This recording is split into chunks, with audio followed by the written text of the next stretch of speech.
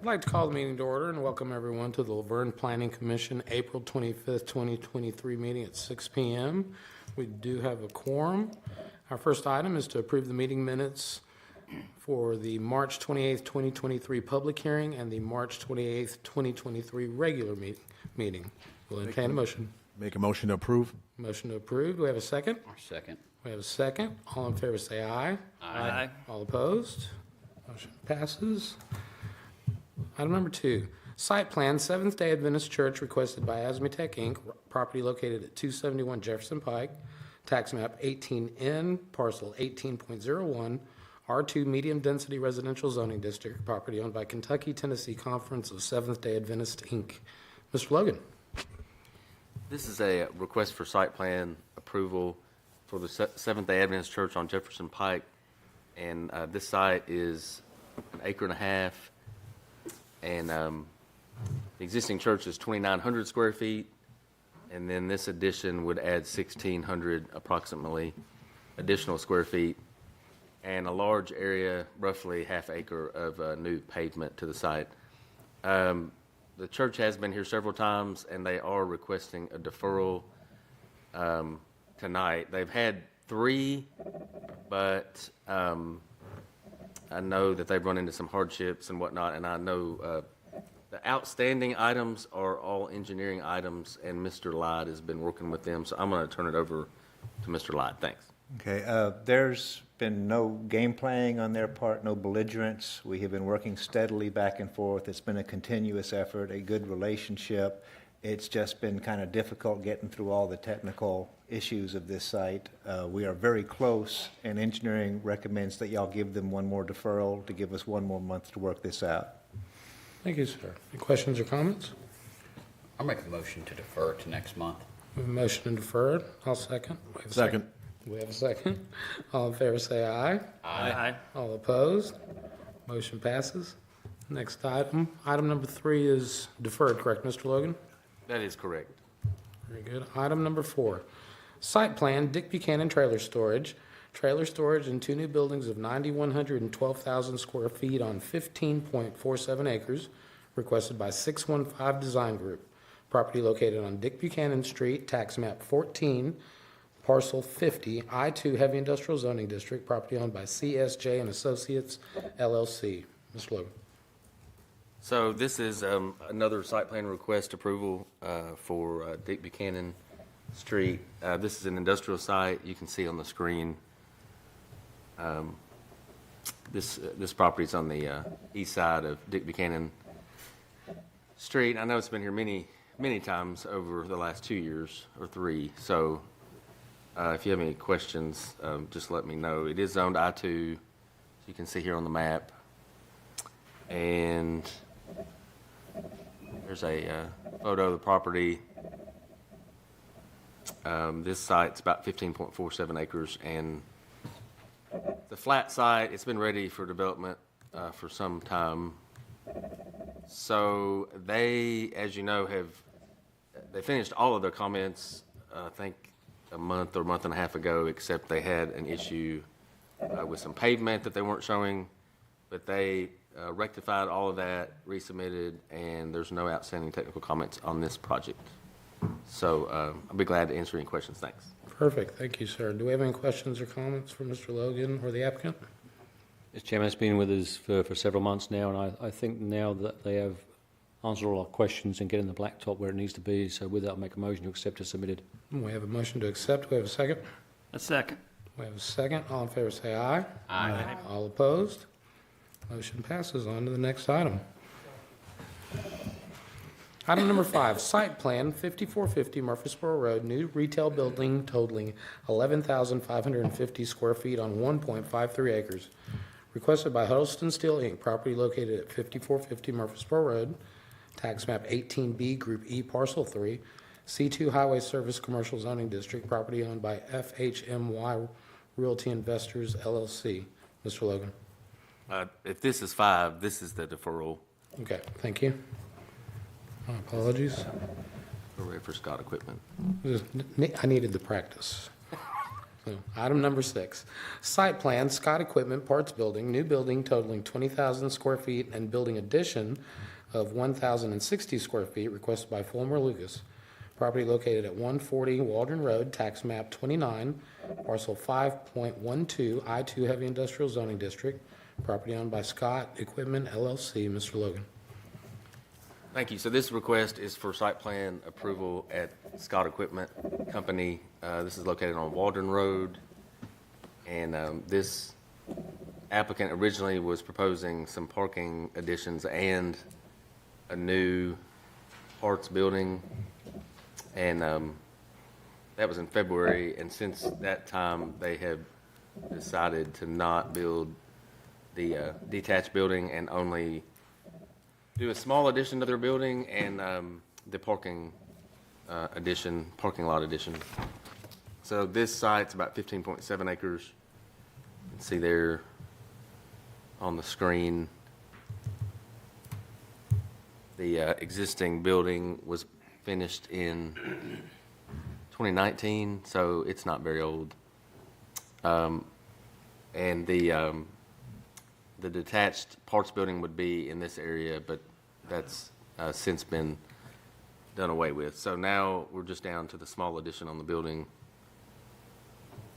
This is another site image. It shows Waldron Road and the railroad track.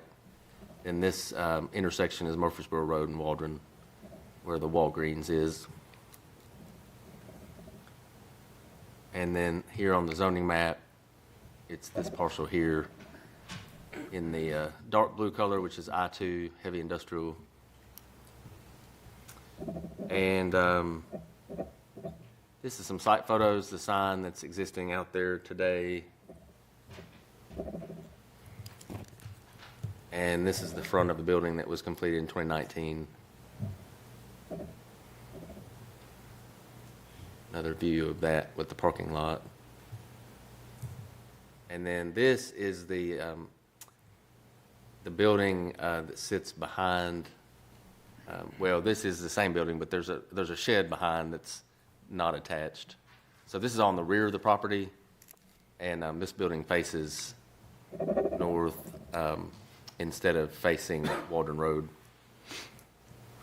They did go to BOZA for that back in 19 to get the orientation of the building the way that they liked it. Other than that, there's no outstanding comments. I don't believe Mr. Light has any, so we'll be glad to answer your questions. Thanks. Thank you. Do we have any questions or comments? Chairman, I think it'd Please, be a sir. good idea on this one for the minutes to, if, in the motion, to say it's only for the building addition and not the new 20,000 square foot building off, just make it clear. So whatever the motion is stated, it needs to say that the motion is for the addition Only.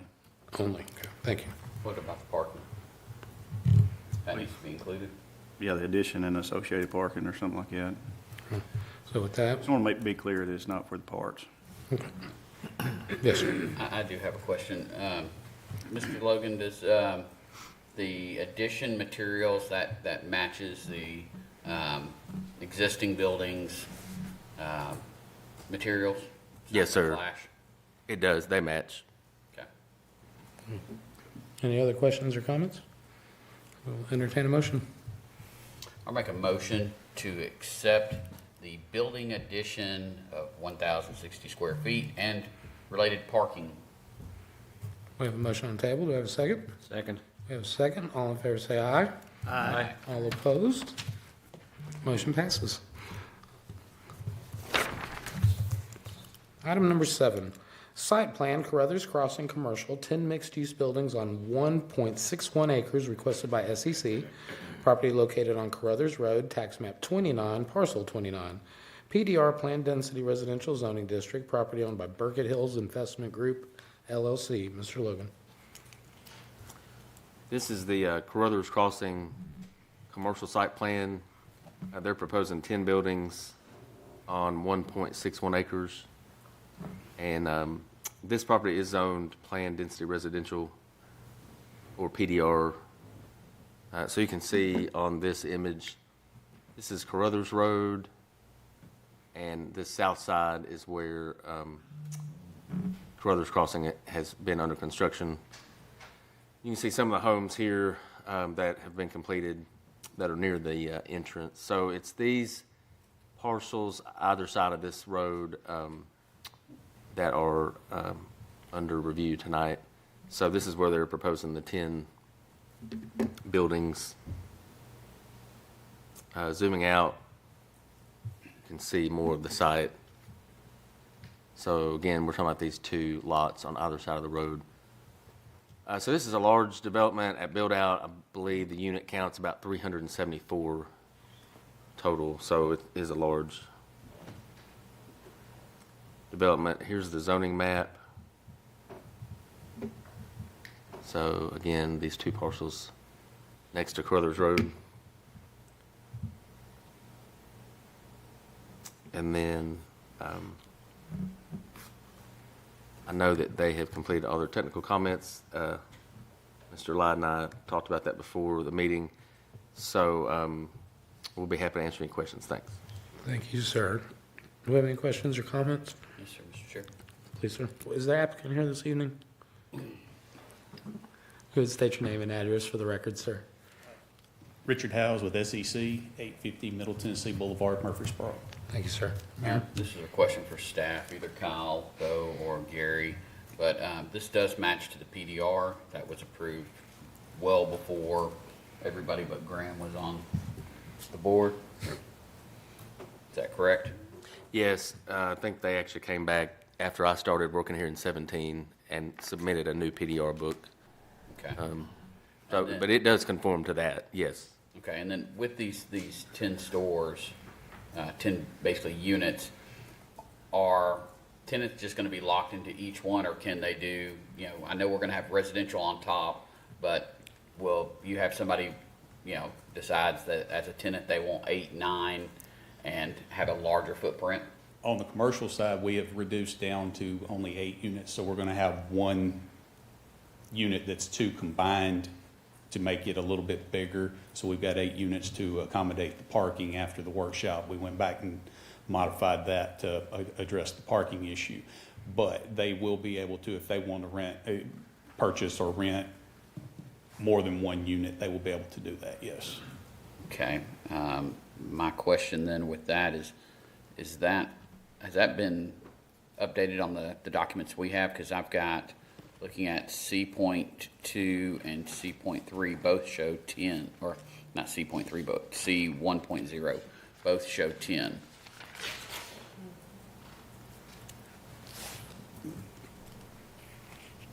Showing 10. Mr. Logan? It's got 10 units because there will be 10 as far as residential units, but they can, on the commercial side, they will be able to, they're going to reduce down to 8, and they will be able to go and make them, if they so desire, somebody wants to rent more than the 1 unit, they will be able to do that. Okay, I'm fine with the renting more units. That's what I was hoping for if you have a larger tenant come through. But my only question then is for staff, does that need to be shown on here? I guess I'm not quite understanding the question. So the top will have 10 units, top floor of the residential portion. Bottom section will have 8. Is that fair? Yes. Yes. That'll have 8.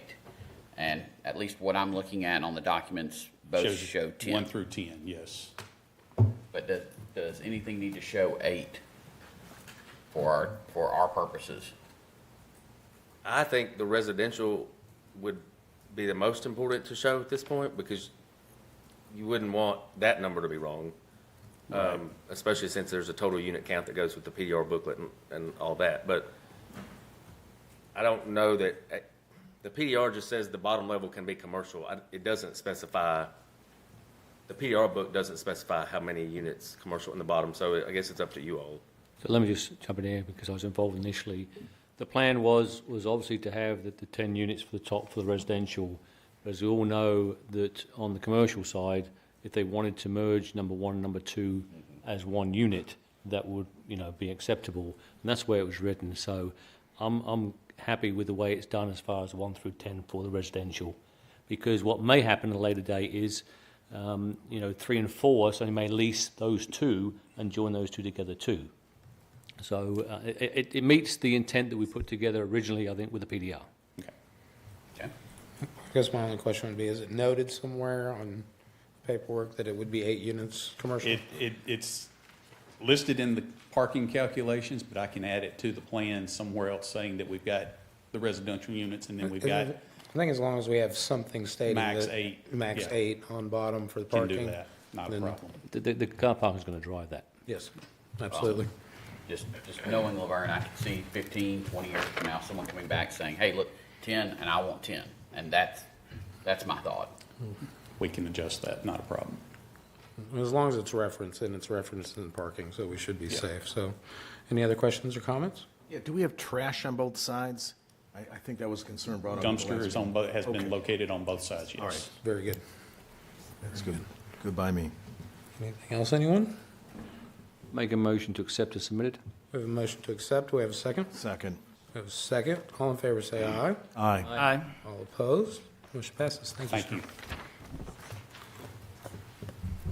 sir. Item number 8.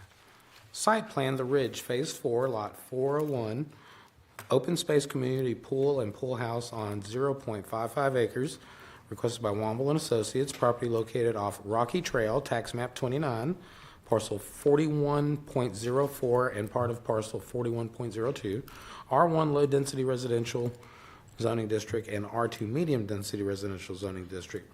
Property owned by Mitchell Bowman DBA B&F Development LLC. Mr. Logan. Thanks. This is request for site plan at the Ridge. It's for their pool house as well as their pool. Trying to navigate to the right item here. Okay, so this is also referred to as Lot 401 in the plans. So this one too, of course, was here last May of 2022. At that time, the HOA decided to not have this consultant and group build the pool and pool house, and then through a long history of last year, they've decided to go back with this plan. So that's how it's here again a year later, kind of in a nutshell. So you can see on the screen here, this is the Ridge, Phase 4, Lot 401, and it's at the corner of Smoky Ridge Drive and Rocky Trail. And then scrolling to the next photo.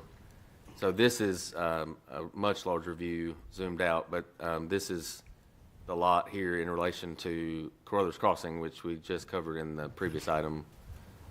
And then, of course, you can see the lot arrangement for the rest of the ridge going south. So it's actually not very far from Carruthers Crossing. And here it is on the zoning map. Again, PDR is to the northwest here at Carruthers Crossing. Orange is R1, and then the darker brick color is R2. And then this is one of the photos from the site.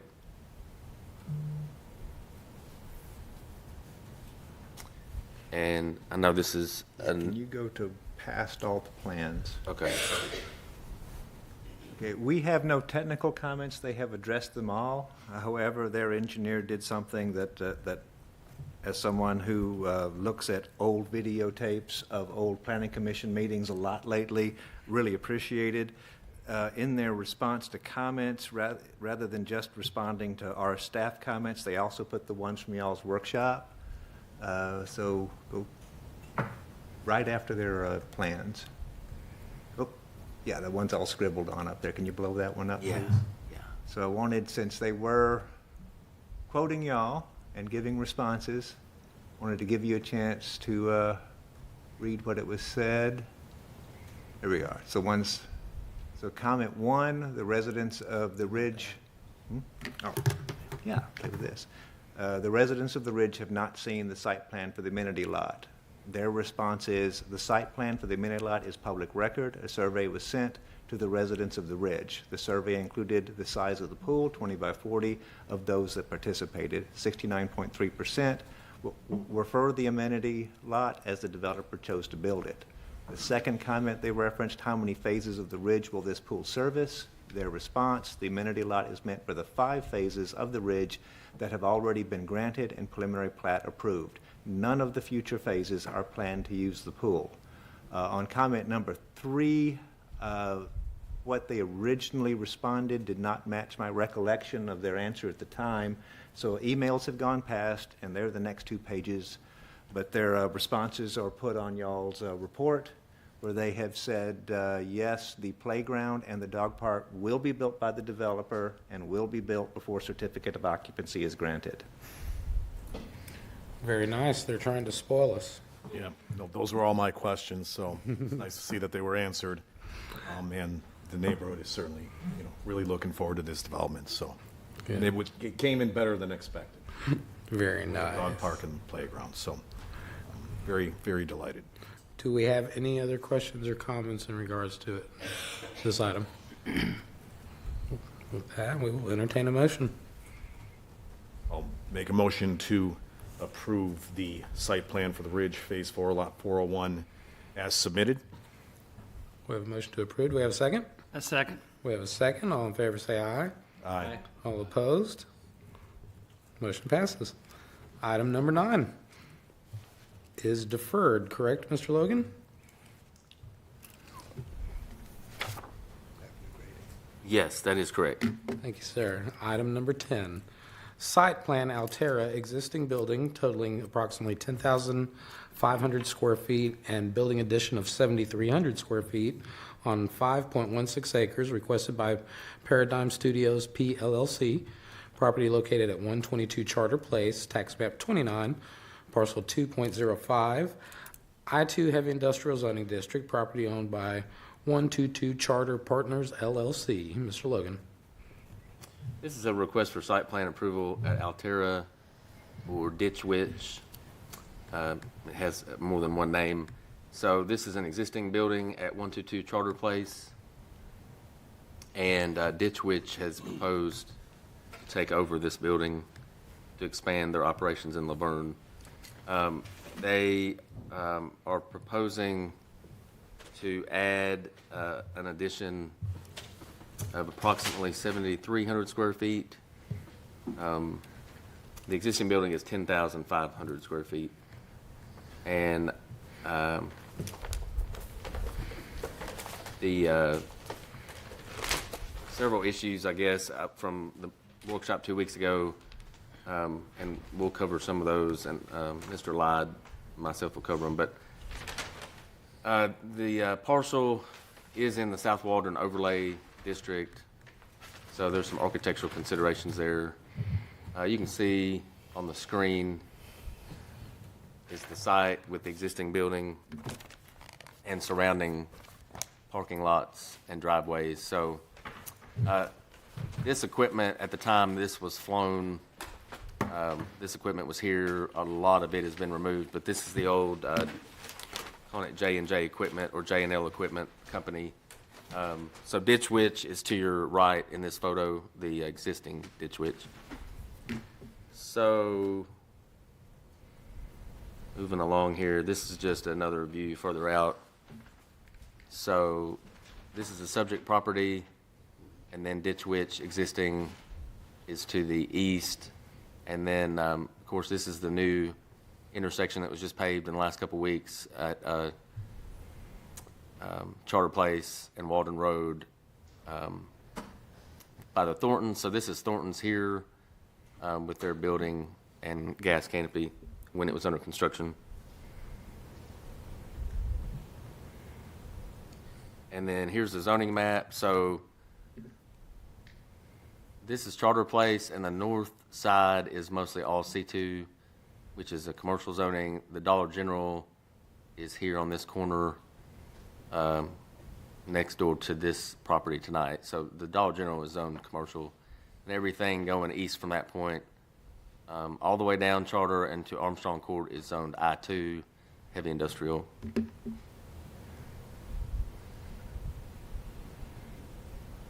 And then this is a photo of the existing building. Of course, it's been vacated for a few months. This is the front of the building. You can see there is some existing brick on this building. And then just another view of the signage and some of the landscaping from the front. So this is a sort of a close-up of the existing metal and brick with the awning that has the address 122 on it. Another view of that with some sidewalk and parking. So this is some of the gravel areas that were discussed 2 weeks ago. And they are in the rear and along the side where the bay doors are, is where most of the gravel is. And then this is just a shot at the, shows the existing fencing and some of those gravel areas too on the, I guess that's the west side or north side of the building. And this shot shows how many bay doors there are. There's quite a few. So this is along the side of the building. That finishes the pictures, and then this is the site plan. But I'll go back and I think I loaded the new one last night. Oh, not on my screen, so it scared me. So I want to get back to that report and go to the comments. So here that is. So the remaining comments from the workshop 2 weeks ago, number one, the Architectural Materials Board needs to be submitted. I do believe the applicant has brought that with them tonight. We've got the sidewalk requirement that the city has. They've expressed an interest to ask for fee in lieu of sidewalks, so they'll be asking you about that tonight. Number three, the entire building should be brought up to overlay streetscape district. So that goes along with number one. And then number four, I'll turn over to Mr. Lyde. Okay, can you go down to sheet C200, please? Yeah.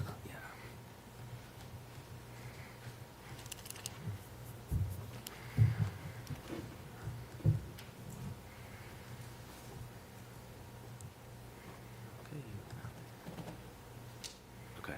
Okay, that's not the one they submitted.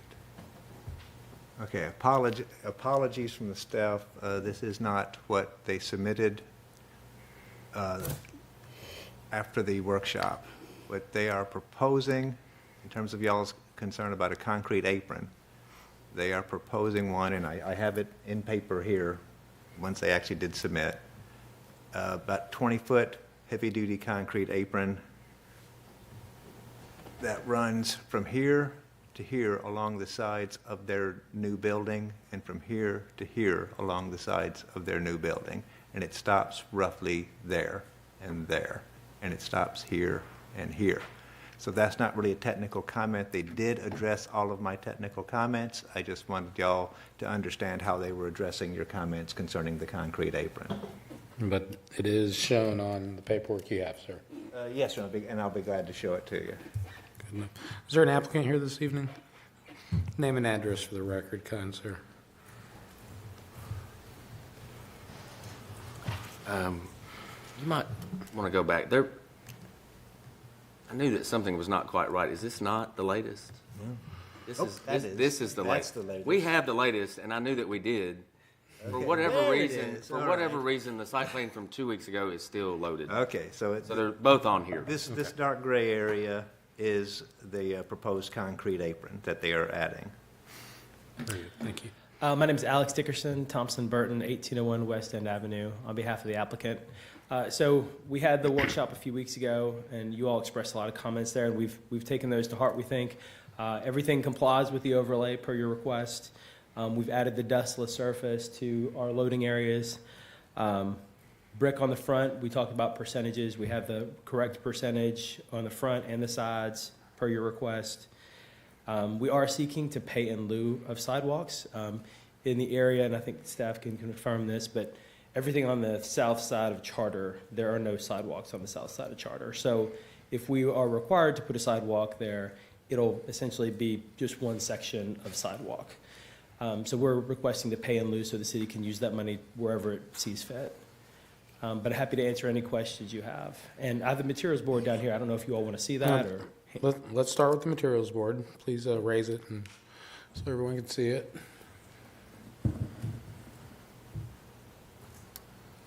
Everyone satisfied with that?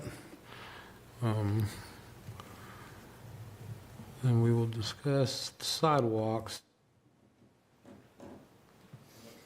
Let me ask real quick for Kyle, with the work that's still being done over on Charter, the intersection, are they gonna wrap that sidewalk around the Dollar General side?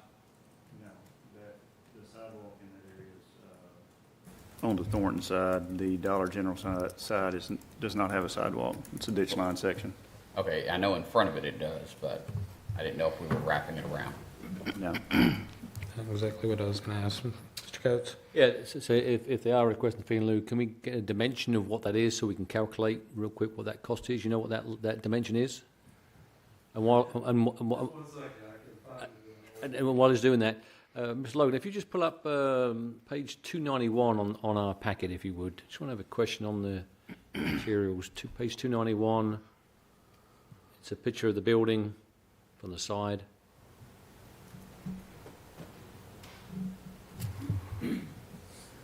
Sorry, 251. Let me clarify. 251.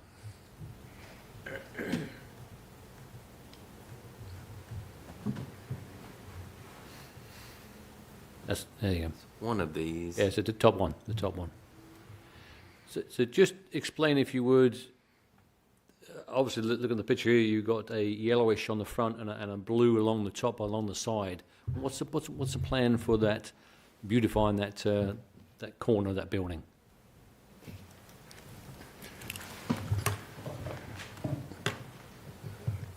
Good evening, Stephen Reuter, Paradigm Studio, 761 Old Hickory Boulevard, Brentwood, Tennessee. I'm the architect.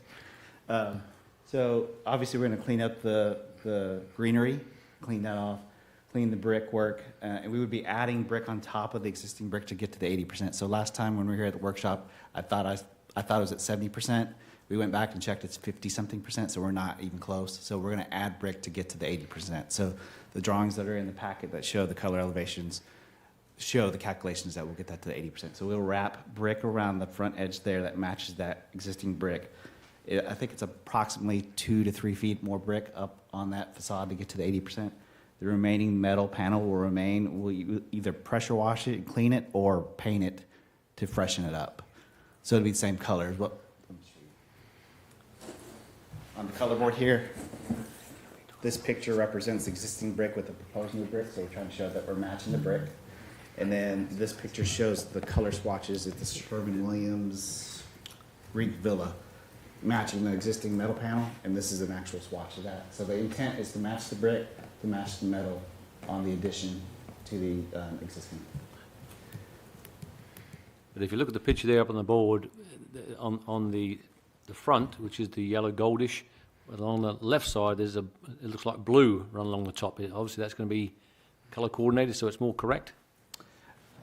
I don't know that we captured that detail. I think our intent would be to paint that to match the metal, so you wouldn't have an accent color there. Kind of more defined there. Yes. So our intent would not be introduce that accent color, if that makes sense. No blue? Exactly. Correct. Thank you. With that, do we have a calculation of the length of the sidewalk? I have a fee. Okay, a fee's fine. We just want to make sure, but in the motion that we're encompassing the length or the cost involved, so we know we're agreeing up front of what that number is.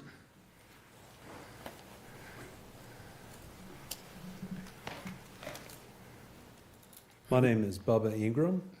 My company is Ingram Civil Engineering, 212 Overlook Circle, Suite 105 in Brentwood, Tennessee. Thank you, sir.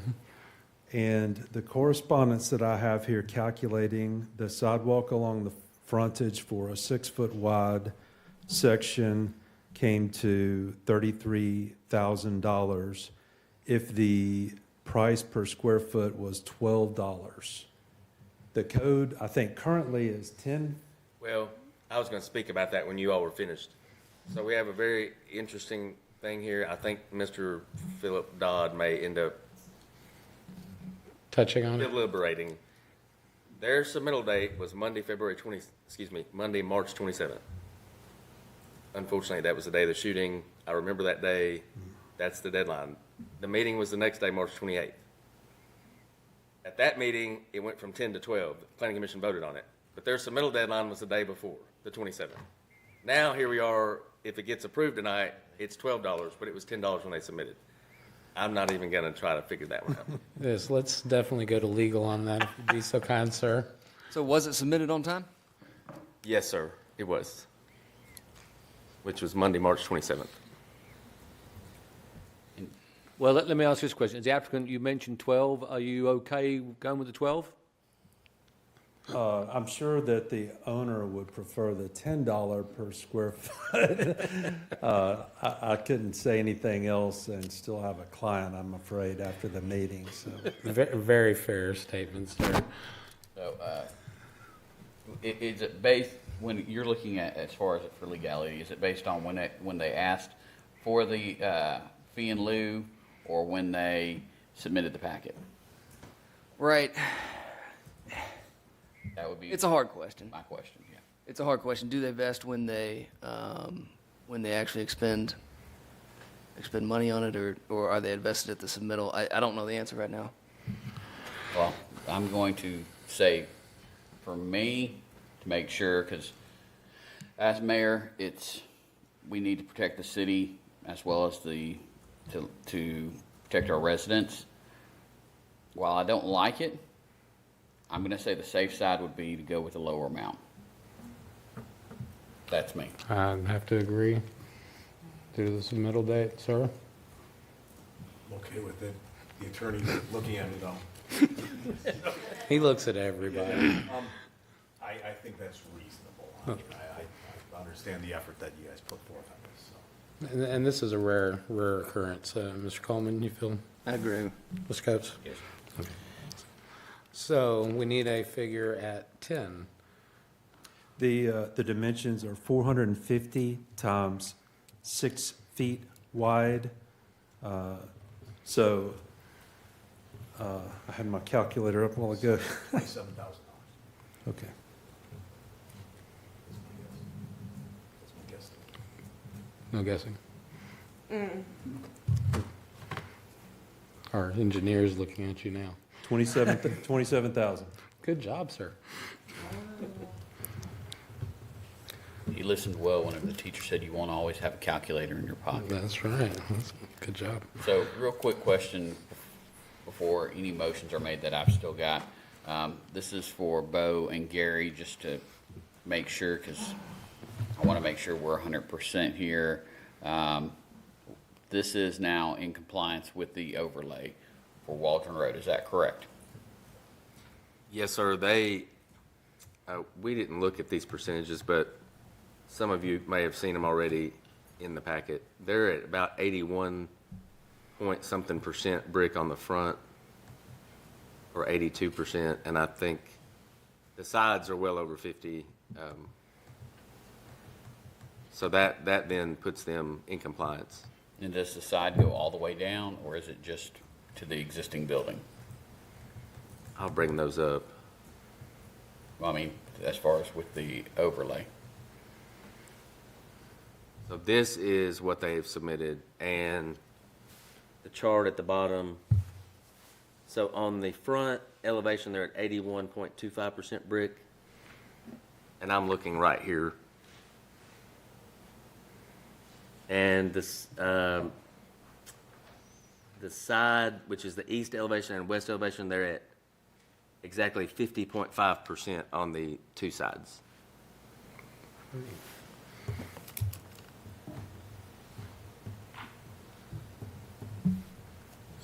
Any other questions? Here.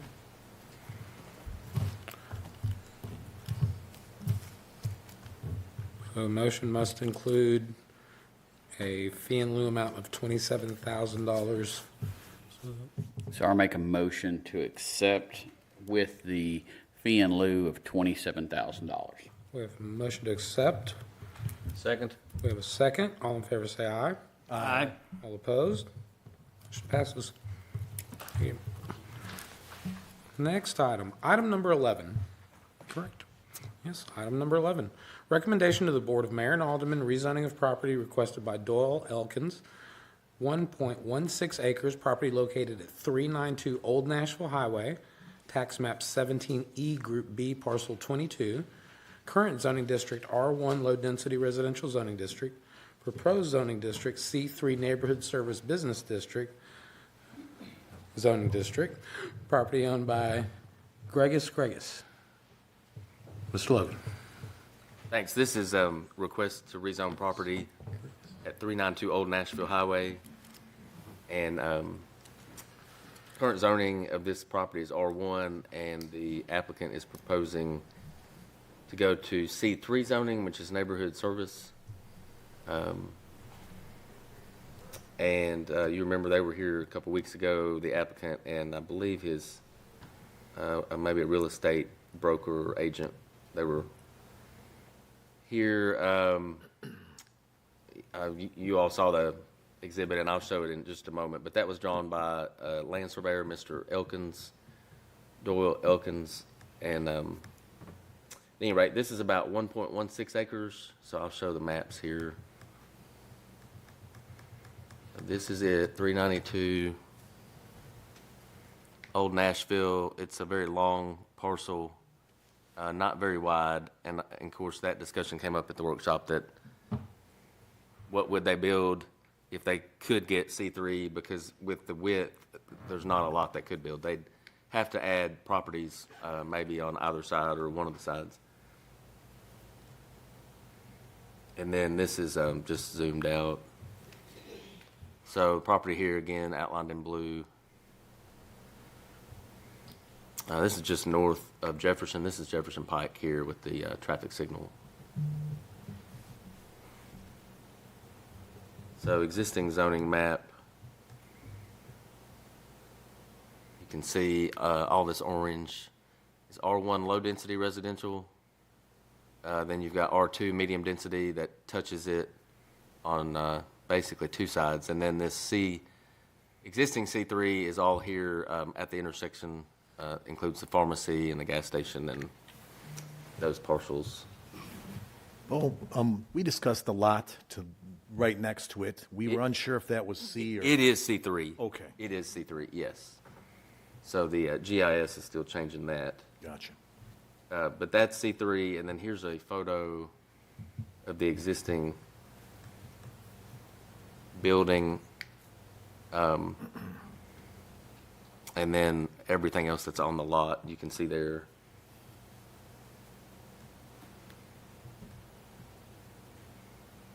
And this is at the roadway, so there's the sign that says there's a pending rezoning request, and then this is, of course, Old Nashville Highway with the pavement there. And then this is their application. And then this is the Mr. Elkins, the surveyor that I mentioned. This is the exhibit that he drew or created for them. So this is what they submitted, and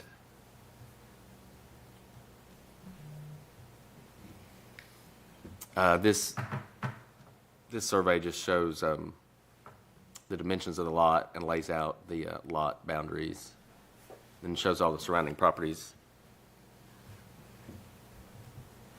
And that completes all the documents they submitted. So we'll be happy to answer questions. Thanks. Thank you, Mr. Logan. Do we have any questions or comments from the board?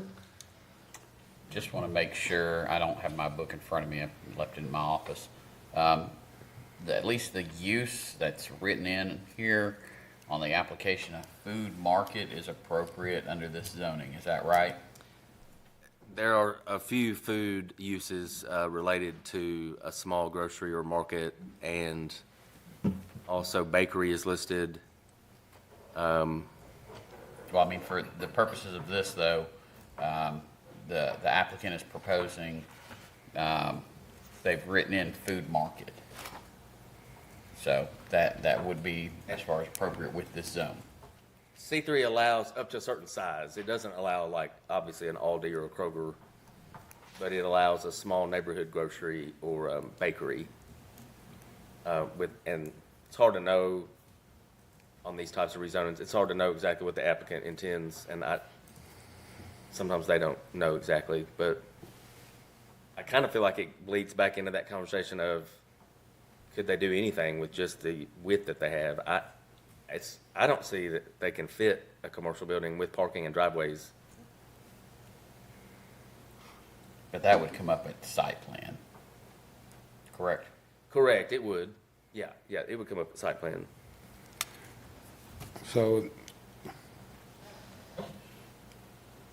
Chairman, just to jump in on C3. Please, thank you. Neighbourhood Services District, following uses and accessories are permitted. Generally recognised retail business which supplies commodities on the premises for persons residing in adjacent residential areas such as groceries, meats, dairy products, baked goods and other food, cafes, drugs, dry goods, and notations of hardware and gas stations. Then my other question is on the technical items from Public Works. Will we take a look at that? You want to comment on that, Mr. Logan, if you would? Oh, that was I think it's maybe Mr. Lyde's comment or. correct, and that was a boilerplate comment, and if I did not erase that, I apologize. I suppose my comment is we could be hobbling the ownership too of it. It is going to be very, very difficult to build. It's a very, very narrow lot. He did indicate at the workshop that he owned the property next door, which he lived on, is what he indicated. And so just doing the one lot is going to be very difficult to build on and meet our regulations. Kyle, I'm going to default to you since Randolph's not here, but if this property is rezoned, it's currently, my understanding from going out there, it's currently being used as a farm. So that would those activities have to cease on that property if there is a rezoning? No, it's going on today, so as long as they continue to do what they're doing today, they'd still be allowed to do that. Okay. and it's currently zoned what? R1. I don't know how long it's been used as a farm.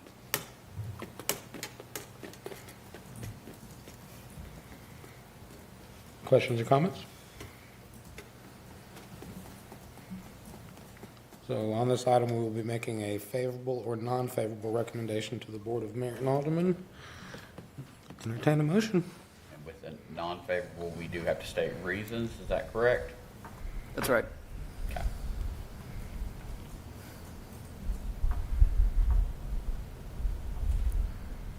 Several reasons have been stated already, in my opinion.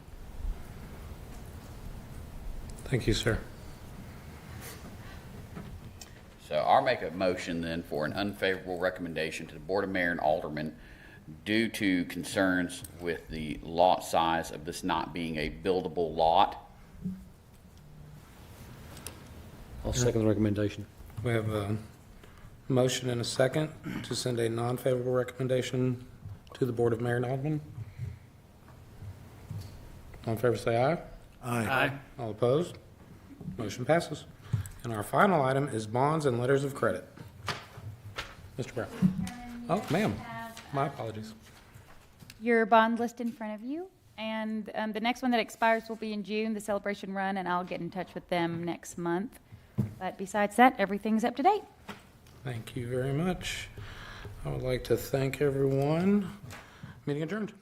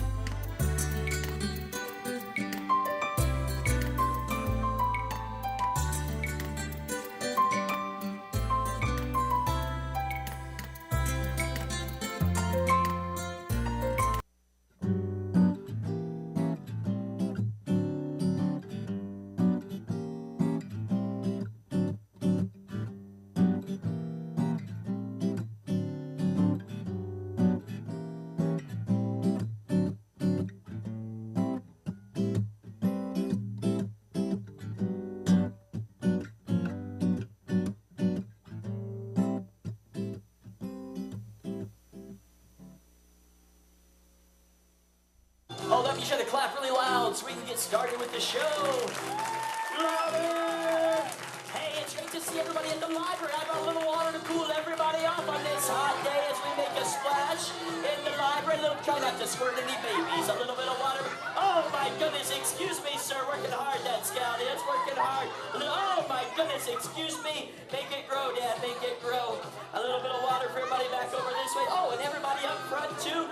Oh, that's even more disgusting. Pardon me. Hey, is everybody happy? No, is everybody happy? If you're ready for a great time, say, I'm ready.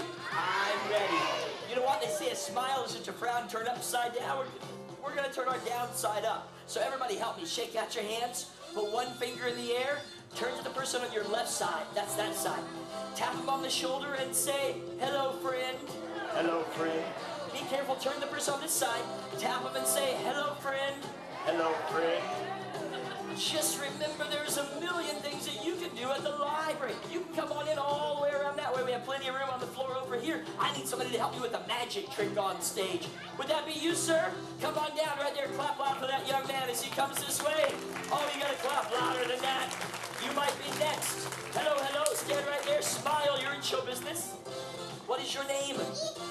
Ethan. Everybody say howdy, Ethan. Ethan, I've got two handkerchiefs, a yellow one and a red one. We're going to tie them together, Ethan, with a good knot. That's the best way to tie things is with a knot. Does that look like a pretty good knot, Ethan? I tell you what, you hold on to those two handkerchiefs. Perfect. And I'll get out my super summer, where did I put them? So, sunglasses. Here they are. What do you think, everybody? They're perfect for making a splash at the library. You don't have to worry about breaking them. That's for sure. On the count of three, you say go, and Ethan and I are going to do a cool trick with those sunglasses and those handkerchiefs. Ethan, hold them tight. Here we go. On the count of three, say go. 1, 2, 3, go. Just remember, there's a million things that you can learn to do. Whoa. The library. Ethan, did it work? I think it did. Look, look, look, look. Whoa. How about a hand for Ethan? Turn around, Ethan. Turn around. Ladies and gentlemen, the next American Idol. Take a bow, Ethan. He's humble too. Clap loud for my friend Ethan. He did a great job. Thank you, buddy. Hey, welcome, Mom and Dad. Welcome, grandmothers and grandfathers, to the show. We're so glad that you're here today. Before we go any further, and before we do anything else, we need to make sure we're all ready to start as a group. So everybody, shake out your hands. This includes the grown-ups back there in the cheap seats. Just shake out your hands. Put your hands right in front of you. Good, good, good. Lower your hands a little higher. Put them right in front of you. I'm sorry. Some of the humor's for the grown-ups. But obviously that's no good either. You keep your hands like that. I'm going to put my hands like this. Now when my hands cross, right in the middle, when you see my two hands pass in front of one another like that, at that precise moment in time, I need you to bring your two hands together like this and make a clapping sound. Let's try it. So my hands cross once, you clap once. My hands cross twice, you clap twice. My hands don't cross, you don't clap. You got it. Cooperation. Big word. Needs to work together. Let's try it. Ready, set.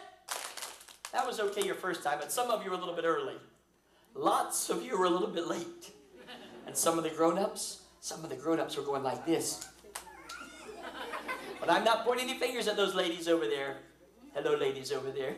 Let's try it. Hands up, get ready, get set. With my hands crossed, your hands clap. Ready, set. Oh, but don't clap unless my hands cross, okay?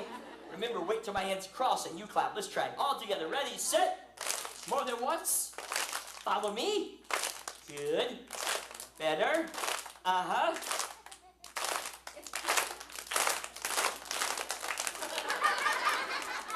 I wasn't dancing, was I? That won't happen again. This time, fast or slow, you follow me. Hey, I've got an idea. Let's do it in slow motion. Are you ready? Slow motion.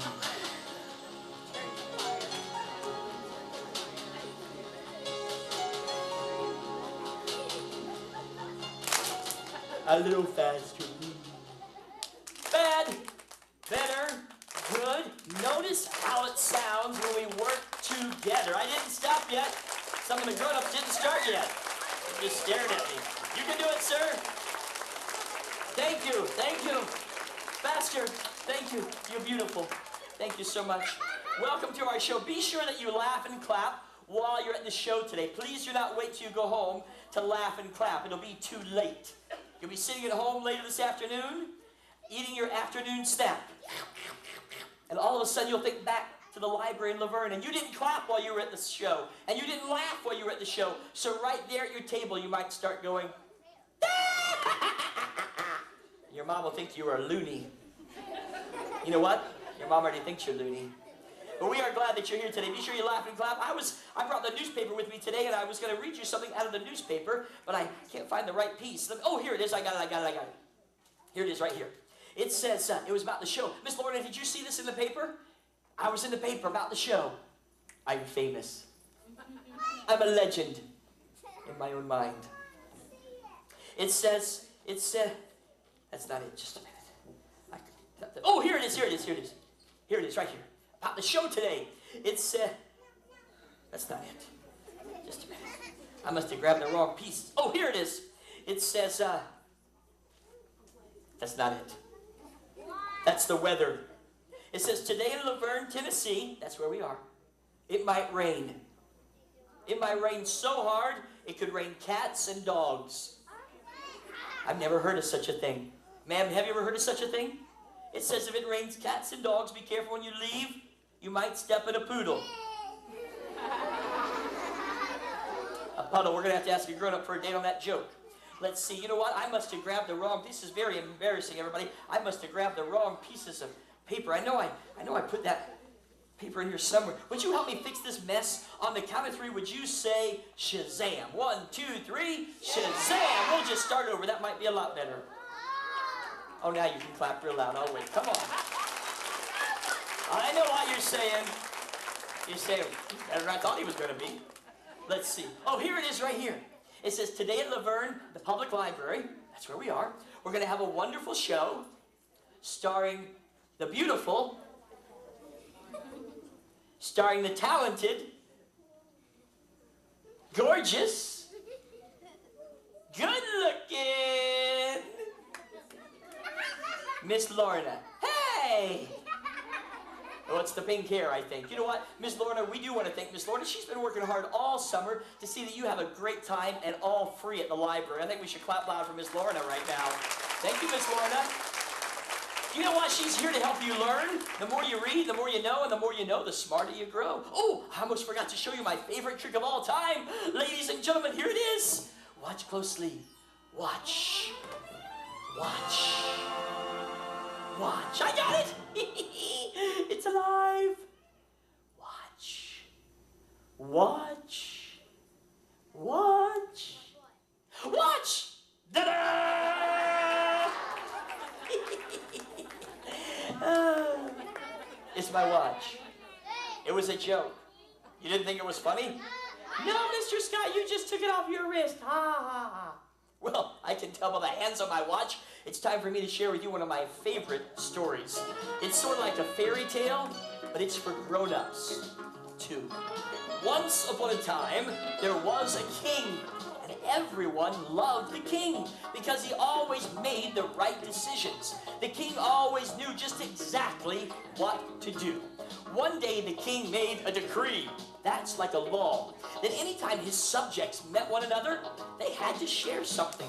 And way back in those days, what the people had to share were called warm fuzzies. You see, way back then, at birth, every person was given a very special magic bag.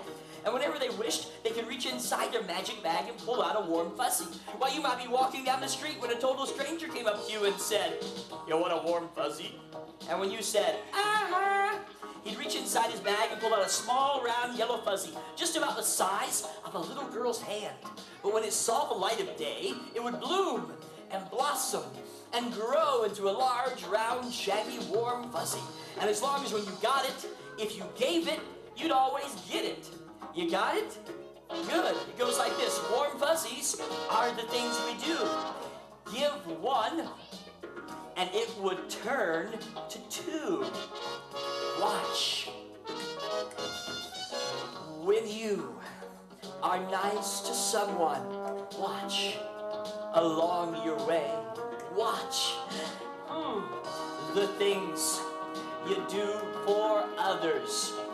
Treat them like they're your brothers. Makes this another fuzzy day. Watch, watch, watch, everybody.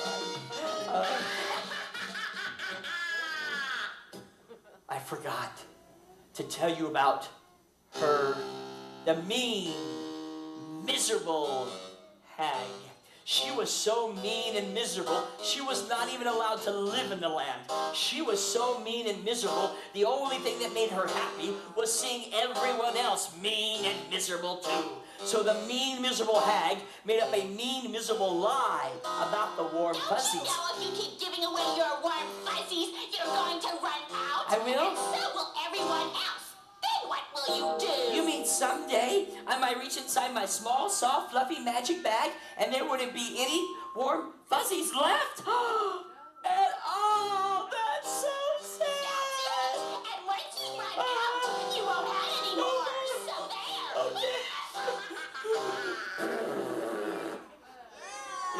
Ew. We're back to our grown-up part. People throughout the land became very careful about giving away their warm fuzzies, even though there was a warm fuzzy every time they reached into their bag. They reached into their bags less and less and less. Soon the people throughout the kingdom noticed a lack of warm fuzzies. They thought perhaps that hag's lie was true. Perhaps there was a shortage. But the king said they had to share something. So the hag came back and sold everybody one of these. They looked like fuzzies at first, but they weren't warm. They were cold. And they weren't soft or fuzzy either. They were hard and they were sharp at the corners. They weren't warm fuzzies at all. They were cold pricklies. And nobody liked pricklies because they're cold and they hurt people. Why, everyone made a big deal whenever they gave away a warm fuzzy. Look at me. But they usually gave a cold prickly instead.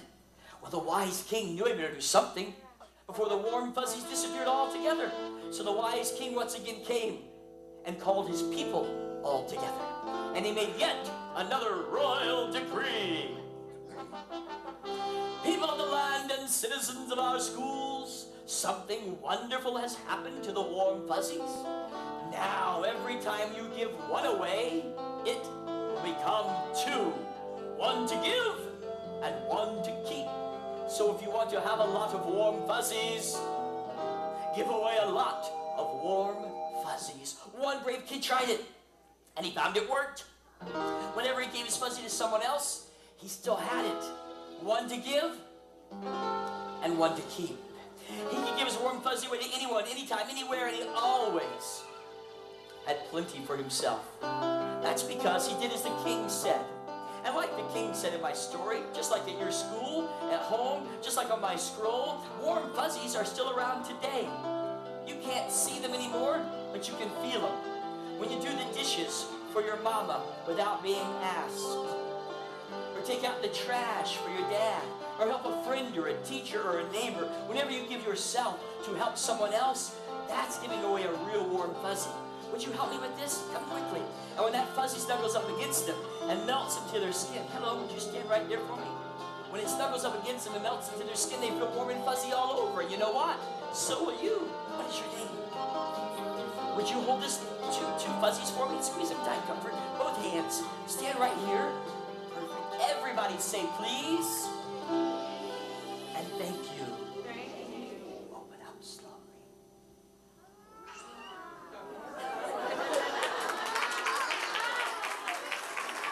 How did you do that? Yeah, see. Wow. Hey, you know what? Cold pricklies are still around too, though.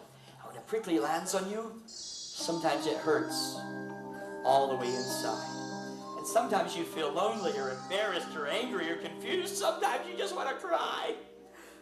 Now, there is no law, no man's law anymore that says you have to give warm fuzzies or cold pricklies to anybody.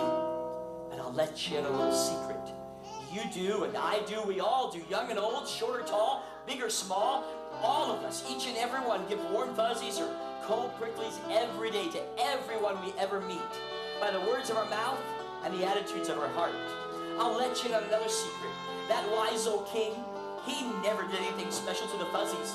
He didn't have to, because he knows that love has a magic all its own, and the more you give, the more you receive. How about a hand for that? Wow! Look at them all. Look. A baby. It's a little warm fuzzy. It's a big warm fuzzy. Regular. Super size. Jared before Subway. Jared after Subway. It's a pretty rich Jared. Hey, well, you know what? Whenever I share that warm fuzzy story with boys and girls and moms and dads, they always ask me after the show, Mr. Scott, may I please have a warm fuzzy? Now, depending on where you're from, you might ask that question in different ways. I get to travel all over this great country of ours, and you know we have so many different kinds of people in our great country. When I'm in the South, Tennessee, Mississippi, Alabama, Georgia, North Carolina, South Carolina, even in the northern part of the state of Florida, where I live, people in those areas have little accents in their voice. Maybe you heard this. Maybe you have this. It sounds a little bit like this. Excuse me.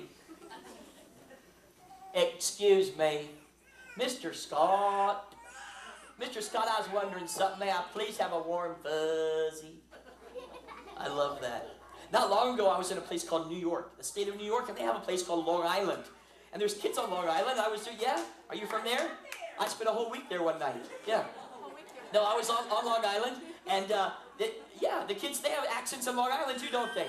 And on Long Island, when they asked me that question, it sounded like this. Hey! Yo! Mr. Scott, can I have a Nerf ball? No matter how you ask the question, though, the answer will be all the same. Whether you're from the south or the north or out west, my answer is always the same. No, I can't give these away. I have to use these for my next show later this week in a place called Boca Raton, Florida. Well, you know what? The kids everywhere, moms and dads everywhere, need to remember something, and I do too. And I teach my kids this, that warm fuzzies aren't things you can keep in your hand. You can't keep a warm fuzzy in your pocket, a box, a bucket, or a bag. That's just a story. Real warm fuzzies are respect and goodness kept in your heart. And when you share respect, goodness, and love with those around you, that's giving away a real warm fuzzy. And a real warm fuzzy beats a Nerf ball any day. How about a hand for that? Hey, you know what? Speaking of warm fuzzies and hands, I need somebody to help me with a special magic trick on stage. So put your hand up high and a smile on your face if you'd like to help. Oh my goodness, these are lots of smiles. Look at all these smiles. I see a young lady right down front in the purple. Would you help me, ma'am? Come on down, clap loud for her as she comes this way. Oh, give her a big round of applause. Hello, stand right here. What is your name? Amber. Everybody say howdy, Amber. Nice to meet you, Amber. Thanks for coming today. Thanks for being here. Appreciate you being here. Ooh! I kissed my own hand. That's disgusting. Amber, how old are you? You're 8 years old. What grade will you be in when school starts? 4th grade. You're going to love 4th grade. I spent the best 3 years of my life in 4th grade. It was fantastic. That's not funny, ma'am. I'm still in therapy. Now, Amber, stand right over here for me. Amber going to be in 4th grade. Also, I have a daughter that's going to be in 4th grade, one that's going to be in 6th grade, and a couple more little ones that aren't in school yet. And Amber, where do you go to school? You're going to a new school next year? Wonderful. Well, you know what? I know at school we can make all sorts of great things. In the library this summer, we are making great memories, reading all about the sea, making a splash, and I hope you've been diving into some books. So I brought some tissue paper to make something with. You know what the word origami is? Yeah, that's when you take a piece of paper, you fold it, and you make something. It's the Japanese art of paper folding called origami. And we're going to make something out of this tissue paper. Have you ever gotten a present wrapped in tissue paper like this? For your birthday in a bag, you know what I'm talking about, right? That means they're in a hurry, but they still love you. You know it's true. 2 pieces of tissue paper, one is yellow and green, and one is black. If I have 2 pieces and rip them in half, that makes 4 pieces. Very good. Hold on to that piece, Amber. Hold on to that piece, Amber. Wonderful. Wave your pieces of paper in the air like I'm doing. Very nice. And a loud voice for everyone to hear you, Amber. Say, I am the amazing Amber. Perfect. Try this. I will now perform magic and sleight of hand. And perfect professional polished pro-kids prestidigitation. Never mind, I got carried away, sorry. Put your two pieces of paper together, Amber. Hold them at the top. That's the bottom. I'm messing with you, sweet pea, I'm sorry. I'm just teasing you. Tear them in half right down the middle for me. Amber, just tear them. As best you can, you tear them when I say go. Ready? Set. Are you sure you're not homeschooled? I tell you what, I'm gonna tear mine. Tear mine again. I homeschool my kids. Tear them again. Actually, my wife does. I'm the principal. Tear them again. Tear it one more time. Hey-ya! You are the Karate Kid. You know what you made? All the moms know. We made a mess. All the dads are going, who's going to clean that up? That sums up marriage right there. Now, we're going to recycle this mess. Amber, hold on to all those pieces. We're going to recycle them. We're going to make something out of them. But first, we're going to need a magic word. Who has a magic word for me? Do you have one? Yes? Have a banana. That's a good one. Do you have one? Just a minute. Have a banana? What did you say? Oh, abracadabra. I thought she said have a banana. No, thank you, sweet pea. I already had a banana for breakfast, lunch, and apparently dinner. That's no ordinary banana, Amber. That's my top secret experimental from 3 Mile Island and NASA banana. It's my iBanana 4.0. It's ringing. I'll answer it. Yellow.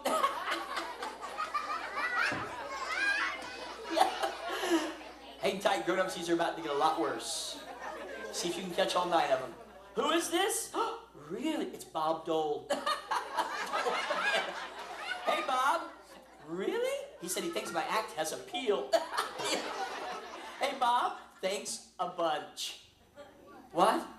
Really? He's going to put my Nana on the phone. Hi, Nana. Everybody say, hi, Nana. Hi, Nana. No, LaVergne. No, Shirley is not here. That was the little Chiquitas. Listen, Nana, I'm in the middle of a show. This is getting rotten. I got to split. No, man, the kids don't get the puns, and the grown-ups are looking at me like I'm a fruit. Bye, Nana. Everybody say, bye, Nana. Bye. That woman drives me bananas. Everybody help. Put your fingers in there like this and wiggle. Don't point at me. I'll turn into a banana. Point toward Amber and those papers and say, have a banana. Say abracadabra. Say hocus pocus. Bow-legged locust. Fish bones choke us. And the best of all, please and thank you. Amber, blow on the pieces of paper. Let's see what happens. You know what? When we don't give in, Amber, we don't give up. We don't lose our head. We stop and think instead. Sometimes amazing things happen. And Amber, this summer, we were learning about diving into books, making a splash at our library. And the more you read, the more you know. And the more you know, the smarter you grow. And as you read, you can do all sorts of amazing things, even magic tricks. Amber, we have made something perfect for you to go to the splash park with. A beautiful hat for a beautiful young lady named Amber. Give her a big round of applause. How did you do that, Amber? Amber, come here for a minute. Is your mama here? Where's your mama? Ooh, way back there in the cheap seats. Hello, Mama. Is that Dad? Yes? Yep. She says yes, you say no. This is not Judge Judy, my friends. Dad, can she have this paper? He said you could have it. Put that paper hat on your dresser when you go to bed tonight. When you wake up in the morning, $1 will be under it. Just tell him I said that later. Clap loud for Amber. Thanks, Mom, for the buck. Hey, Amber, don't wear it to the splash park. It'll turn your hair green and yellow. Ladies and gentlemen, boys and girls, back by popular demand, my favorite trick of all time. Watch closely. Nothing up my sleeves except my little arms, which were birthday presents from my mama. Watch. I got it. It's alive. Watch. Watch. Watch.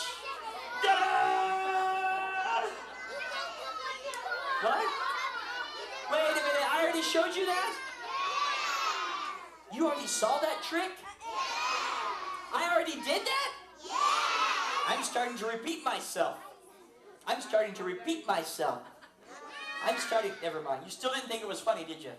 Well, I can tell by the hands on my watch, it's time to bring somebody out that's been surfing at the library all summer long. His name is Elroy the Raccoon. He's back here behind this stage, and if you clap real loud, I'll bring him out to see us, but you gotta clap. Come on, Elroy. Where are we going? We're going out this way. Come on. Oh, you gotta clap louder than that. Come on, Elroy. Where are we going? We're going out this way. Come on, they're clapping for you.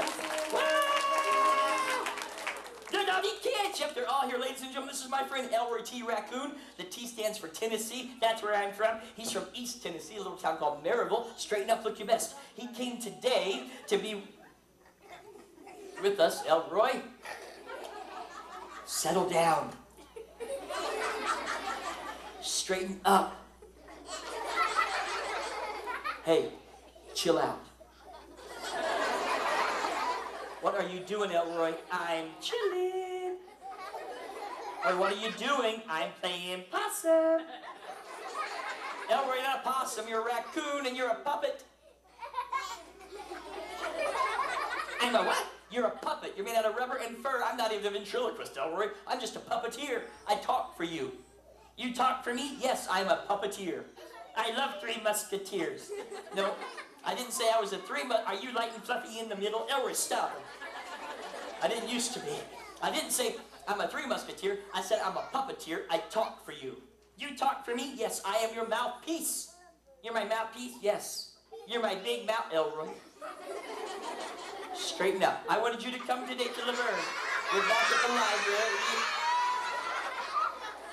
Stop.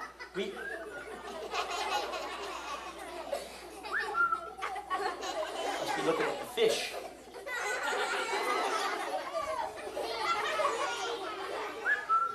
Ricola. Elroy, turn around. What are you doing, Elroy? What are you doing? Don't do it. Elroy, stop staring. Elroy, hey, baby, what's happening? Elroy! Excuse me, young lady, I apologize for that, Elroy. Elroy, my little chiquita. Elroy. My little babushka. Elroy. Will you be my Valentine? Elroy. Valentine's Day is over. Now, straighten up. I wanted you to come today. You been in the Elroy, Mr. Scott, we're at the library. What? Excuse me, sir, we're at the library. We're lying about berries? No.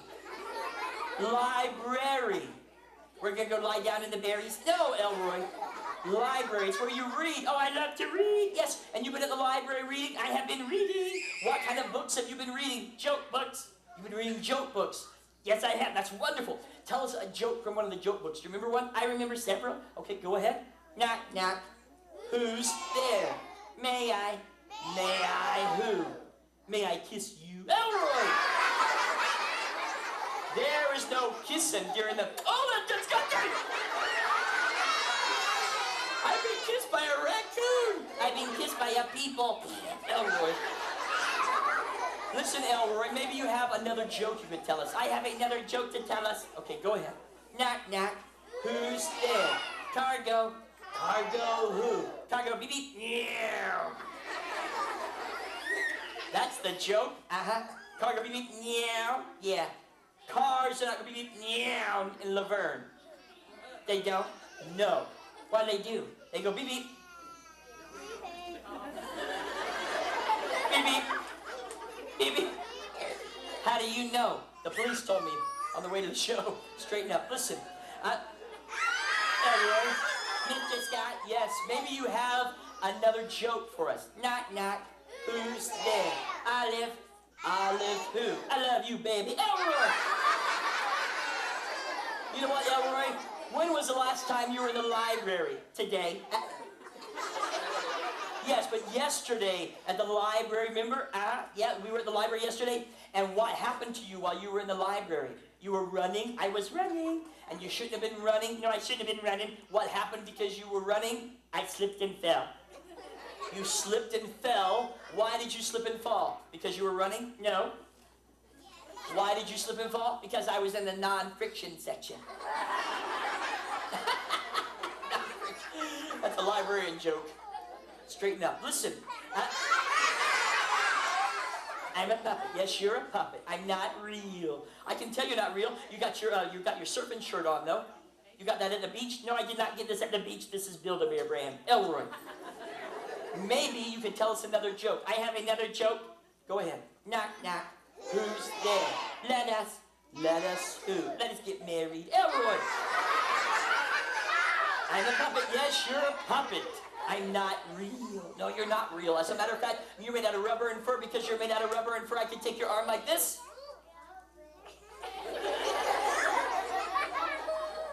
And I could twist it. You won't be able to feel it because you're not real. So I could twist it once. Can't feel it. Twice. Can't feel it. 3 times. 4 times. 5 times. Ah! It's the big one, Elizabeth. It's the big one. Wrong show. Elroy. Maybe we should do the trick where you float in the air. Where I what? You know, the trick where you float in the air. You're not Chris Angel. Elroy, now come on. He thinks he is. Elroy, we're going to lay you down right here on my leg. That does not look safe. It's all right. Do I need my helmet? No, you don't need a helmet. Mr. Scott, yes. You said you're from Florida? Yes, I am from Florida. Your leg looks like it's from Canada. Elroy. You need a tan. Elroy. White boy. Elroy. Just relax. Look into my eyes. You got something in your nose. Elroy. You will now become lighter than air. Had breakfast at Taco Bell. Elroy. I ran for the border. Elroy. I grabbed the chalupa. Elroy. Now come on. Where's the boat? Elroy. Where the boat leaves from goes that round. Elroy. Ladies and germs. Elroy. Gentlemen. Ladies and gentlemen. Boys and gerbils. Elroy. It's girls. Ladies and gentlemen, boys and squirrels. Elroy. The art of raccoon flotation. Do not use this puppet as a flotation device. In case of emergency, I will be unarmed. Elroy. Now come on. Ladies and gentlemen, Elroy the raccoon will now rise like a biscuit. You will now rise. The great art of levitation. Rise. It's working. Rise. No strings. No wires. That's amazing. That's ridiculous. Elroy, you ruined my trick. How about I have for my friend Elroy the raccoon? He did a great job. Everybody say bye, Elroy. Bye, Elroy. No, you don't say bye to yourself. You say bye to my friends. My friend's named Elroy. What are you doing, Elroy? I have a message. For who? For Miss Lorna, our librarian? Let me go tell her. No, Elroy. I love you, Miss Lorna. Elroy. How embarrassing. It's the pink hair. Elroy. Clap loud for my friend Elroy the raccoon. He did a great job. My apologies, Miss Laura. Lorna. Hey, you know what? Miss Lorna and I were talking before the show, and guess what she said? She said sometimes boys and girls come to the library and they check out books, which is what they're supposed to do. But they get home and they forget to take care of the books. They forget they borrowed them. They get home and they leave them on the ground, and their dog or cat comes along and chews up the corner. Or baby brother or baby sister gets a hold of the book and tears the pages out. Do you know the library has its own books just for babies? So if everybody didn't take care of the books, guess how many books we'd have in this library? Zero. Well, there's always that one that nobody checks out, but we'd have very few books in the library. So if you'll promise me that you'll take care of the books when you borrow them, and Miss Lorna, look back there, Miss Lorna, you can't miss her, and say, I promise to take care of the books in the library. Now look at your mom, your dad, your grandma, to your teacher, whoever brought you. Don't look at me, I got 4 of my own. Whoever brought you, and say, I promise to behave the rest of my life. And all the parents said, amen. Now, hey, you know what? These are books on magic tricks. Oh, eyes back up here. We're not quite done. You can find magic books in section 793.8 of the Dewey Decimal System. Mom and Dad, you do know when we talk about magic, we're talking about tricks. Magicians do magic tricks. And we'll leave the miracle stuff to God. But I thought, since we had such a great time today, we made a splash and there's some fun magic, that I thought maybe I would show everybody my grand finale trick. Would you like to see it? Take a big deep breath. Hold it in. Let it out slowly. Ladies and gentlemen, I've been practicing this one to show it to you today. Watch closely. Watch. Watch. Watch. Watch. What? What? You already saw the one with my watch? You didn't think it was funny? Well, never mind. I don't want to show it to you again. Forget it. Oh. Well, I can tell by the hands on my watch. It's time to say bye, and thank you for watching the show. We'll see you next time at the library. Thanks for coming today. Bye-bye. Don't forget to spread those warm fuzzies.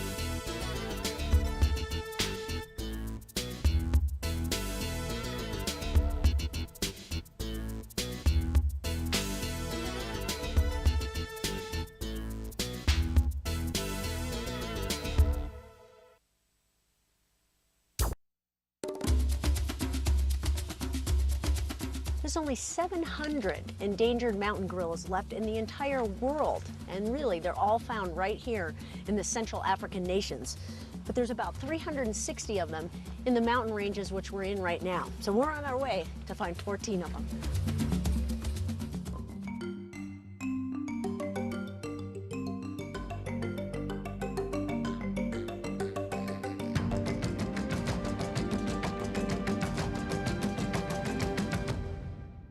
Hi everyone, I'm Julie Scardina here at Busch Gardens, Tampa, and this is Mayombe Reserve, home to 7 western lowland gorillas, one of which was discovered pregnant soon before I left for an African adventure to view gorillas in the wild. Back in 1999, I visited the Central African Republic in search of lowland gorillas, and even though we discovered footprints and food, I never actually saw the gorillas. So recently, when I had the opportunity to visit Rwanda, I jumped at the chance to return to Africa, this time to visit the very endangered mountain gorillas. In the next 30 minutes, you'll witness several life-changing events as we follow the emotional story of Kashina through her pregnancy and explore all that it takes to prepare for a new baby at Mayombe. And you'll join me on my journey deep into the Rwandan forest to see if I'm successful on my second attempt to find gorillas. All this and a whole lot more coming up right now in this episode of Saving a Species, The Gorilla Story.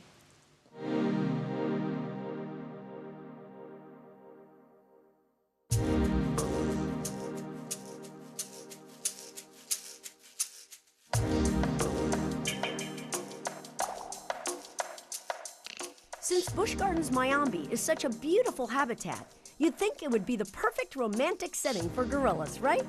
Well, sometimes it's as much about chemistry.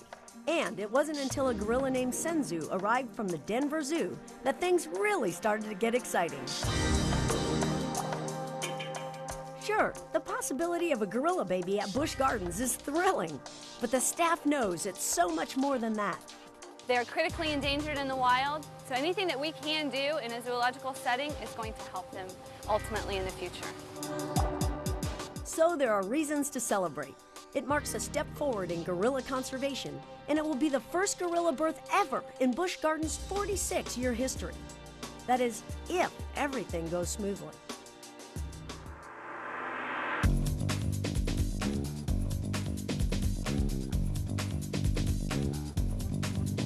In the medical area behind the scenes at Mayombe, Dr. Ray Ball leads Kashina's extraordinary veterinary team. They're all aware that a gorilla birth in a zoological park is quite remarkable. It's not a very common event at all, so it's quite noteworthy in general for the species, and it is our first here at Busch Gardens, so we're all very excited and anxious to see this come out well. The gestation period, or length of pregnancy for a gorilla, lasts 8 to 8.5 months. Adult female gorillas, although smaller than males, are still big, weighing on the average of around 200 pounds. Plus, they're strong.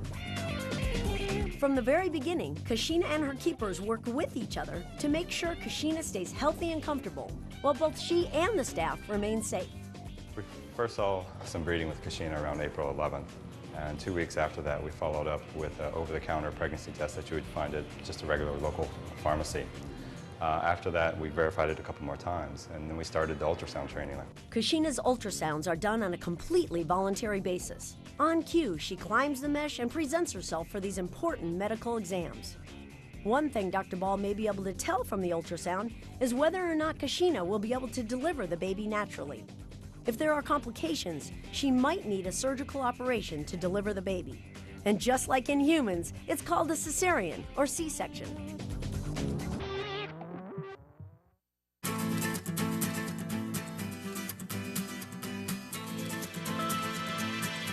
We really couldn't see anything until she was about 6-8 weeks into her gestation.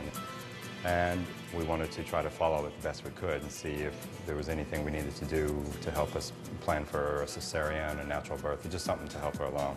So we've been doing it on a sort of an infrequent basis just to see, one, that she's still pregnant, if we can get an idea of the size of the baby, and just, get an overall assessment to make sure everything's going along well. Making sure all is going well during the pregnancy is certainly important. That little circle right there, yeah, that's probably part of the baby. But But the team is uncertain how Kashina will react to the baby after it's born. So learning how to be a good mom becomes a big part of Kashina's training. After all, gorilla babies are still babies. They are very tiny in comparison, especially to human babies. They're only about 3 to 4 pounds. Since baby gorillas are completely dependent on their mothers until they're at least 6 months old, the bond between mom and baby is crucial. So the team invents some creative techniques to teach Kashina how to care for her newborn. These are stuffed gorillas that we're planning to use for Kashina's training.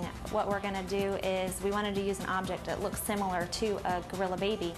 That way she can get used to seeing it, bringing something up to the mesh, presenting a bottle to it in case we do have that worst case scenario. We have a vest that we wear around, so she sees me holding that baby ventrally whenever I'm working with her. They learn from visual.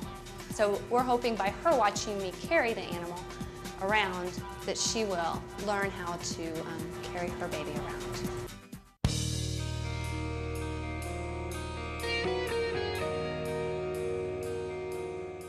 But what if Kashina doesn't respond to her baby? Then the team would switch to plan B.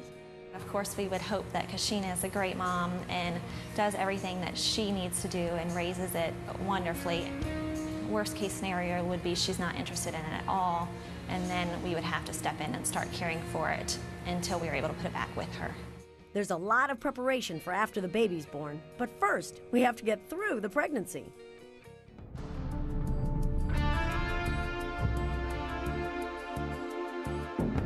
Last night we came into the house and we noticed there was a little bit of blood spots on the floor. So we called our vets right away and they told us to go ahead and separate her down and keep a close eye on her.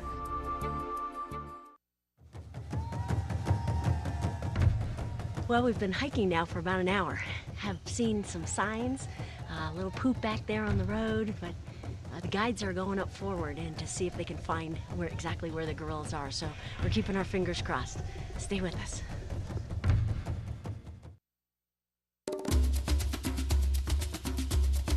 Mayambe Reserve is a great place for anybody to come and get an up-close look at gorillas. And over the years, we've been involved in some pretty amazing experiences with them here at Busch Gardens. But you know, regardless of how incredible these experiences have been, I don't think anything prepared me for what I was about to witness in Rwanda.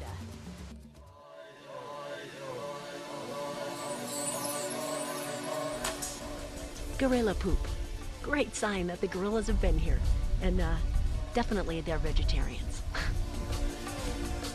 Gorillas are members of the great ape family, which is comprised of 2 primary species, eastern gorillas and western gorillas.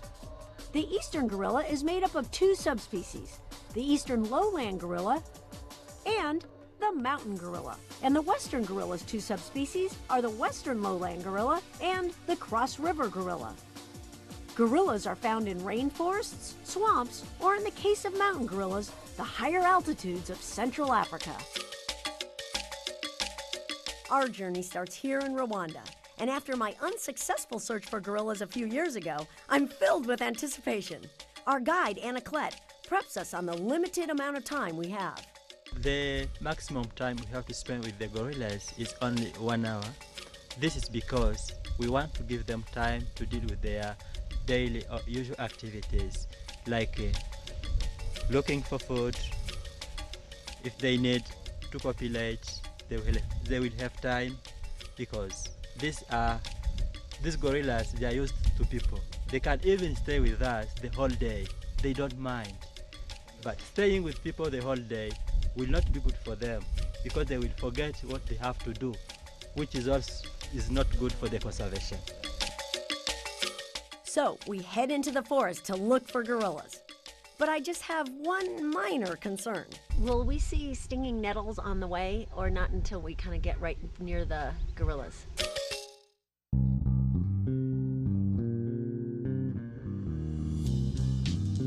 The air is cool, but as we walk, we warm up quickly. Not long into the hike, I think about how significant this opportunity is. There's only 700 endangered mountain gorillas left in the entire world, and really they're all found right here in the Central African nations. But there's about 360 of them in the mountain ranges which we're in right now. So we're on our way to find 14 of them. And along the way, you never know what you'll run across. Buffalo fishes. Very, very fresh. Watch where you step. Actually, I'm more concerned about where I put my hands. Who knows? Gotta put my gloves back on in case we run into any stinging nettles. All right. One thing's for sure, the park has plenty of the gorillas' favorite foods. Look at, this is what the gorillas feed on, is these little shoots here. They actually just break them off. And look at that. Peel off the outer part, and inside, hearts of bamboo. Very good. Mostly what they want is this part. It's like a sugar cane. Heart of bamboo? Let me try it. Bamboo, yeah. The gorillas know what's going on. I tell you, that's good stuff. Like in Okay, I'll share. There are so many bamboo shoots. That's good.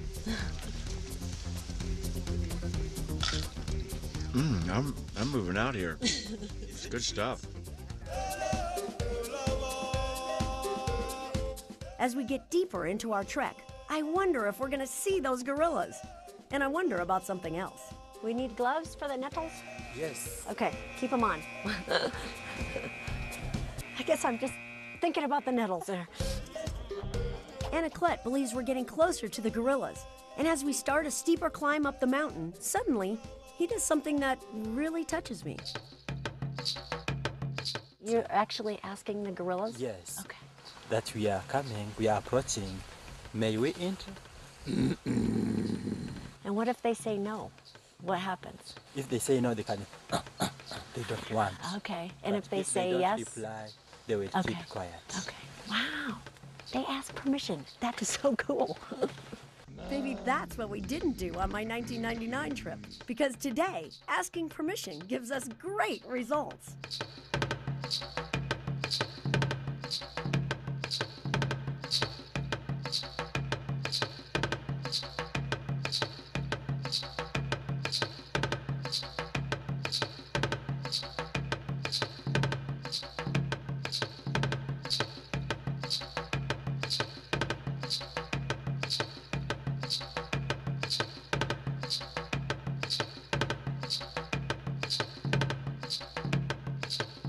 God, this is absolutely amazing.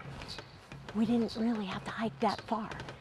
The gorillas are on the edge of the bamboo forest, and they're sitting right out in the open, which isn't very common at all. Normally, people are having to hike for hours. They're having to go through the bamboo forest, through the stinging nettles, and the gorillas are right here in front of us. Our whole group is just amazed. This is better than I ever expected.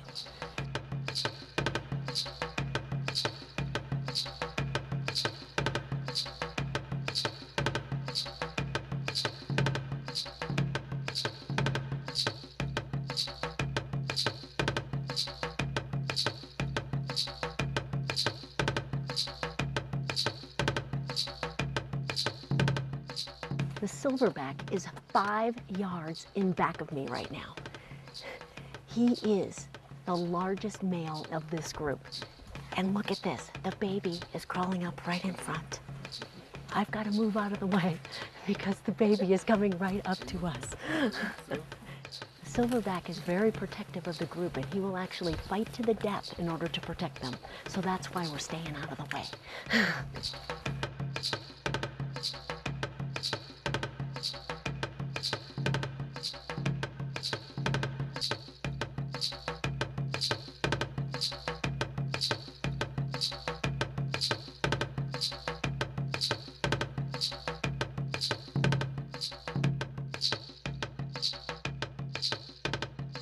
The biggest and strongest gorilla actually becomes the silverback, the leader of the group.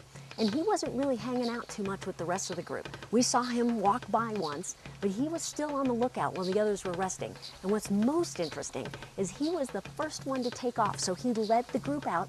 They just got up and followed without too much communication. They knew it was time, and the really interesting thing is this guy here.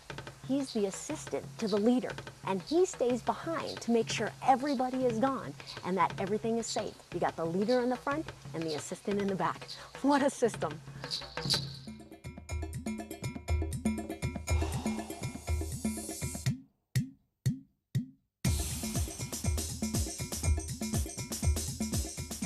After a very quick hour, it's time to head back to camp. Thank you very much.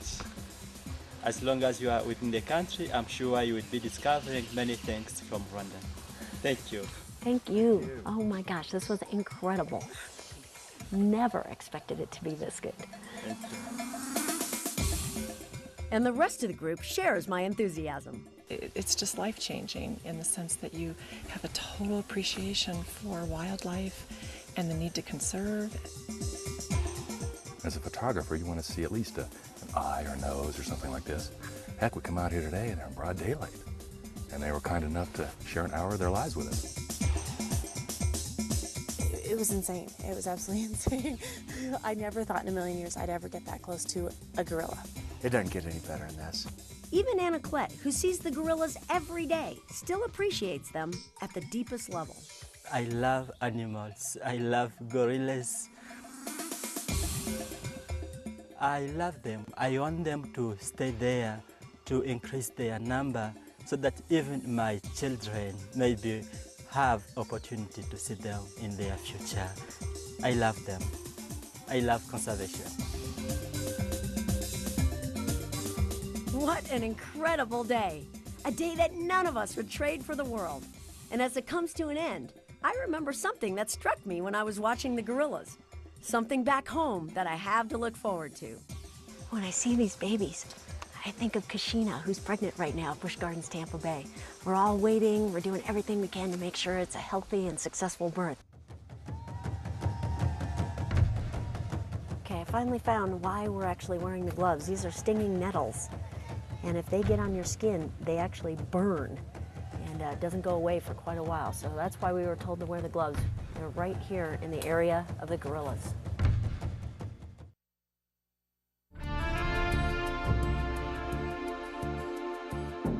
As Kashina nears her expected delivery date, the team notices signs that there may be a problem. Her veterinary staff responds immediately under the direction of Busch Gardens vet, Dr. Ball. Suddenly, the moment the team has been waiting for is now filled with apprehension and concern as the scene unfolds minute by minute.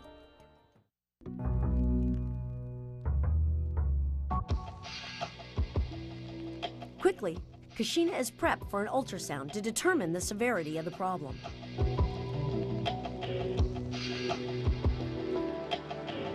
I think that's the heart. I'm not seeing any movement at all, guys. I'm not seeing the baby move. But then there's movement. Right down there. Nope. I think. Yep. There's something going. I'm just gonna try to count that. Somebody give me a start.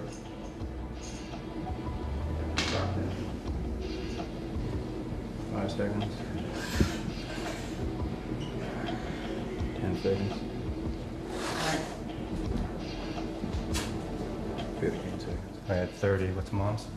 135. And 120. We got a disparity there, so I think that's not good. At this moment, based on his assessment, Dr. Ball decides to do a cesarean section. A decision that will hopefully save Kashina and her baby.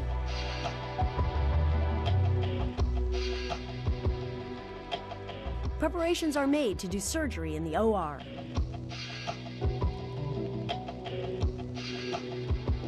Since gorilla births are so similar to human births, a local OB/GYN, Dr. Lynch, had been consulting throughout Kashina's pregnancy. So now she joins the surgical team as they work to deliver the baby.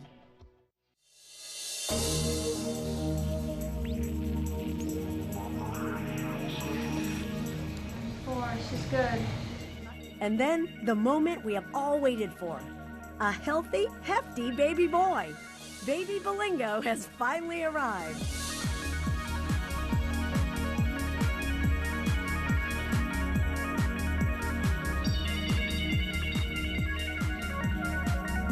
The team is elated as mom starts on her course of recuperation and baby starts a whole new life. I know it happens all the time on a daily basis all over the world. Babies are born, gorillas are born, the chimps are born, but to just be there and be able to witness the C-section and have this baby, almost 5-pound gorilla, come out, and he was alive and everything was going to be okay. It was just very, very hard to explain, other than just the most exciting thing I think I've ever done, even giving birth to my own children. One major hurdle is overcome, but another is on the horizon. Remember all the training that went into preparing Kashina to be a good mom? Well, we hope it works, but only time will tell.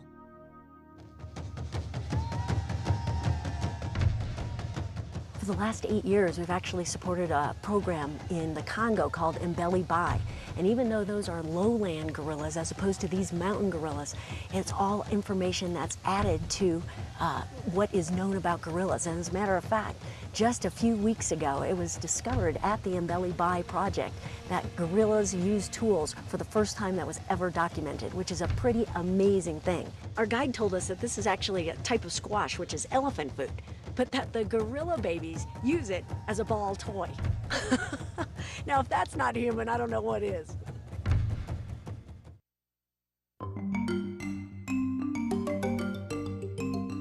So just how big is it to have baby Belingo born at Busch Gardens? Absolutely huge for us. This is the first gorilla birth at Busch Gardens in Tampa, so we've been waiting for this for quite a long time. So as you can tell, everybody's really pumped up. We've had the veterinary staff and the zoological keeping staff, the animal care staff totally involved with it the whole time. So finally, we get to see the baby, and the baby's here, and it's nice and healthy, and we couldn't be happier. In the 10 days it took Kashina to recuperate from giving birth, the Busch Gardens team cared for Belingo 24/7, all the time wondering, how risky is it to introduce Kashina to her newborn son?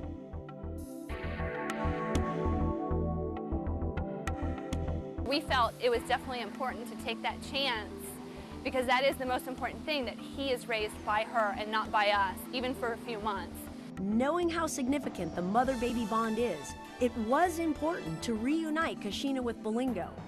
This introduction was thought through as carefully as every other step of this entire process. We fed him a bottle. We had the black fur vest that he was used to clinging onto. He was quite content. He didn't cry at all. We secured the bedroom, and then we opened the door, and she immediately, without any hesitation, came over, kind of picked him up off that rug, threw that rug aside, and she took off into a corner with him and was holding him and kissing him and grumbling and happy singing with him immediately. And we just did the observations, and she's not put him down since.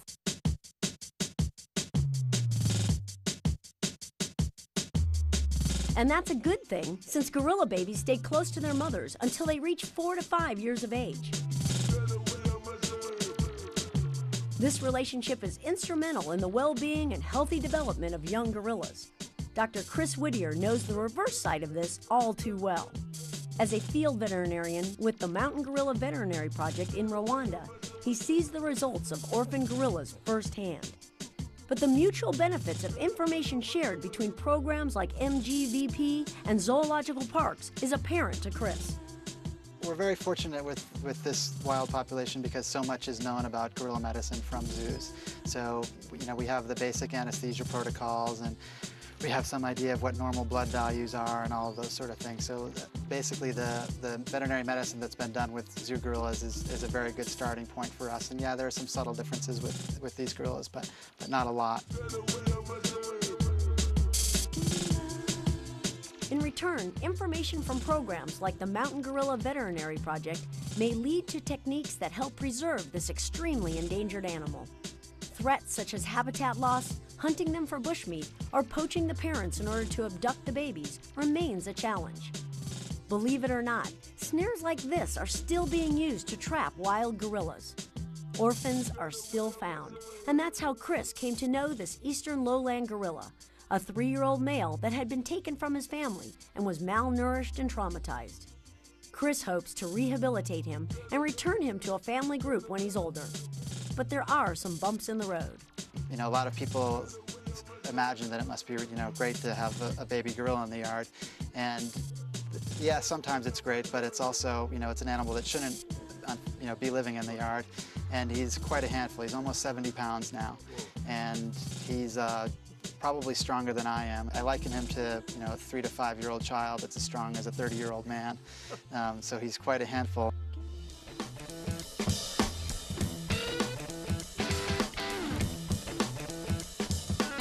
But there is some good news. Increased security in African parks has reduced poaching.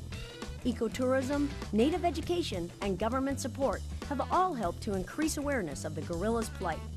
And as people become more aware, they become more involved.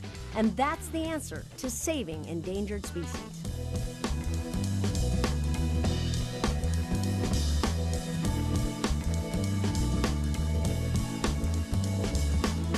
Back in the U.S., we can do our part in conservation through education. And today, Kashina and Bolingo are doing great and can be seen at Mayambi Reserve. Kashina is a doting and caring mother, and Bolingo is exploring his new environment from a perfect vantage point. They play a big role in educating guests about gorillas, and what we learned from Bolingo's success story can be shared to help other zoological parks. I am in the middle of working on a paper to hopefully present at the AZA conference, and we want to talk about what worked for us with Kashina. So hopefully other facilities can take what we've used with her, and maybe if they need the same situation, they can use some of the same things. From Africa to America, we work together to save one species, because all of them are crucial to the health of our planet. I think it's safe to say that if the gorillas weren't part of this forest, there would be much less interest in protecting it for the other animals, and the whole ecosystem would suffer.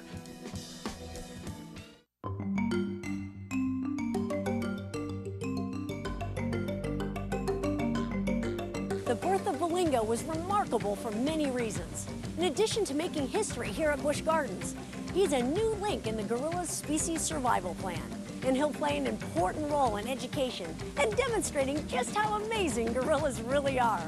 From Busch Gardens and SeaWorld, I'm Julie Scardina. Thanks for watching The Gorilla Story. Hi, I'm Jenny Bush, Conservation Ambassador for the Anheuser-Busch Adventure Parks. SeaWorld, Busch Gardens, and Discovery Cove are dedicated to the conservation and preservation of wildlife.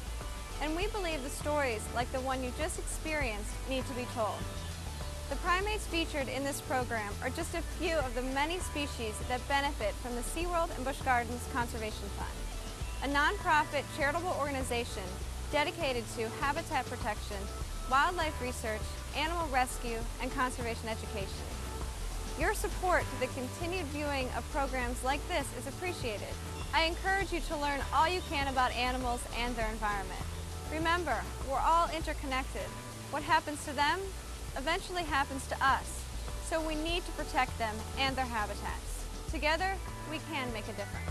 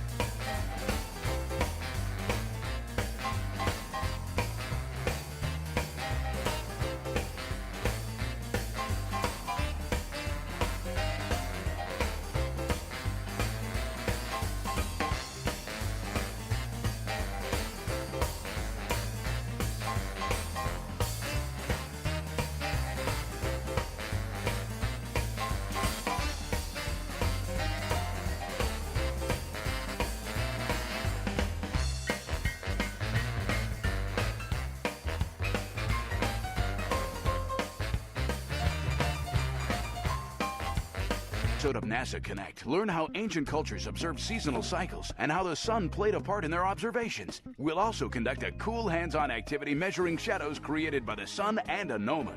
Stay tuned for another exciting episode of NASA Connect, Ancient Observatories.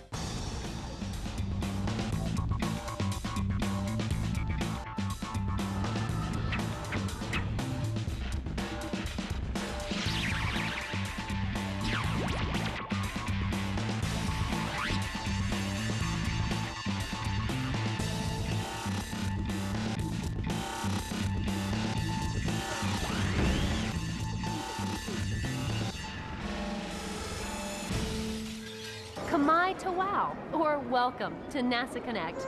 I'm Jennifer Polate, and this is the National Museum of the American Indian. And I'm Dr. Stan Odenwald at an archaeological site in Mexico. Hola! This is NASA Connect, the show that connects you to math, science, technology, and NASA. On today's program, you will see how ancient cultures found a connection to the stars.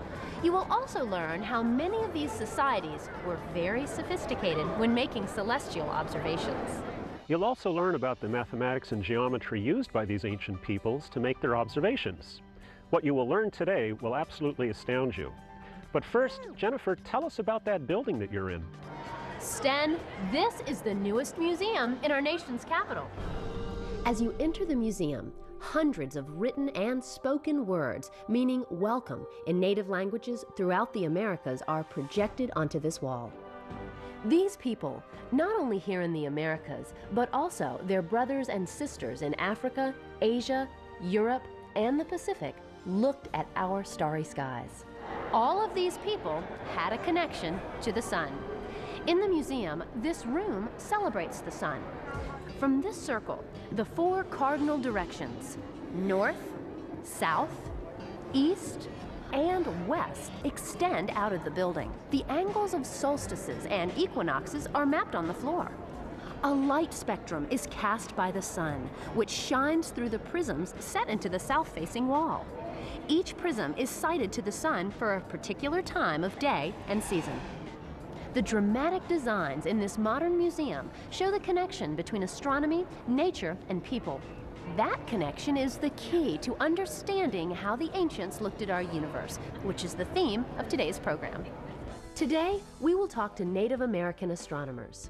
Dr. Sten Odenwald will treat us to the foundations of astronomy as we know it today, and he will fill us in on the celestial accomplishments of the Mayans. Throughout the program, you will be asked to answer several inquiry-based questions.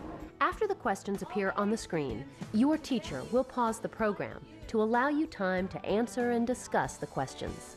This is your time to explore and become critical thinkers. Now, let's learn more about ancient observatories. The science of interpreting the relationship between the sun and the daily lives of primitive people is called archaeoastronomy. Archaeo meaning archaeology, and astronomy meaning the study of stars. Observing celestial phenomena is the one constant that unifies humankind throughout space and time. Ancient man knew celestial events followed cycles, circles, and these events could be recorded. Approximately 5,000 years ago, they devised a way to place stones in certain positions to align for lunar and solar events. Events like seasons were noted and found to recur regularly with certain positions of the sun and stars. The Earth spins on its axis once every day and gives us the familiar experience of daytime and nighttime. For thousands of years, humans have used this cosmic cycle to regulate their workday, their meals, and their sleep. The Earth orbits the sun once every year, and from this we get the familiar 365-day cycle. Earth's orbit around the sun is an ellipse. Basically, that means an oval, with the sun offset from the center of the ellipse. Does this mean that we have summer when the Earth is closest to the sun and winter when the Earth is farthest from the sun? The surprising fact is that the distance from the Earth to the sun has absolutely nothing to do with the changing seasons. Our northern hemisphere is closest to the sun in January and farthest from the sun in July. So what is causing the change in temperature? Earth's axis is tilted by 23.5 degrees from a line perpendicular to Earth's orbit. What does this mean? To understand this tilt, we have to use a bit of basic geometry. An angle has two sides and a vertex. The sides are rays that share a common endpoint called the vertex. The angle formed by two rays can be named in a variety of ways. For example, the angle formed by ray AB and ray AC can be named angle BAC, angle CAB, or angle A for short. Notice that A must be the middle letter in both three-letter names because it's the vertex. You can measure angles using a protractor. The unit of measure is degrees.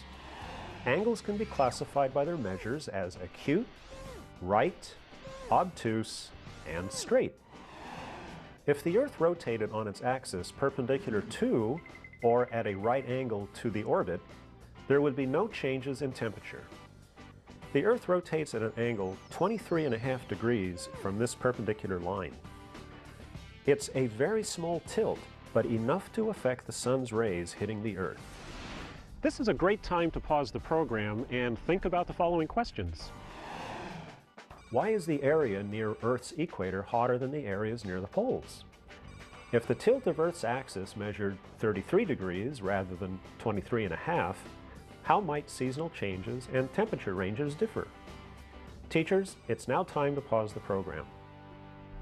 The tilt of the Earth's axis gives us our seasons, and because of the extremes in heat and cold, it's very important to keep track of the changing seasons if you're growing food.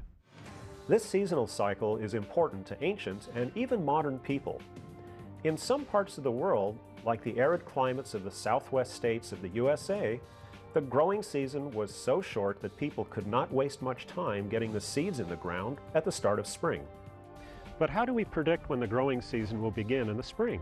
For that matter, how can we tell when the other seasons begin and end? It turns out that just by keeping track of how high up the sun gets over the horizon at noon, you can determine the start of the seasons exactly. Almost all ancient people that relied on planting times discovered this little relationship.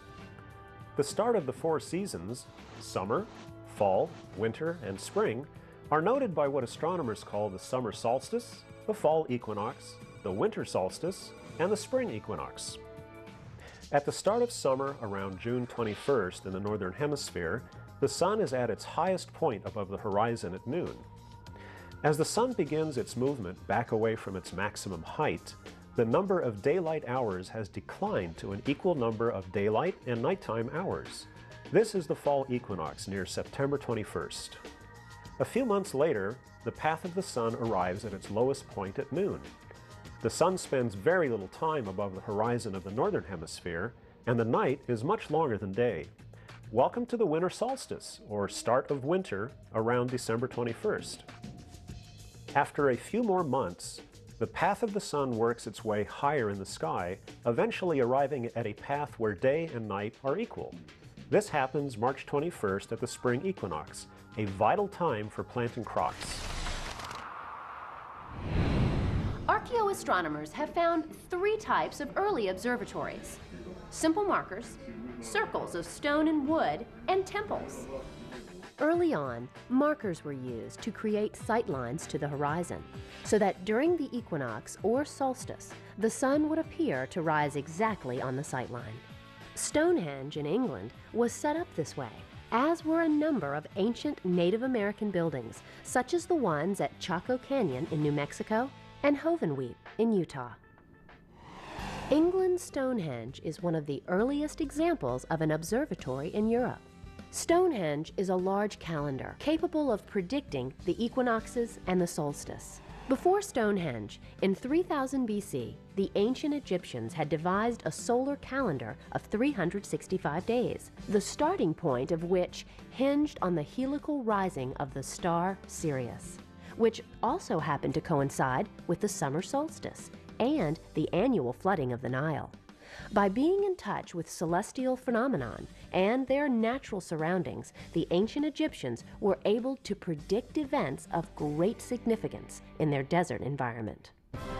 At Abu Simbel, massively carved statues of Ramses the Great face east to greet the sun god Re, the bringer of light. As the sun rises each day, the statues are illuminated again, perhaps a sign of rebirth for Ramses. But the most compelling is a passage to the temple's inner sanctuary, which is aligned so that on October 18th, the sun filters into the sanctuary, illuminating a statue of Ramses. While October 18th doesn't mean much to us in the Western world, this October date corresponds to the beginning of the Egyptian civil year and the celebration that occurred during the time in which Ramses lived. It was the Greeks, however, that created the first portable cosmological tool for keeping track of these motions, a stick. The Greeks actually called it a gnomon, and it was used to keep track of the shadow of the sun. Actually, it's a little bit more difficult than that because the shadow depends on your latitude. Again, if you are not near the equator, the shadow will be shortest during the summer solstice and longest during the winter solstice. For the spring equinox and fall equinox, the shadow will be halfway between the shadow lengths at the solstices. In the southern hemisphere, the shadows will be reversed, just as you all know the seasons are reversed. When it's summer in the United States, it's winter in Argentina. This all works pretty well if you're not at the equator. At the equator, the summer solstice sun casts a shadow in a southerly direction, and the winter solstice sun casts a shadow in the northerly direction. During the equinox, at the equator, the shadow disappears. Oh, and another thing that they were used for is sundials. And it looks to me like it's time to go back to Jennifer. Okay, guys, let's take a look at how a gnomon works and see the angle of the sun at certain times during the day. Students from Newcomb Elementary School in Newcomb, New Mexico will preview this show's hands-on activity. Yats hello! We are students from Newcomb Elementary School. We are located in the Navajo Reservation in the Four Corners region of New Mexico. Tracking the passage of the sun in the sky continues to play a very important role in the life of our Navajo culture. Traditional Navajo still use this system of tracking the sun's shadows to tell time and to tell the changing of the seasons. For example, when my grandfather herds sheep, he does not wear a watch like this. He uses the sun's shadow to tell time. It also helps him to tell when to take the sheep back home in their corral. It also helps him to tell when to plant corn and watermelon on his farm. NASA Connect asked us to show you this program's hands-on activity. In this activity, the students will make sun shadow plots every half hour, marking the ends of the shadows made by the sun and a gnomon. You can download a copy of the Educator Guide from the NASA Connect website for directions and a list of materials. Turn a cardboard box upside down. Tape a large piece of paper to the cardboard box. Draw two lines that are perpendicular to each other, from top to bottom, and the other from left to right across the paper. Mark its center with a dot. And make a very small hole in the center of the box using the point of a scissors. Stick the gnomon through the dot and the hole in the cardboard. Secure it with tape so that 10 centimeters is sticking straight up out of the box. Use a protractor to make sure the gnomon is perpendicular to the box. On a clear sunny day, find a large flat area. Tape the box to the ground on all four sides. Starting as early in the morning as possible, mark the end of the gnomon shadow every half hour until the end of the day. Next to the dot, label the time of the day it was marked. You will analyze the data you collect by measuring angles and length.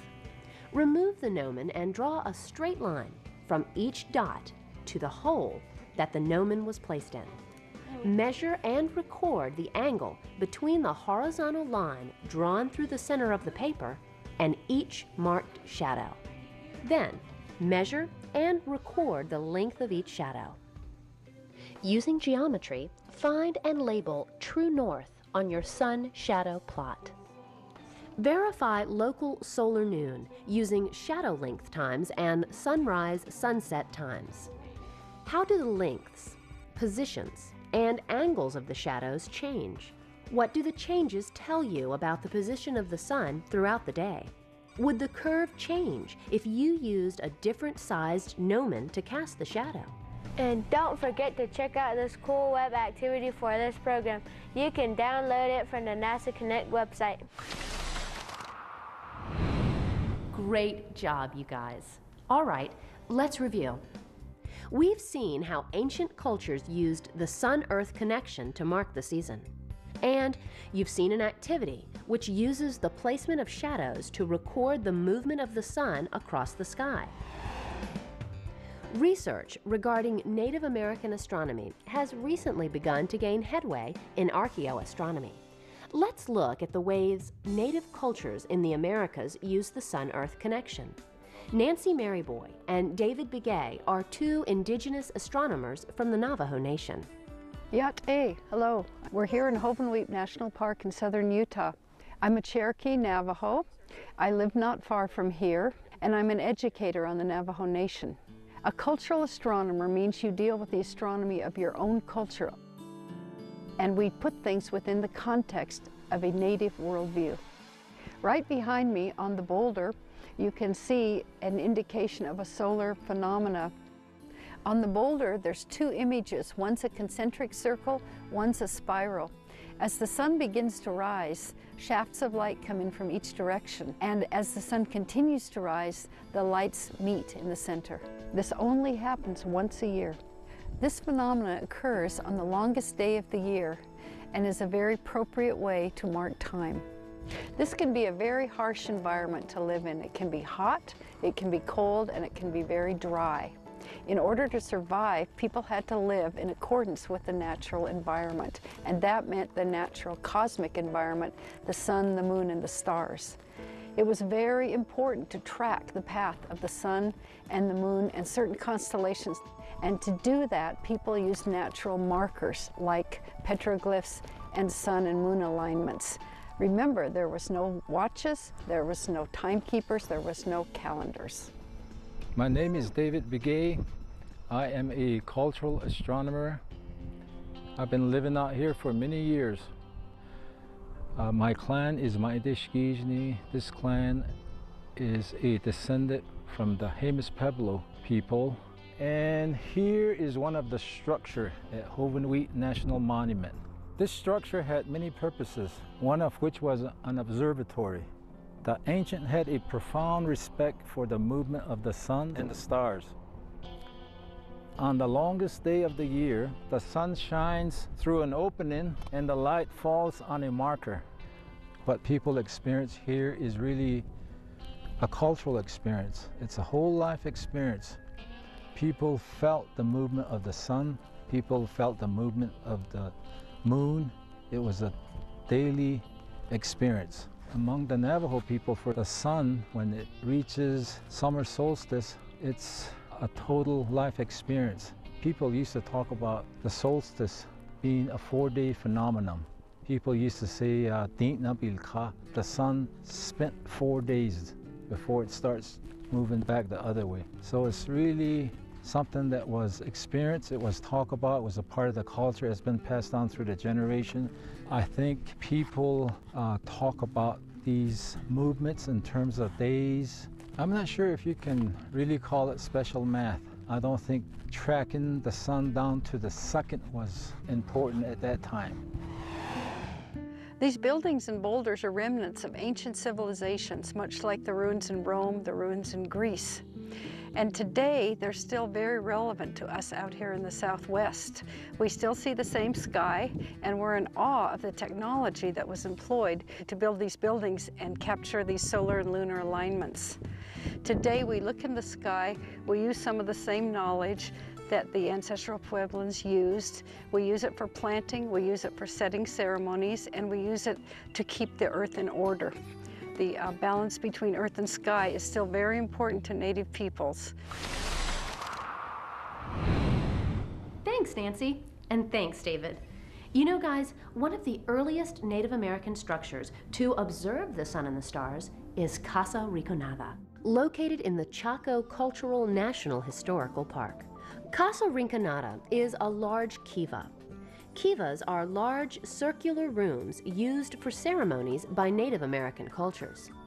Like Hovenweep, on the day of the summer solstice, a beam of light from an opening in the kiva precisely illuminates a niche in the far wall. For years, Chaco Canyon was primarily seen as a trade center, but with the advent of archaeoastronomy, Chaco is beginning to be seen as a center of astronomy and cosmology. So far on today's program, we have seen how the relationship between the sun and the earth weaved a connection between all ancient cultures. Now, much of the information from those cultures has been lost to us. However, other cultures have recorded that information, and now that information is being interpreted. For a look at one of these ancient cultures, let's return to Dr. Sten Odenwald. Thanks, Jen. Perhaps the greatest ancient astronomers were the Mayans, who lived right here where I'm standing. The Mayans inhabited the Yucatan Peninsula in Mexico and Guatemala. These people made astronomical and seasonal observations which rivaled anything seen in Europe during the Roman Empire or the Dark Ages.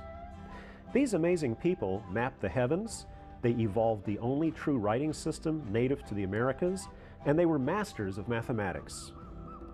They invented calendars that are still accurate today, and without metal tools, beasts of burden, or even the wheel, they were able to construct vast cities with an amazing degree of architectural perfection and variety. The largest structure at this site is El Castillo, the castle. That these temple builders were mathematically precise in their architectural designs is borne out by the natural phenomena which occurred during the fall and spring equinoxes. In the spring, as the sun rises, the shadow cast on the steps appear to form the body of a serpent which slithers down the stairs. Here at Chichen Itza, there is a structure unlike anything else ever created by the ancient Mayans. It's called El Caracol, and it actually looks like a modern observatory. Its design didn't function the same way as our modern observatories. Instead, its walls contained many windows. Inside the dome, stones could be removed, enabling the Mayan astronomers to observe different parts of the sky.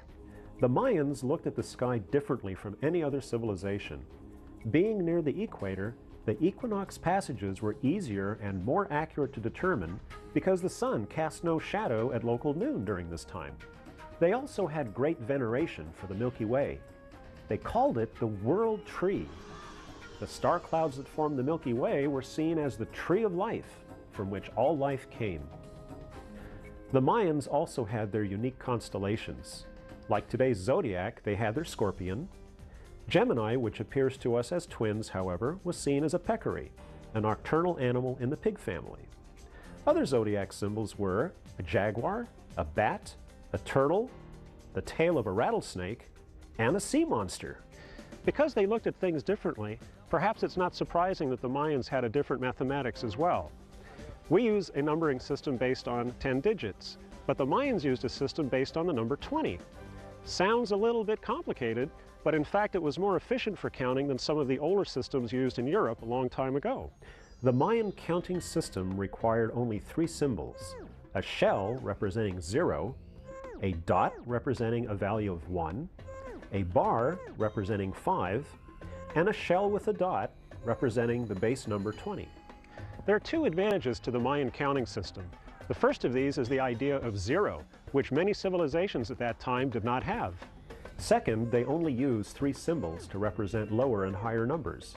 In Rome, multiple symbols were used: I's for 1, V for 5, X for 10, L for 50, C for 100, and M for 1,000. Mayan numbers were written from bottom to top, so the number 19 becomes bars of 5, 5, 5, with 4 dots above the bars. To complete the first set of 20, a dot was raised over a shell-like symbol. To get 21, the elevated placement of the dot remained to represent 20, and a dot was added underneath to represent 21. Then the counting cycle for the next 20 began again. So what do you think the number 40 or 41 would look like? In Europe at this time, people still struggled with the Roman numeral system. That system suffered from 2 serious defects. First, there was no 0. And second, Roman numbers were entirely symbolic, having no direct connection to the number of items represented. So, are you ready for a challenge? Okay. Working together, try adding 21 and 33 using the Mayan system. Then try adding 21 and 33 using Roman numerals. This is a good time to pause the program. So how did you do? Let's check your work. In Mayan, the number 21 is represented as dot, dot. 33 is 2 bars equaling 10, 3 dots for units, and an elevated dot representing 20. Adding together, you get 54, which is 2 bars, 4 dots, and 2 elevated dots. Easy to decipher. In Roman, you have XXI plus XXXIII equals LIV. Unless you actually know what the Roman symbols stand for, you have no idea what you are seeing. In Mayan, you can actually add up the dots, bars, and shells. Mayan merchants often used cocoa beans, sticks, and shells to do these calculations. From these 3 symbols, the Mayans could do everything from the simplest arithmetic needed for trade to keeping track of astronomical events, both past and future. Speaking of astronomy, remember how I said the Earth's axis was tilted at 23.5 degrees? If you round that to 24, how would you write that in Mayan? The Mayan system of counting using dots, bars, and shells can be compared with the ones and zeros used by modern computers, and it was all done 1,500 years ago.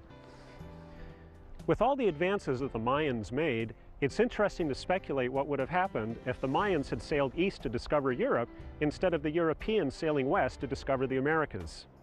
To learn more about Mayan mathematics, go to the following websites. Back to you, Jennifer. Thanks, Sten. Well, guys, that wraps up another episode of NASA Connect. We'd like to thank everyone who helped make this program possible. Got a comment, question, or suggestion? Well, then email them to connect@lark.nasa.gov. I'd like to leave you guys with a thought and a challenge. What is impressive about these sites is the accuracy of their observations and the time and effort they put into building these observatories. Looking back at these buildings and places, we see that the ancients had a natural connection to their environments and that they were also capable of high-tech accomplishments in their own times. So now, here's my challenge.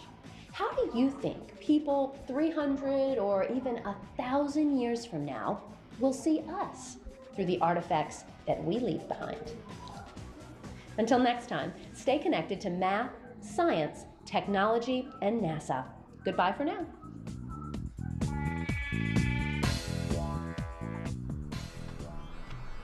Finally, they pick one stars up and say, this will be the morning stars. It will give us direction that the daylight is coming. It will give us direction that it's in the east. Then the next one is the evening stars. It will tell us it's in the west direction. It's almost nighttime. They liberate it more, like the Dipper and all that. It revolves in different position. It will tell us if it's fall, spring, or summertime, wintertime.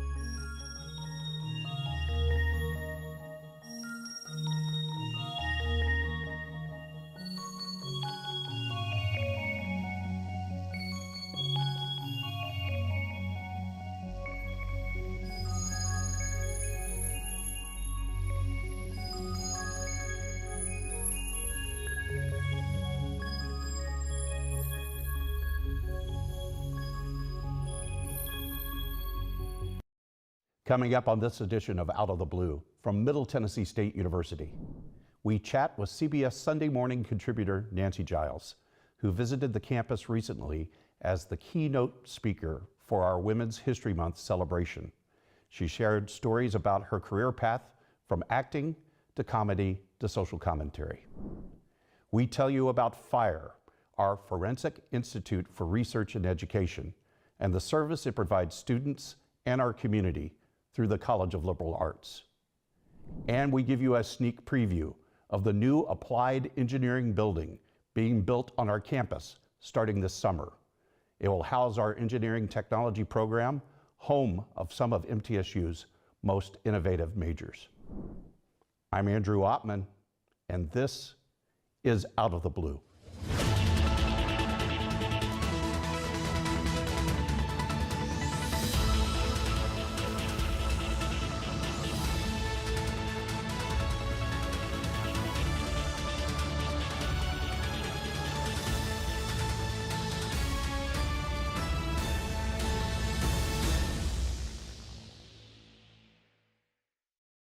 Welcome to Out of the Blue. I'm Andrew Ottman.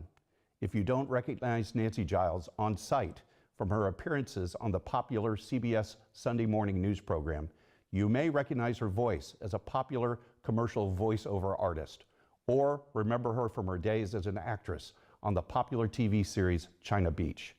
MTSU was honored to have her on our campus recently as the keynote speaker for our Women's History Month celebration, and we're honored to have her on this episode of Out of the Blue. Nancy, welcome to the show. Andrew, thank you. This is a treat. This is an honor. I should just go ahead and warn the viewers. We've known each other for a while. I know. Yeah, I know. We're Here we sort go. of adding up, and it's been almost 20 years, 20 like 18 years. years, something like that. Yeah, and from my days when I was an editor in Wisconsin, we have a mutual friend. It was the pastor of our church. That's right, Pastor Jane. Pastor Jane, and of course that means the world to my wife Elise and our family that you're here in Murfreesboro on the campus of Middle Tennessee State University. I'm so excited, and the campus is great, and the students are great, and it's a beautiful day. So what's to complain about? We've had a great day, and you are our keynote speaker for Right. Women's History Month, and we'll talk about that in a minute. But I really would like our viewers to know who Nancy Giles is. I think they do. We'll have introduced you and everything like that. But tell there's so many ways to describe what you do. There's so many labels about actor, commentator. How does Nancy Giles describe Nancy Giles? That's a really interesting question, and actually I think a key to what I do and who I am has to do with a job that I got early. Well, one of the biggest breaks I got in my career, which was touring with Second City's national touring company when I was right out of college, and learning improvisation skills, and through that figuring out how to kind of handle situations as they come to you. Mm-hmm. And it also was a way of reinforcing the fact that you can write standing on your feet. An actor's career, a creative person's career, has a lot of lapse time where you might not be working, and I desperately wanted to express myself. Right. So I found different ways to do that, I guess. And you really did. But let's talk a little bit about Sunday morning, because that so many people now recognize you from that. You've been doing this now for 2 decades. How did you've talked about how you connected originally to the program through Aaron, but what are the things that gravitate to you the most? I mean, how does your commentaries get from idea to the television screen? How do you pick the things that you talk about? That's a really good question. I think most of the commentaries come out of something that I've experienced or something that I've had a burning desire to talk about. And I like to do those pieces in a funny way, even if it's about things that are controversial. I talked about politics, but I also talked about, the very first piece I did was about the conspiracy of high-heeled shoes against women, which when I was trying to explain it to my boss, I don't know if you've ever had the experience of trying to explain to somebody why something's funny. It's horrible. It's horrible. In fact, I was saying it and I could just feel my posture begin to and I thought, okay, I'm never gonna be doing anything on this show. And then I got a call saying, hey, we have you down to do this thing on high-heeled shoes. And I was like, what? So But a lot of it comes out of things that have been on my mind. You spoke to one of our journalism classes. Yes. And I want to give you the chance to repeat a piece of advice you passed along to one of our students, which was make sure you're reading. Oh, yeah. And talk about that to the parents and to those who, you know, needing a piece of advice from Nancy Jones. It's so important. Broaden your scope. Don't just, if you're interested in one topic, don't just stick to that. You know, you'd be surprised in this day and age how sports, entertainment, politics, the economy, science, how they're all kind of connected. Mm-hmm. They really are. And it brings you a better story if you have more ammunition, if not a better way to put it. You know, more facts on your side. So you were the keynote speaker. We're happy to have you as the centerpiece of our Women's History Month events here on campus. What was your central message in your speech to the students? I hope the main thrust was that for women, for everyone, but for women especially, our stories are really important. And we all have stories, even things that might just seem to be simple and not as meaningful. They're so important. The opportunities that are there to tell our stories, to keep our histories going, just to show the different advances within one's family or within, you know, our gender. It's really important. I really hope people had the takeaway that women's stories are important and our voices have to be heard. And it's up to us to keep those stories coming, you know? They're all of value, all of them. Nancy, you can find your videos, of course, on YouTube. If I search Nancy Giles, CBS Sunday Morning, a whole bunch of them come up. Oh, good. But you've also got your voices are on a lot of other platforms. How do I find those? Okay, so you can go anywhere you listen to podcasts and subscribe to the Giles Files podcast. It's just the Giles Files, not podcast. And people can happily, if they want to write me or tweet me, it's at Nancy Giles NYC. So I love to hear from people. It's fun. Nancy Giles, here you are on our campus. It's such an honor having you at Middle Tennessee State University. Thank you. Thank you, Andrew. It's been an absolute pleasure. And we'll be right back. I am True Blue. As a member of this diverse community, I am a valuable contributor to its progress and success. I am engaged in the life of this community. I'm a recipient and a giver. I am a listener and a speaker. I am honest in word and deed. I'm committed to reason, not violence. I am a learner. Now and forever. I am a Blue Raider. I am a Blue Raider. I am a Blue Raider.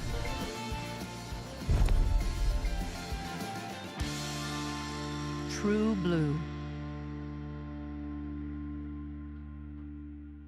Do you want more from your college experience? At Middle Tennessee State University, that's exactly what you get. More majors, more opportunities, more guaranteed scholarships. Up to $32,000 over 4 years. MTSU, Tennessee's University of Opportunities. The Jennings A. Jones College of Business at Middle Tennessee State University is the #1 producer of business talent in the greater Nashville area.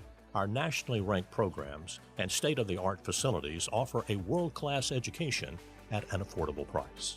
The exclusive partnership of Jones College with Dale Carnegie Training Worldwide equips our graduates with the soft skills they need to succeed. Jones College of Business. It delivers an education for the real world. So many men and women that have served that expected to be able to have their tuition or certain assistance being given to them, and that money evaporated. With the establishment of the general fund is to make sure that all those men and women can get through MTSU and pursue what they thought they could do when they came on back. We're extremely proud that the Predators have identified the need to help make this fund one of the best at our university for our veterans. Welcome back to Out of the Blue. I'm Andrew Ottman. The Forensic Institute for Research and Education, known on campus as FIRE, was created to provide a connection between the separate programs of criminal justice, forensic science, and pre-law to train students seeking careers in forensics and to serve our community. Today we meet Dr. Thomas Holland, Director of FIRE and a research professor in the College of Liberal Arts. Dr. Holland, welcome to the program. Thank you. It's an honor to have you here. Honored to learn more about FIRE. Tell me, if I were brand new and I hadn't heard about your institute, What does it do? What purpose does it serve? And how do students connect with it? Yeah, FIRE, which is Forensic Institute for Research and Education, is kind of, I can't really say it's an umbrella entity, but we're within the College of Liberal Arts. On campus currently, we've got a very, very good forensic science program. That's in a different college. We've got a very good criminal justice program. That's in a different college. We've got a good pre-law program. That's in liberal arts where FIRE is. There needs to be something that connects these entities that are in different colleges. And that's kind of FIRE's job, is to be this entity that provides opportunities for students, so we're inward looking, but then also provides educational opportunities for practicing forensic practitioners who are out there. So it's a way of creating networks for our students with the broader community, as well as networks for our students within the MTSU community. Mm-hmm. And you provide considerable service to the community through FIRE. I know law enforcement agencies frequently contact you and ask for your team's assistance in a variety of different ways. Can you talk about that? So one of the things that we do is we provide forensic anthropological services for the medical examiners in the area, for police departments, sheriff's departments. And one of the unique things that we do involves undergraduates in the actual recovery of forensic cases. So a call comes in from the medical examiner or a sheriff's department that a skeleton has been found, or they have evidence that there's a buried body. We have a team called FASR, Forensic Anthropology Search and Recovery, FASR, which is undergraduate students from different departments. It's multidisciplinary. They're vetted, they undergo background checks, interviews, have to have a grade point. We bring them together, we give them training. Call comes in, we take these undergraduate students out, and they actually get to assist with the recovery of skeletal remains, which that's an opportunity that I don't know exists anywhere else at the undergraduate level. A lot of schools you can do that as a graduate student, but not as an undergrad. As an undergraduate? As an undergrad, that's right. That is remarkable. So we meet the needs of the community in terms of they get a professional team excavating a site, excavating remains correctly, but we also train the next generation of forensic scientists, forensic anthropologists. You talked about service to the community, and we went into detail about the teams that go out, but you're also providing considerable training to the community as well, right? Do professionals seek you out for refresher courses and other things? They do. You know, a big component in forensic science now is ongoing education, continuing education. Not only are there specific CE requirements, continuing education requirements, but there's just a tremendous need. The science is evolving very rapidly. The law is evolving more slowly, but as somebody who went through both law school and science, I can tell you that lawyers and scientists don't speak the same language. And that's a major problem today, because the end product of any forensic test is the courtroom. Right. And if the lawyers don't know how to use that information, or don't know how to ask the anthropologist or the toxicologist or the odontologist the questions, then something's lost. So what we're trying to do is put together a series of training opportunities for both our students as well as the community to address emerging issues in forensics. You mentioned the Department of Defense, and I'd love for you to talk a little bit about your service there. Recovery missions all across the globe, identifying remains for the United States military. Talk about that. Yeah, a lot of people don't realize the United States has an ongoing effort to recover and identify its war dead, and you might say, well, what war dead are we talking about? There are 80,000 men still missing from World War II, Korea, and the Vietnam War. DoD operates two large forensic labs, one in Hawaii and one in Omaha, Nebraska. And at any given time, there are teams around the world conducting excavations to recover the remains of men from World War II or the Korean War or the Vietnam War, and then bring them back and identify them. And currently the laboratory is identifying, about one man a day, something like that. the last several years that I worked for DOD, I turned over the reins of the laboratory, and I actually moved to Washington to work out of the Pentagon to establish a partnership program to try to expand our capability, because even identifying one man a day when you've got 80,000 missing, it's a tremendous task. And so we tried to identify academic partners who could assist us. And so I stood up a partnership directorate, and one of the first partnerships that we signed was with MTSU. So an anthropologist in our department here, Tiffany Saul, actually has done several, and will again this summer, recoveries in France of a World War II site for DOD.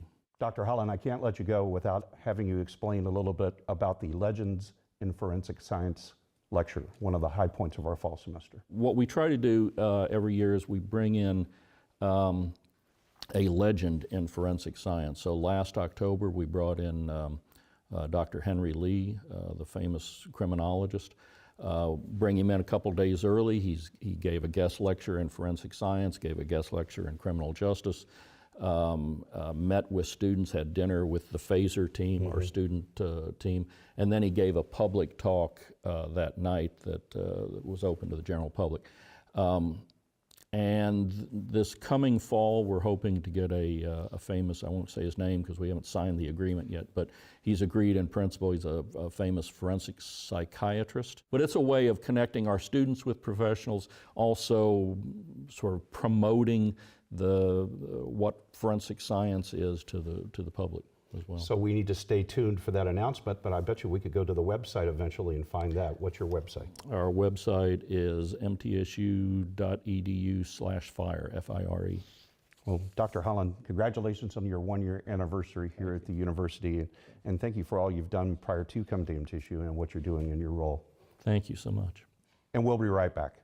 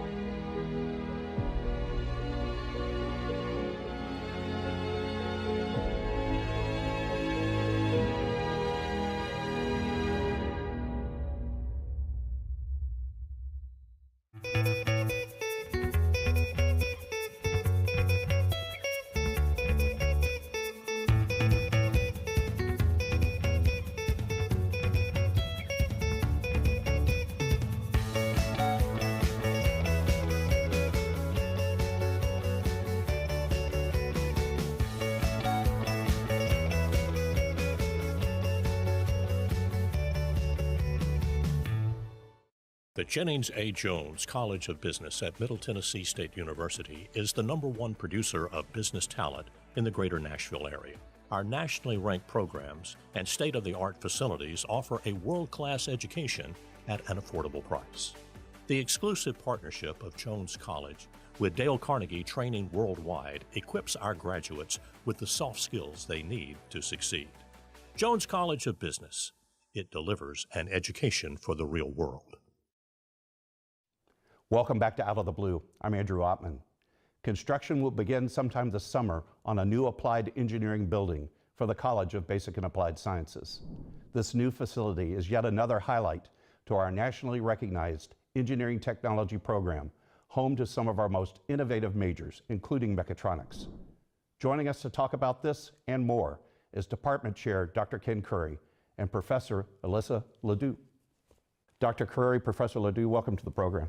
Thank you. Hi. We've got some big news happening soon. We're breaking news and breaking ground. Can you talk about the new building? Yes, 87,000 square feet dedicated to engineering technology programs, mechatronics engineering, and 3 of our engineering technology programs. It's going to be fabulous. We're going to have an entire ground floor that's going to have a maker space, going to have brand new robotics and automation lab. And that kind of leads into other big news is that we're going to have probably close to $1.2 million of new equipment that's been gifted or bought that we're getting right now that's going to go into the new building. So we're really excited about some of that. What a terrific advantage for our students, not only have a new facility, but have this new equipment, right? Yes. Yeah, so it's a really great experience for the students who are taking the robotics and automation classes to be able to get that hands-on industrial type experience in a safe and controlled environment. That's so cool. And that really leads me, Professor, to the next question I was going to ask. When you're giving the elevator speech, I say this a lot, when you're telling somebody that may be unfamiliar with the program that we offer at MTSU, what are the high points? How do you sell folks on why MTSU for this study? Okay, so MTSU offers the benefit of hands-on experience, passionate teachers teaching real-life stuff, skills that you're going to take with you into the industry. It's also very affordable as far as the general cost of education goes. So we have lots of students ranging from like the traditional 18 to 22-year-olds to the non-traditional, like ex-military or people with tech degrees coming back for school who also bring their knowledge of industry and share that in the classroom. So it's really a learning environment for everyone. That's really awesome. And the nice thing about mechatronics is we kind of have a trifold kind of a process that the students go through. They take a lot of mechanical engineering classes that you would ordinarily find in a mechanical engineering degree, a lot of electrical engineering and controls kind of classes, and then they have a lot of programming that goes into their degree program, so that when they, a lot of people still don't know what mechatronics engineering is. So a lot of times what I tell students is, don't be afraid. You've got enough mechanical and electrical engineering components in your curriculum. You can actually apply for mechanical engineering kind of work, electrical engineering where an employer is looking for an electrical engineer or a controls engineer. You're qualified to actually apply for that. Simply because a lot of employers still don't quite know. They are asking for mechanical, electrical, and controls experience, but they don't know to call it a mechatronics engineer. Right. Yeah. One of the things that when I love telling the story about the College of Basic and Applied Sciences, that is the applied part of that, which you share in the name of your building. Applied meaning what we're teaching really truly connects to what the industry wants and needs. You can see that line between what's being taught in the classroom and how it's going to happen in the workplace. How does the curriculum align to make that happen? Yeah, so we have mechanical and electrical and programming classes. We make sure that we have at least one course that matches to every requirement, and then our senior capstone course meets all of the requirements. So that is really the culmination of their educational career, where they apply prior knowledge and independent research in order to design, build, test an automated system that they completely invent themselves. And that's the capstone project. What a great lead-in. So that's that cumulative effect of everything I've learned, everything that you've taught me is going to be produced in that one moment where I can show you what I've got, right?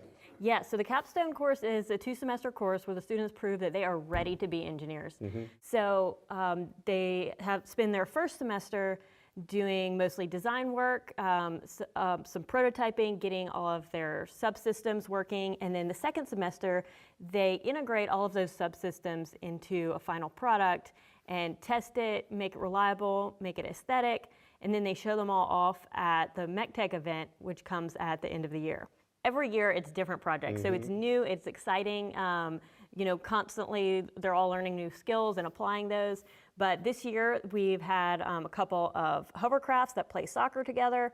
We've had a humanoid robot, a PLC trainer, a couple of smart lock boxes for your porch, and a navigation aid for the visually impaired. So those were all shown at our MECTech this year, and then we'll have another one coming up in the fall. And it's completely free and open to the public, so It's really a great place if you want to see what our engineering program has to offer, or if you're looking to recruit some of our students to come work for you, you'll be able to see the kind of things that they can do.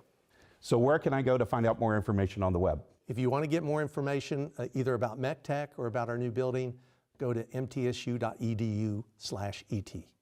Professor Ledoux, Dr. Curry, congratulations on the new building, but also these great programs. This is wonderful news for our university.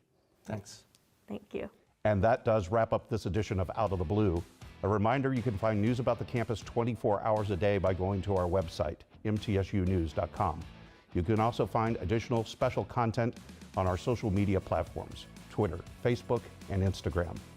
Broadcasting from the Center for Educational Media, I'm Andrew Oppman. Stay safe, stay on course, and remain true blue.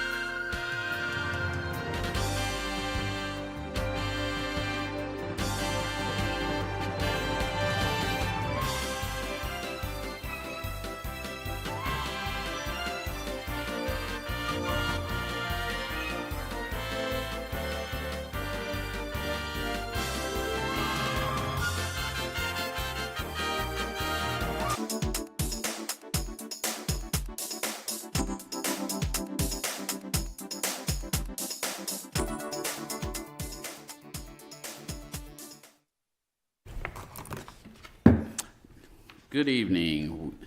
It is April 27th, 2023, and it is 6:30 p.m. We are going to start with the Citizens Forum. We have two speakers who have signed up to speak, and whenever I call your name, please come up to the podium, state your name and address, and then you will have 3 minutes to speak. First, we have Mr. Doug Schaefer.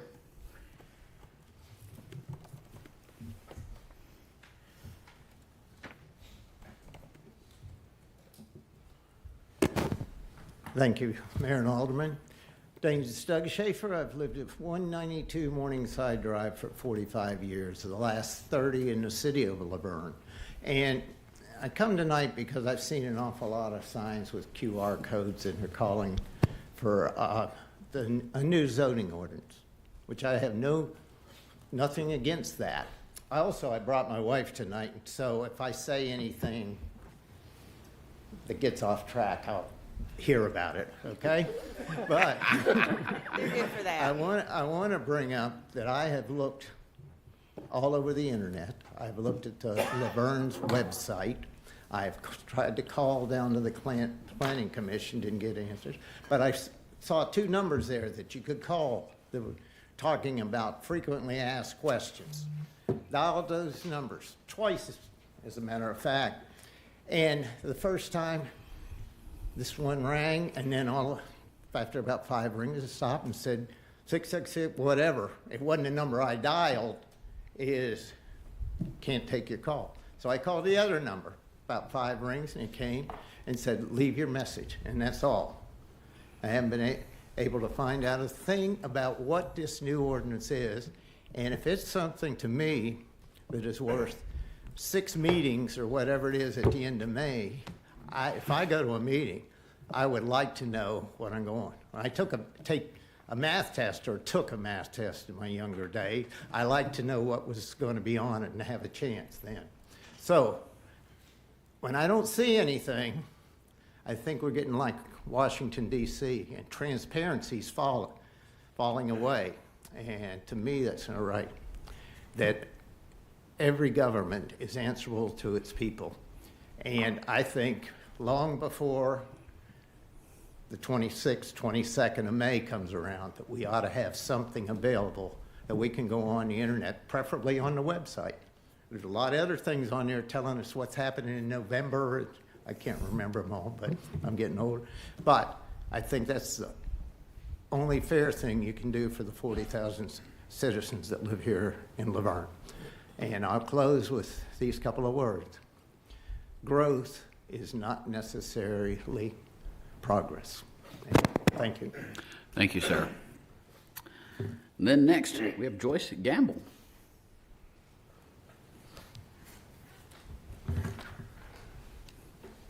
Hi, I'm Joyce Gamble. I live at 246 Hollandale Road here in LaVergne, and thank you very much for allowing me to speak.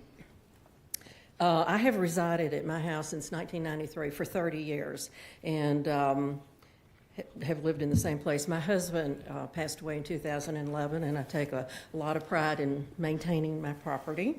And the purpose of me speaking is to address the first reading that you're going to be considering to rezone 252 Hollandale Road, which is exactly directly adjacent to my property. I'm on the south side of that. Now, my property, for over a mile going down Hollandale Road, on that side of Hollandale Road, which is the east side of Hollandale Road, every parcel is 5 to 10 acres, and the whole community is zoned R1. And the owner of 252 are requesting rezoning to R2, medium density. And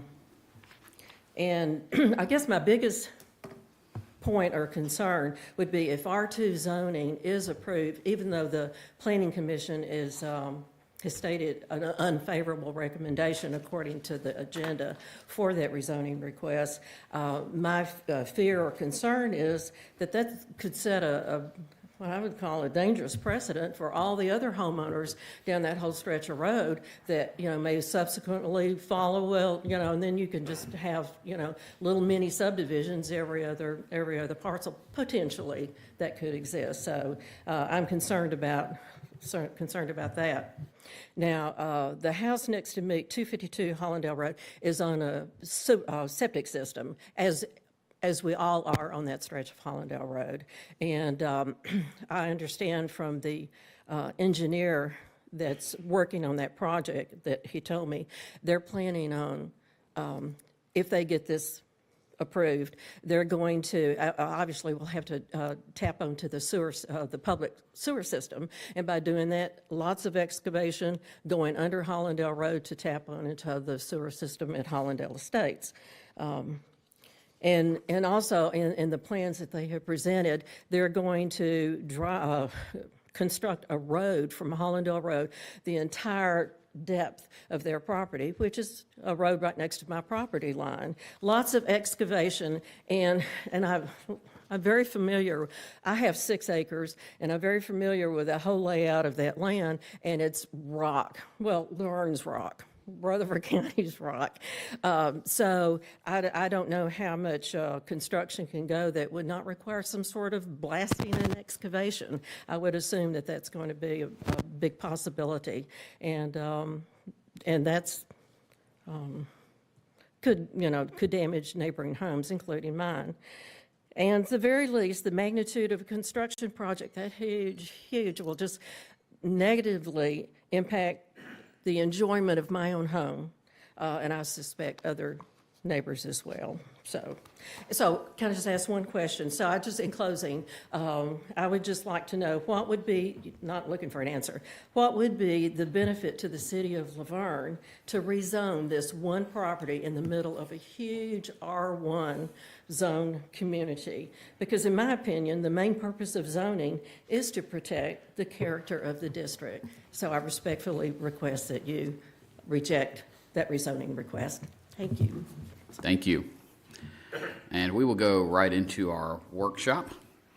The prayer Tuesday night will be by Pastor Troy Powell. The Pledge of Allegiance will be with Vice Mayor No. Everyone should have a copy of the minutes from the April 4th regular meeting.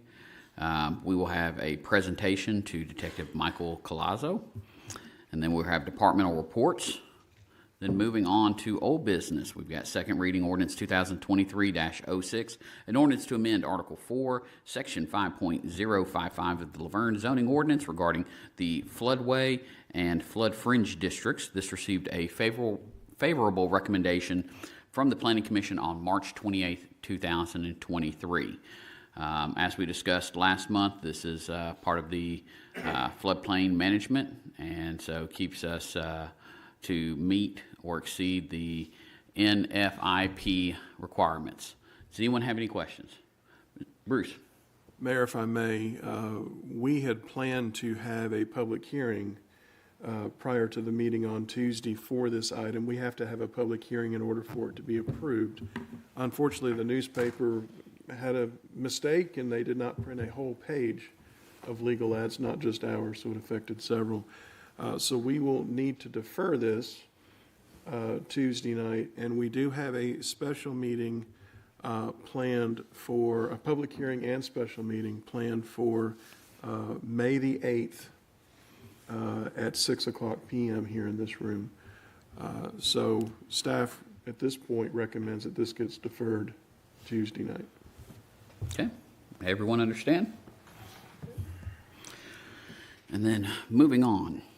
Second reading ordinance 2023-07, an ordinance to amend the fiscal year 2022-2023 general fund budget. This includes $412,210. Deals with our retirement fund as far as the matching portion.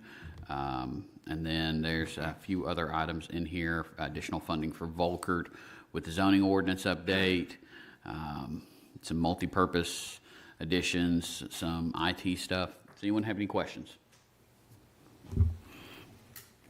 Moving on to 6, second reading ordinance 2023-08, an ordinance to amend the fiscal year 2022-2023 Senior Citizens Fund budget.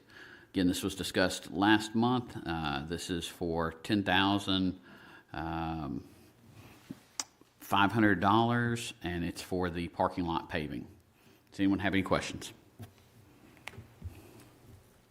Second reading ordinance 2023-09, an ordinance to amend the fiscal year 2022-2023 Stormwater Fund budget. This is a $2,300 budget amendment, and it is the again with the retirement matching. Does anyone have any questions? Moving on to the consent agenda. A, approve or reject city bids and purchases. Number 1 is to award contract to Kimley Horn for consulting services related to the CMAC project described as SR-1 Murfreesboro Pike from Waldron Road to the LaVergne city limits, Waldron Road from 24 to Murfreesboro Pike, and Old Nashville Highway from Stones River Road to the city limits.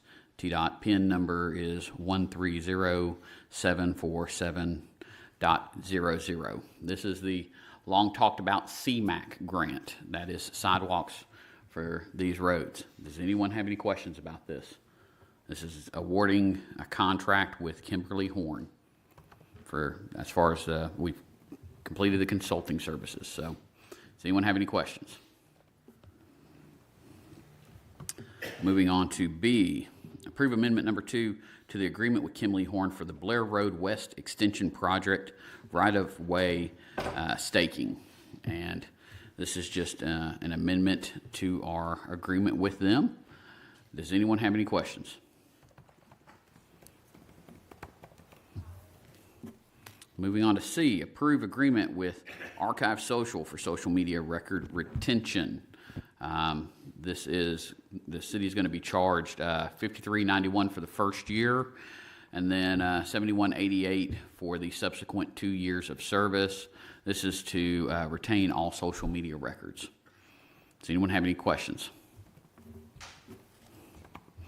D, approve contract with Unilines for an employee assistance program.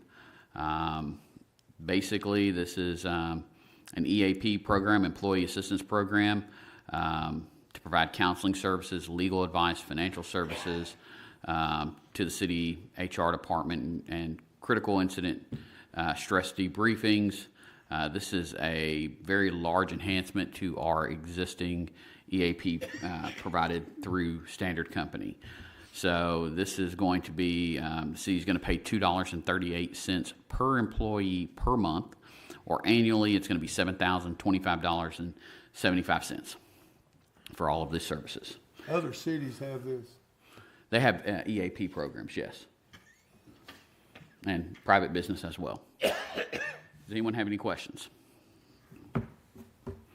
Moving on to E, approve services agreement with Kim Radford to paint a mural on City Hall, something I have talked about for a long time, and I'm very, very happy to see it on here. But total costs for the mural are $67.80, with up to basically $33.90 reimbursable from the ABC grant that we were awarded.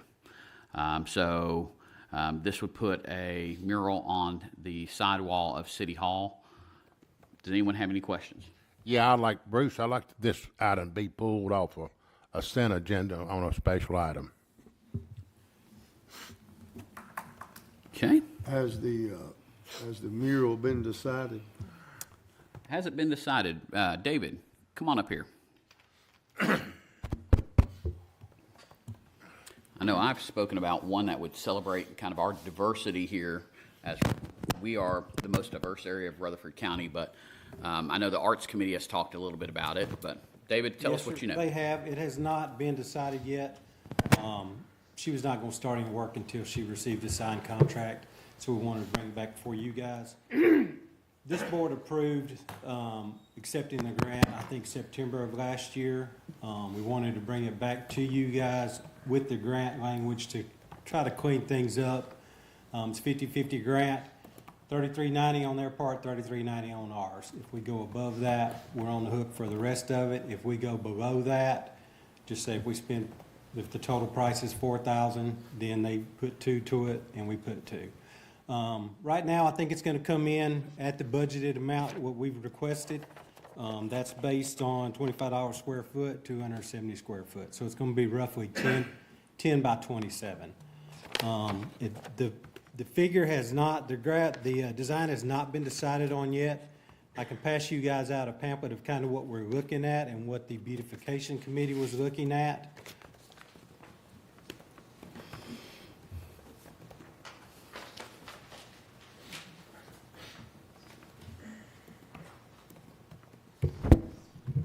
That's completely, I was going to say, completely misspelled LaVergne. Yeah. But it's just concepts.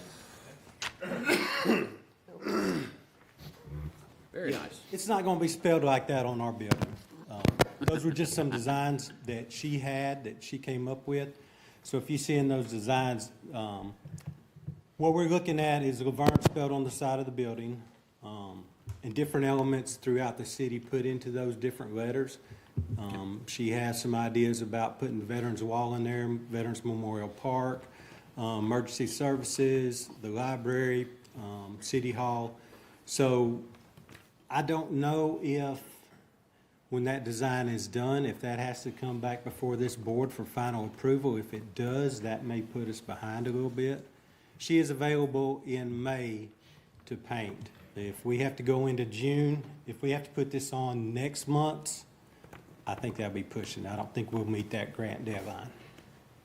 So you guys did approve the grant. As far as the design, if they want to see the design, can we get that to them individually, or is that something that has to be approved through the board? I don't know that the board has to approve the design per se unless they want to. Yep. And once we get, I think her price includes 4 revisions. Anything over that, she may charge $80, $90 an hour. Of course, we're going to want our board members, committee members to weigh in on that also. But once we kind of get that narrowed down, we can get you guys individually a design, so, we can kind of speed the process up. Anyone have any questions, concerns about So this? what, the beautification board will put together what they think about this, and then we'll make the final decision, or do we need to give input? We'll definitely get it to you guys. We're kind of going to narrow it down to one design that the majority can agree on.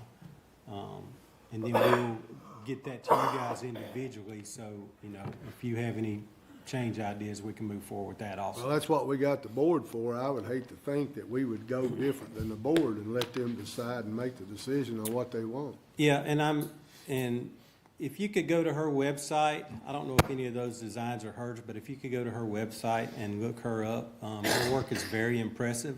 So I think we're definitely in good hands with that. For that price, and that's kind of the vision of what the beautification committee wanted to move forward with. I don't think we're really going to go wrong with that. And her contact information is in the packet for everybody, both email and phone number. Started, I think her time frame was 7 to 14 days from start to finish. So if we could get approval and get a design in by second week in May, I think we can, she can knock it out by 1st of June. So we'd fall in that window for the grant. And you are making sure that LaVergne's going to have the space? Yes, she has been aware of that. She knows that. We have copied her on emails with that. Just checking. Yes, sir. So, okay, does anyone else have any questions, concerns, or comments about this? And what you see is kind of the one that's kind of like the banner. So ours is not going to be like a straight in a line. It's kind of going to be within that 27-foot, more of a banner or a wave. Thank you. Thank you, David. Then we have approve a venue rental agreement at the View at Fountains for the annual employee holiday party on Friday, December 15th, 2023. Andrew, do you want to come talk about this?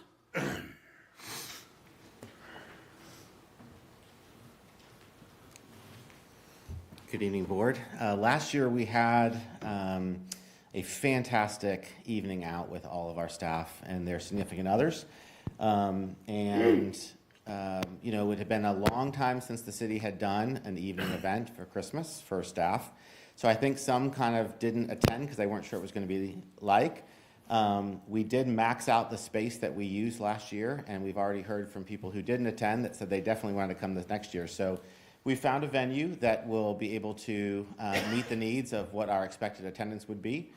In your packet, you'll see that we did receive 3 different quotes. We looked at 3 different venues, all with space that would hold for everybody, but venues have different catering requirements. So for instance, you know, if you go to a hotel, you have to use their services, which tend to be higher priced. So we've narrowed it down to the View at Fountains. It is a beautiful location, and their rental fee includes most all of the services that we would need: tables, chairs, sound, stage, all of that. So we're anticipating and planning for a really special evening this year.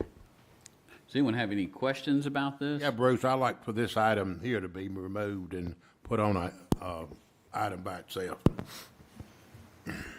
The only question that I have, I think there needs to be an amendment. I know where you're going with this. Yeah. Board members for can't get tickets. No. No. Huh? No. I will leave that up to the city administrator. Thank you. My office, 8 o'clock today. Denied.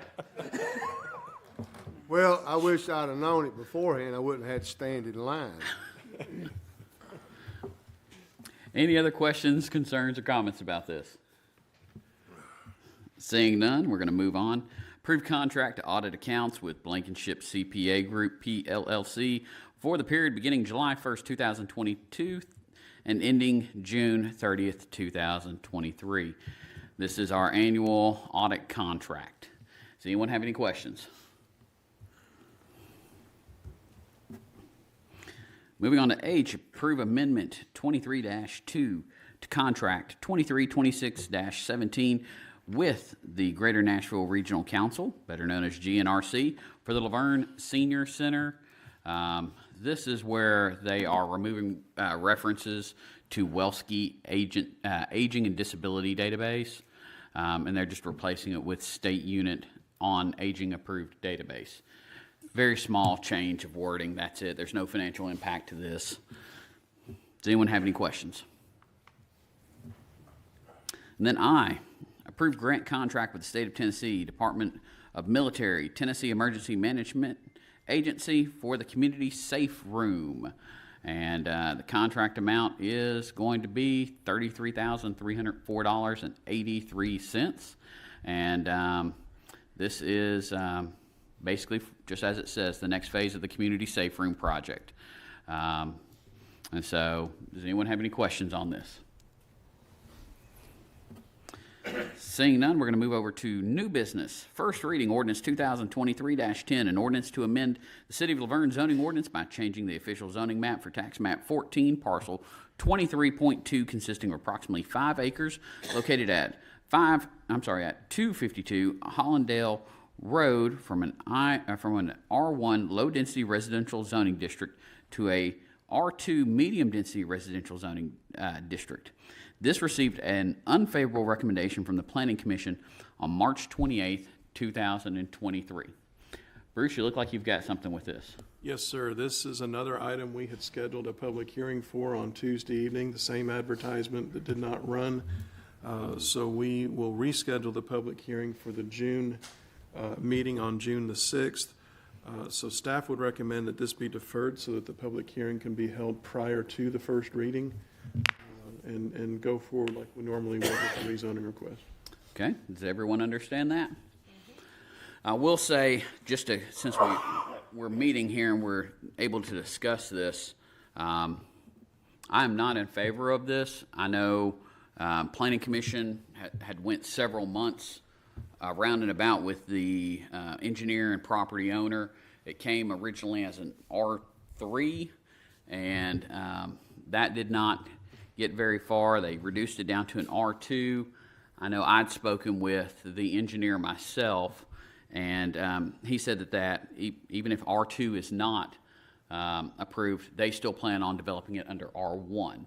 So they have plans to be able to develop this under current zoning. So for me, I don't see the need to increase the density for this one parcel when everything else is already R1 around it, except for across the street where you've got Lyndhurst subdivision, but that's a built-out subdivision, which backs up to this. Does anyone else have any questions, concerns, or comments? So it's 5 acres, they can still build 5 homes, pretty much. No, they build more than 5 homes. Well, if it's R1, At R1, they can probably build about 3 or 3.5 homes per acre. The design that I'd seen at one point was, I want to say, 10 at the most for this property. But again, they've got other things to work through. That wasn't an official submittal. Any other comments? Okay, let's move on to first reading ordinance 2023-11, an ordinance of the City of LaVergne, Tennessee, adopting the annual budget and tax rate for the fiscal year beginning July 1st, 2023 through June 30th, 2024. You should all have a copy of the budget. We've had multiple public meetings on this.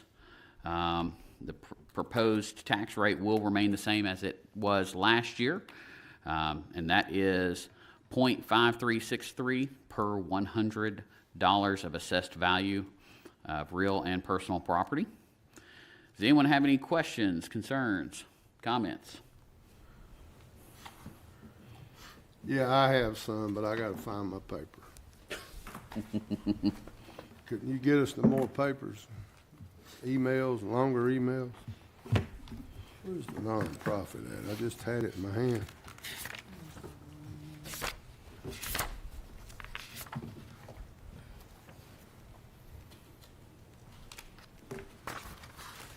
Here it is. I mean, I just had it. There you go. Nonprofits. Okay, let me see what my questions were here. Yeah, I know, that's right. So my first thing is about the schools. Okay. So the band asked for 12, we're giving them 6, is that correct? Yes, right around half. And the wrestlers asking for 5, and softball's asking for 70.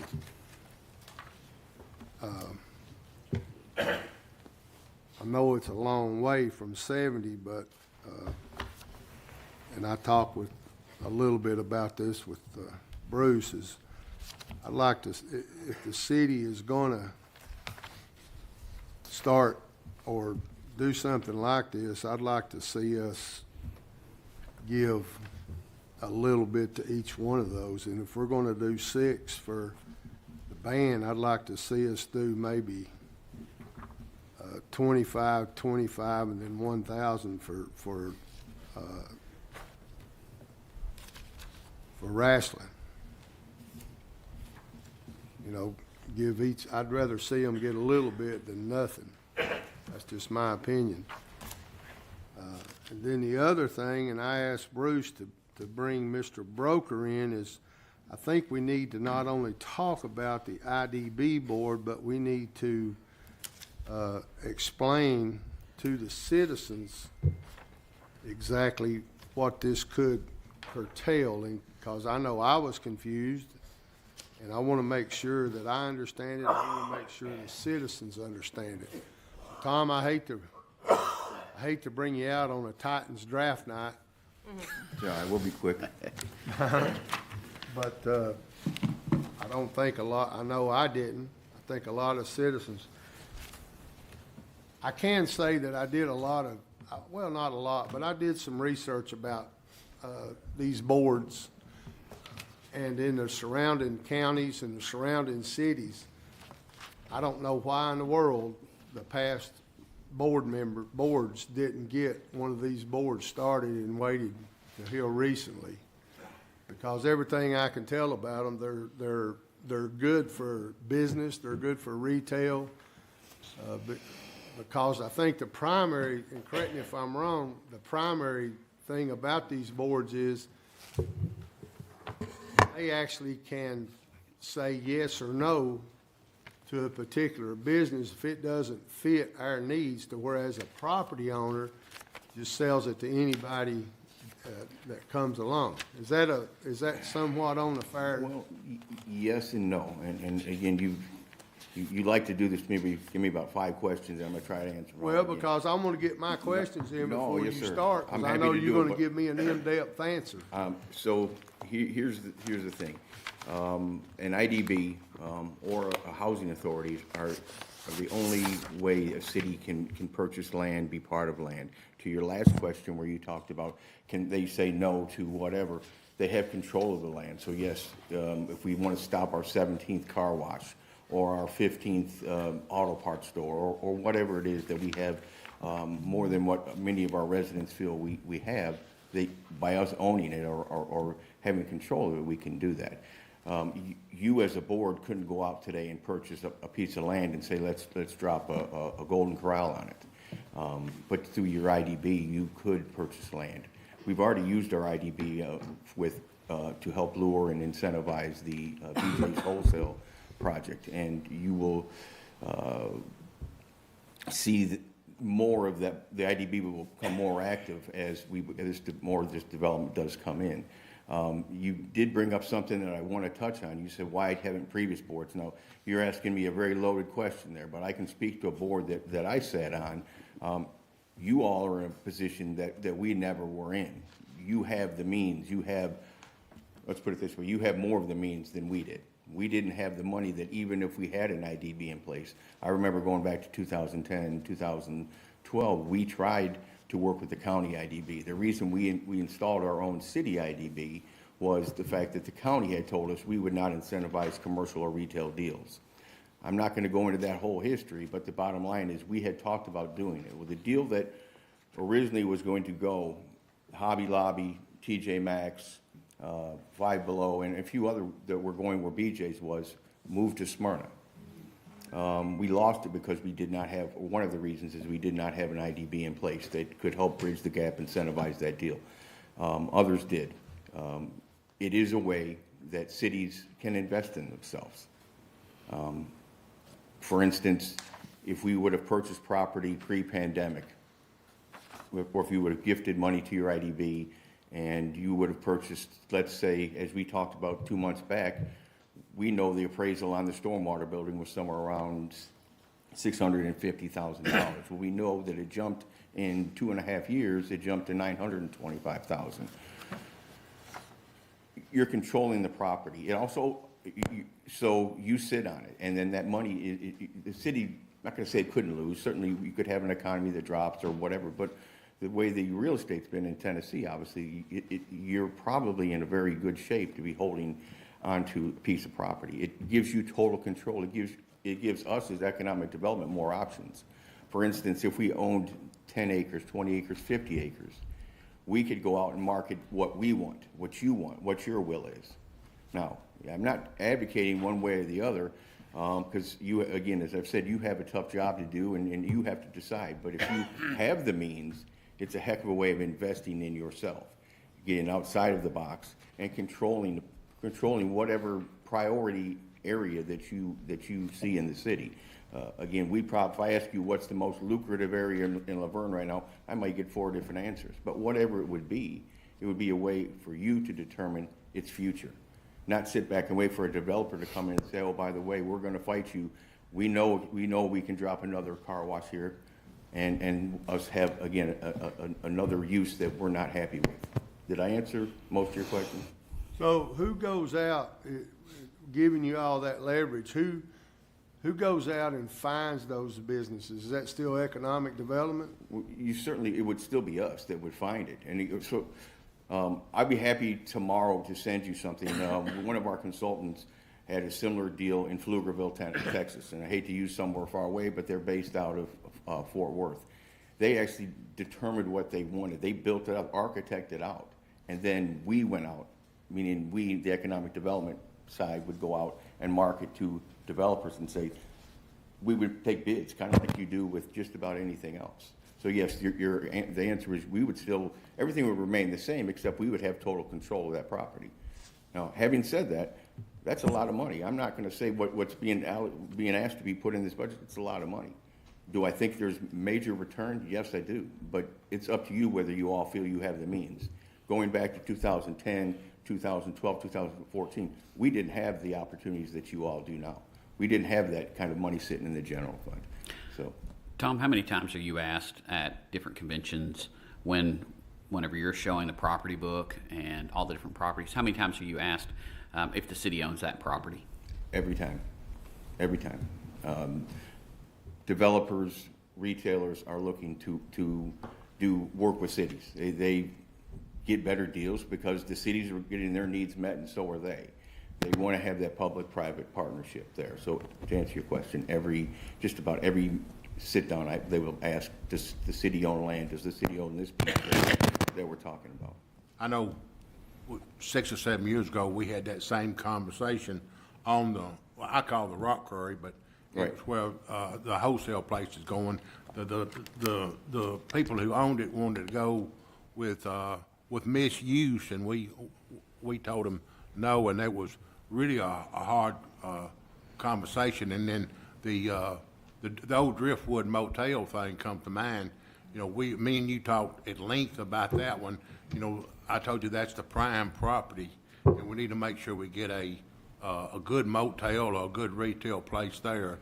You know, I think the old Driftwood place is one that we went into detail talking on it. Sure. The old rock quarry where wholesale's going, you know, it was zoned one way, and they zoned it and they zoned it back, and the guy that owned it had it for a long time, right. And he just was wanting to get rid of it.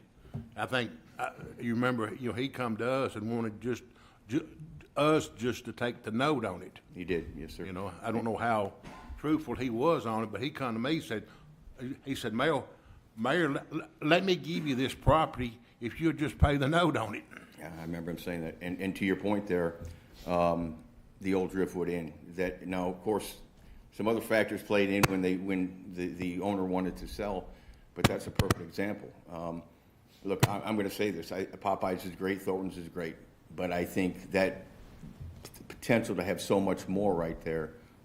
Look at if it was a Buc-ee's right now. Yeah, I know. It kind of broke my heart with losing that, because to me that was the most prime property in the whole city. I agree, and again, that's another reason to answer your question or anybody's question on why you would do this. If we controlled that piece, we could have put another hotel, a conference center, restaurants, or whatever there. But we were at the whim of the property owner at that point in time, and we got another gas station. Again, we're getting some sales tax from it, but again, I think that corner could have been a very nice corner for something, whether it be shopping, whether it been restaurants, hotels, whatever. So, in fact, we had Marriott and Hilton looking at that property. I'm not really trying to blow your whistle, but you know, since Tom has come on board the economic development, you know, he definitely gave it 100%. You know, you gave it 100%, and I appreciate it. Well, thank you. Any questions? My thought went right out the window. Thank you, Tom. Okay. I guess the bottom line is, in my mind, not nobody else, but in mine, I've got to decide, because I think it's great. As you said, though, it is $4 million. So a lot of money. in my own mind, I got to make a decision. Sure. And guys, as I say all the time, my phone is, you all have it. My door is always open. If you have questions, please call me. I'm happy to explain, or if we need to, we'll get Tom Trent, probably the most formidable real estate lawyer in Tennessee. We have a Zoom meeting with him on Monday. I'll have him do an individual one with each of you that, he's going to cost a little bit of money if Bruce allows it, but At the end of the year, we'll get your questions answered, It's whatever. my understanding there's only 2 attorneys in the state of Tennessee No, that does this. There's several, but there's 2 that are the best. Tom Trent, who our IDB has retained, and Mark Mamatoff out of East Tennessee, out of Knoxville. Those are, for instance, there is a pilot that is, they both did our pilot with BJ's. There's the biggest pilot in the state of Tennessee is happening in Chattanooga right now. Mark is on one side, Tom Trent's on the other. The Costco deal in Murfreesboro, they were the same way. Tom represented the county, Mark represented Costco. So. I think Murfreesboro, I think they had something to do with the avenue up there. They did. I think they controlled a lot of that project. And if I can say one more thing, what you just said, many cities around us have utilized their IDBs for this purpose. Medical Center Parkway was owned by Murfreesboro and then grew. So Was it owned by Murfreesboro or the county IDB? well, I think county IDB, or they worked through the same way that is being put out here. So, and you can look at Nashville has done the same thing. I believe the area over by David Waldron's place is owned by Smyrna, if I'm not mistaken. So they controlled that property and sat on it until it was the right time they got what they wanted. So. Well, I think that property there, I think, if I ain't mistaken, I think it's just on a lease deal. It's leased by, did you say it's leased by David? Or? I think I know the U.S. Bank across the street is on a 30-year, and I believe everything across the street, I think it's on a 30-year lease. Okay. Well. Thank you, Tom. All right. Any other discussions on the budget? Keep it. Good one. Okay, well, let's move on to number 11. First reading ordinance 2023-12, an ordinance to amend the fiscal year 2022-2023 general fund budget. And that one is adjusting for 3 items, and it is $45,000. Does anyone have any questions? Okay, moving on to 12. First reading ordinance 2023-13, an ordinance to amend the fiscal year 2022-2023 stormwater fund budget. This is for architectural and engineering design services with Public Works and Community Development Services facility. And this is $220,000. Does anyone have any questions? How much money? $220,000. That's again for architectural and engineering. Then moving on to Resolution 2023-12, a resolution of the City of LaVergne Board of Mayor and Aldermen to declare property owned by the city to be surplus to the city's needs and directing disposal of the same. These items are from the police department. There's a 5-ton 6x6 cargo truck, an expandable light air mobile shelter, and then 6 Kawasaki diesel motorcycles. Does anyone have any questions? I didn't even know they made a diesel motorcycle. Yes, They're yes. old. Chief Hatcher rides them into work every day. With a helmet, though. Okay, we've got boards and committees. We've got the Beautification and Arts Advisory Committee. We've got one term that expires at the end of April. That would be Tabitha Howard, and she would like to remain on this committee. We have been advertising this on Channel 3 and social media, but have not received any other applicants. Next, we have the Historical Preservation Advisory Committee. We've got one term that's vacant, and that was Chuck Isbell, who had resigned. We have been advertising this, but have not received any applications at this point.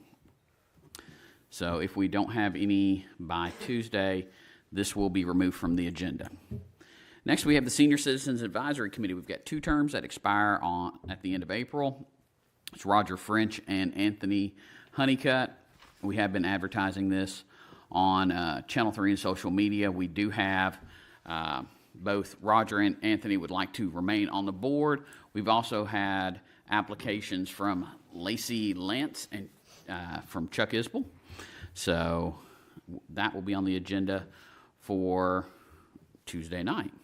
Next, we've got the Stormwater Appeals and Advisory Board. We've got 2 terms that are vacant just due to resignations, and we will be advertising this on Channel 3 and social media, and if we don't have applicants for it, this will be pulled from the agenda.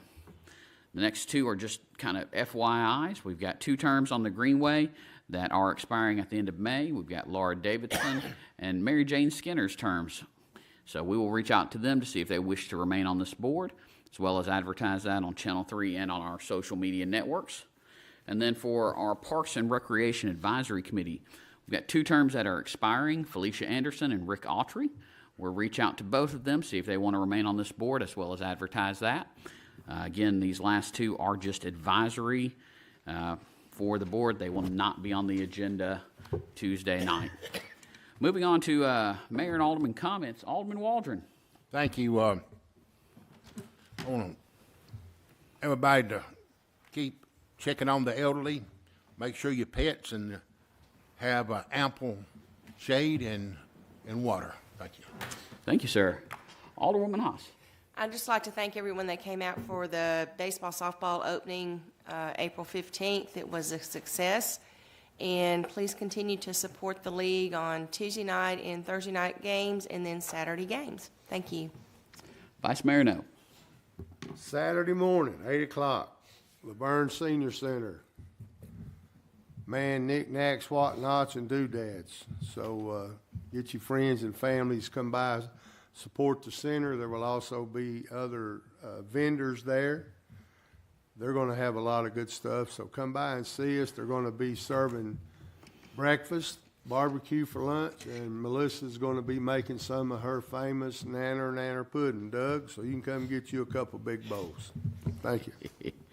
Well, do want to take a moment to remind everyone, as well as the senior yard sale, we've also got Project Lit going on at the LaVergne Library on Saturday from 10 a.m. to 2 p.m., so be sure to come by. There will be LaVergne High School students there, lots of activities, and at the very least, if you don't have a library card, please come by and get one. With that, I'll call this meeting adjourned.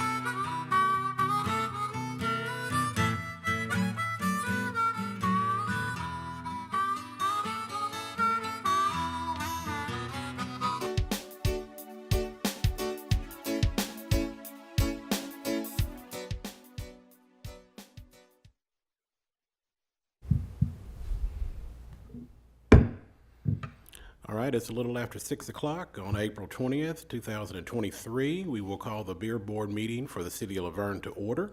We do have a quorum.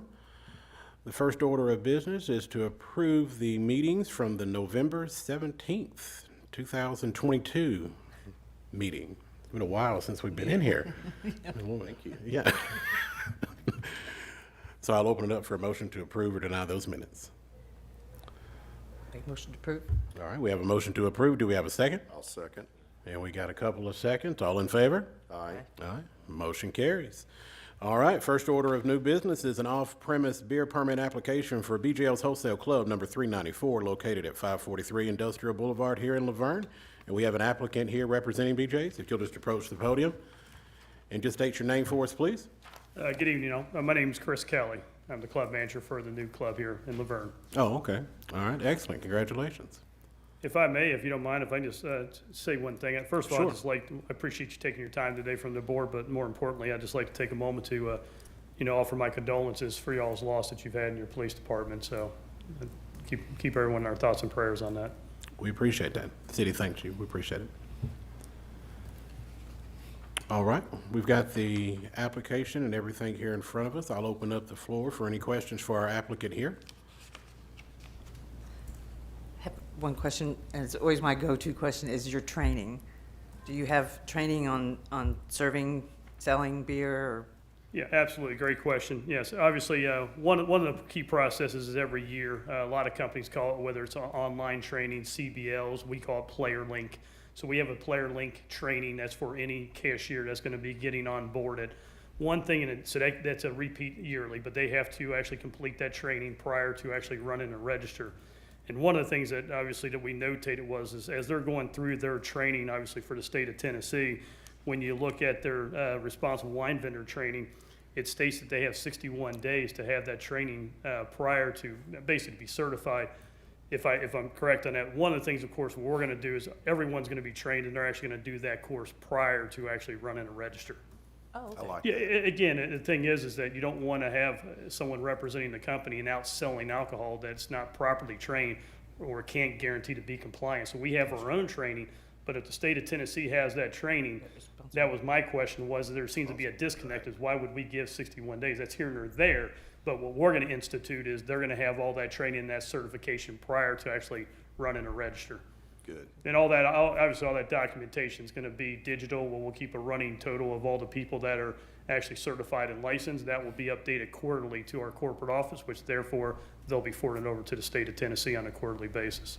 Okay, so all your managers and cashiers are taking the responsibility. Every single one. Instead of having one designated manager also, Right. we actually already have 3 managers certified, myself as a club manager, assistant club manager, and the front-end club manager. Okay. So we ensure there's more than enough coverage at that club at all times, yes. Yep. I like the depth. Yep. Yeah.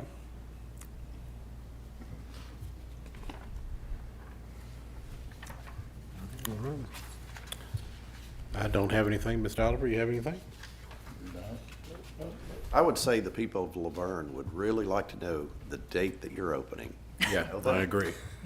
Why don't you put a plug in for yourself right here? Well, we take it very seriously. I used to work at another company organization, actually a competitor of ours here in Johnson City, Tennessee in 2012 to 2017. So when Tennessee instituted this new program process where they started allowing the retailers to actually sell liquor, alcohol, and that, it was something I just started going through the training, and once we implemented it, I actually left 2 months after so I was very familiar with the program and the process. Right. So it's been easy to kind of institute within our organization here, because this is obviously the first club here in Tennessee, but as I'm sure you're aware, we're going to be opening up another one at the end of the year in Mount Juliet, and then probably in 18 months in North Nashville. Good. So there'll be other clubs opening up here shortly. Okay. Good deal. Looking forward to it. All right. If there's no other questions, I'll open up the floor for a motion to approve. I'll make the motion. All right, we've got a motion to approve, A second? and we've got a second. All in favor? Aye. All right. Motion carries. Congratulations. Thank you all. You have a great evening. Appreciate you. Thank you. Thank you. All right. Our next order of business is an off-premise beer permit application for LaVergne Deli and Tacos Incorporated, located at 5022 Murfreesboro Road. We have a representative. You'll come up and state your name for us, please. Fayez Al-Hanjali. All right. Thank you for coming down. I'll open up the floor for any questions for our applicant. Same one for you. What kind of training? Well, I have another 2 places in Nashville. So what I do, I have one manager in each shift. I train them, and we have a system in the cashier that everybody, when any customer that they buy alcohol, we have scanned the ID, and the ID told exactly if they are 21 or not. Okay. But I'm always on the top of it and everything, and anybody who's drunk or on drugs or whatever, we don't send no break to them. Have you had any violations at any of your other businesses? No. Okay. They do check IDs though, right?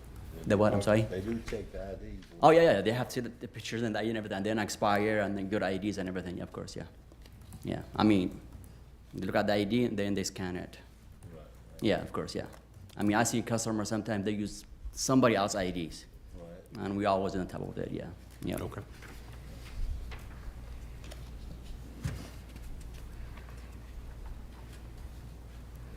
And I guess my only question is, we had a correction on the application in the beginning. It originally said on premise as like a restaurant, but this is off premise, just a store.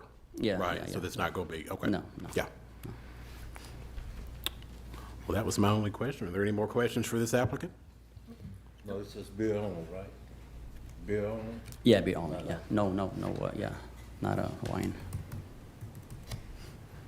All right, if there are no more questions, we'll open up the floor for a motion to approve or deny this applicant. Motion to approve? All right, we have a motion to approve, and we have a second by Mr. Oliver. All in favor?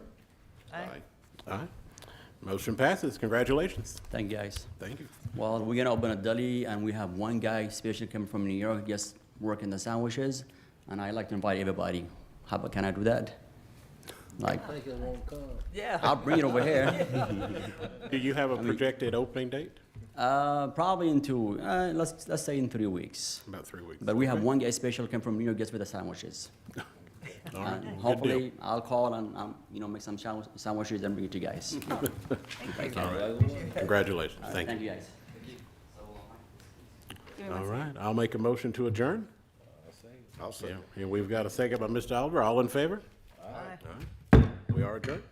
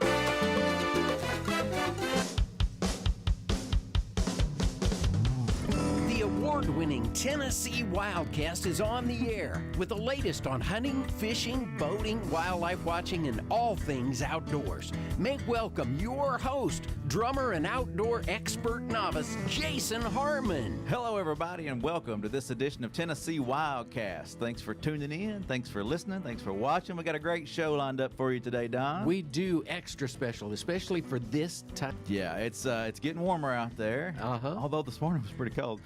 And baby wildlife are starting to run around. You may see them in your yard, and we got a few experts in the house to talk about that today. If you find one, what you do, and all that fun stuff. So. Don, as always, we like to highlight a radio station. Do you want to kick that off? Yeah, WFHU 91.5 The Lion on the campus of Freed-Hardeman University. And we're all over that station. I tell you what, they're using the extras every day of the week and also running the full Wildcast on Saturdays and Sundays. So we appreciate them as well as our other radio partners. That's great. Yeah, we're adding more and more every week, seems like, and even TV stations. Yeah. Community TV stations are picking us up, so. We'll be talking more about that coming up. So. Yeah, we may have to do a whole show about how to find us. What do you think? No. That may get boring, though. Anyway, I'm excited about today's show. We're going to be talking with Stasia and Melody, some wildlife rehabilitators from Harmony Wildlife, and we're excited to have you guys in studio. We're excited to be here. We're really excited to be here. Thanks for the invitation. Yeah, you're welcome. You're welcome. Rusty Bowles works for us, and he helps you guys and helps manage the permits and things that y'all need to do the work that you do. And he said, I got the perfect ladies for you to come on the show. And highly recommended. This is the time of year when this y'all services really amp up, right? Mm-hmm. Very much so. We call this baby season. And we get all kinds of phone calls and messages on social media and all kinds of inquiries and how do we do this or that or help this animal or help that animal. But I'm excited what we're going to cover today. It's going to be great information for those listening and watching today. But first, I want to learn about you guys. So whoever wants to kick it off, tell us about Harmony Wildlife and tell us about yourself. Stasia. Oh, okay. I got voted first. Thanks again for having us here. I'm Stasia. I'm the executive director for Harmony Wildlife, and I do everything from scrubbing cages to asking people for donations to answering the phones and helping facilitate getting animals to the rehab. I'm there on the weekends, up there taking care of animals with the team. And I am just part of a group, and I couldn't do it without folks like Melody here, who really, we all work together to make it happen. So pass it over to you. Yeah. And I am the facilities director, and I do wildlife rehab, Sometimes I'm there from sunrise to Sunset. just like well after, rearranging things and putting Really keeping us labels in on order. things. But yeah. So well, I started about 20 years ago. My dear friend Carol Burgess founded Harmony in Fairview. Okay. And when I moved to Tennessee in 2000, didn't know anybody, and I was like, what am I going to do with all this time? So I started volunteering at Harmony Wildlife. And then a few years ago, 2 years ago exactly, we decided to reopen it in West Nashville. So Okay. that's where we are located now, and we are rocking along. Lots of animals. Well, off mic, you were talking about how you got a great team there. It's a small team, but a great team that works together and kind of had a merge of companies that created Harmony Wildlife Rehabilitation. And then, but you also team up with your other rehabilitators in the area. You're always working together, right? Every single day. Because there's Very so many important. animals coming in. Yeah. Yeah, Middle Tennessee has a really great network of rehabbers, and a lot of us have worked together in varying degrees, whether, it was at a different center or at, vet hospitals, or we've met at conferences. But yeah, we all work together all the time, trying to keep communication open, make sure, the animals are going to the best place and all that. It takes a lot of work to, get it all figured out, but there's a lot of good people here, so we're lucky to have. Yeah, and examples of our collaboration. So Walden's Puddle asked us to watch our family. Actually, it wasn't a family. It was a mama red fox who had mange. And then the night before she came over to us, she had 2 babies. And then at Harmony, she had 3 more. It was amazing. And so we got to watch them for a few weeks, and then they went back to Walden's. And then conversely, we just had, we had 3 babies. Remember that big windstorm that came through Tennessee in February? Yes. Well, it knocked down 3 separate nests, one in Belmead, one in Clarksville, and one in Murfreesboro. And these great horned owlet nests blew to the ground, and they couldn't be renested. So we got the 3 babies to us, and we had them about 2 months. Up until this week, so February to now.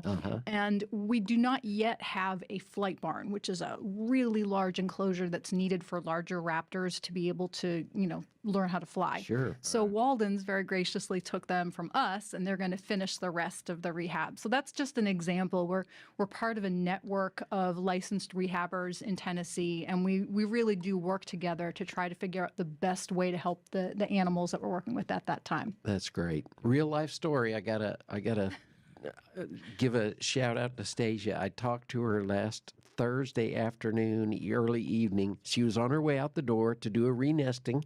Of a screech owl. But a friend of mine had sent me a text and a picture of an owl that had kind of found a home on his back deck, and he realized there was something wrong with it. Of course, I'm not sure exactly what was wrong with it, but anyway, he knew it needed help. So anyway, I was able to reach Stasia through the website. Yeah, the new design. New design paid off big time, and so as I understand it, Peggy came out and picked up the owl, and so anyway, I'll find the rest of the story at some point. An important member of our team is Peggy Riling. She does our volunteer directors, and we were so lucky to get her. She used to work at the Chattahoochee Nature Center in Georgia, and she focused on raptor care and renesting. She just happened to be driving by, and I said, I got a call from Dawn. And so she went, and the reason that I think this is so timely is that right now, baby birds are starting to leave their nest. And this was an example of what we call a brancher. And this was an owl. It was a great horned owl that had actually left its nest, and the parents will feed it on the ground. Unfortunately, it picked your friend's back deck. And they did not really want an owl on their deck. So Peggy actually was able to put the owlet back into the tree. The mama owl is flying around watching and hooting. Yeah, it was really cool. So that's one thing that we do is whenever possible, we don't actually want the animal to come to us. We want the animal to stay back out in the wild. The quickest way back to nature, right? Yeah. Back to their It's like we would rather them not not ever even get in our door. Yeah. Right. Like if there's anything to prevent that, like re-nesting opportunities or, things like that, like that's definitely preferable. So, Great. Yeah, because if they end up in your place, there's a chance that it could have that human imprint and then it not be easily released, right? You should have seen us with these great horned owls. We would dress up in full ghillie suits and go. And I'm not joking. We'd have an owl puppet. We would be hiding. We would do anything we can to not imprint on these babies. But we did a good job. They did not like us, which is perfect. Good. Oh, That's really? what we want. Awesome. Yeah. So tell us a little bit about that. How do you, when their animals are in your facility, are you doing that there too? So they don't imprint and things like that?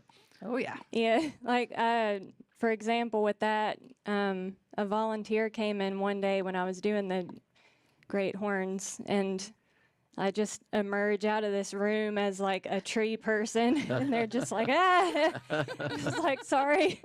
Like, I was just taking care of the great horned owls. Like, but, yeah, we do as much as we can to make sure, talking is to a minimum and that we're quiet. Things are very peaceful and calm energy there, just, so they have a nice atmosphere to heal in. Yeah. And so they don't get used to humans. I think that's a big misconception. They think that a lot of people who want to volunteer, they think that they're just going to get a chance to, pet animals. Come and name the animals and that kind of thing. We just cuddle them, kiss them. I know, and it's really not like that. In fact, the less contact we can have with them, the better, because a successful wildlife rehabilitation situation is one where they go back and, that animal does not want to interact with humans. It just wants to do its own thing out there in the wild. And you may not have percentages, but basically, what's the success rate for you guys? I mean, are you seeing a lot of animals? I do have a percentage. Okay, all right. We had last year. We had a 70% release rate, which is pretty darn good. Hey, that's real good. Yeah, and it varies by species, and also, it depends on what happened to that animal. There's some animals like the ones that got attacked by domestic cats last year. I think only one survived. I think that's right. Just the one hummingbird survived. But that can happen. I mean, that happens. But Yeah. That's cool. That's good. That would pass TCAP, right? Heck yeah. Yeah. Well, before we get too far from the website, I just want to mention that again. I mean, we redesigned this. We've got a button there that says "Find a Rehabilitator by Animal ID." So we're trying to make it easier for the public if they find a bird or a rabbit or whatever it may be. If they're not sure exactly what animal that might be, they can look at that and say, "Oh, that's a raptor." So that's maybe a different bird specialist, right?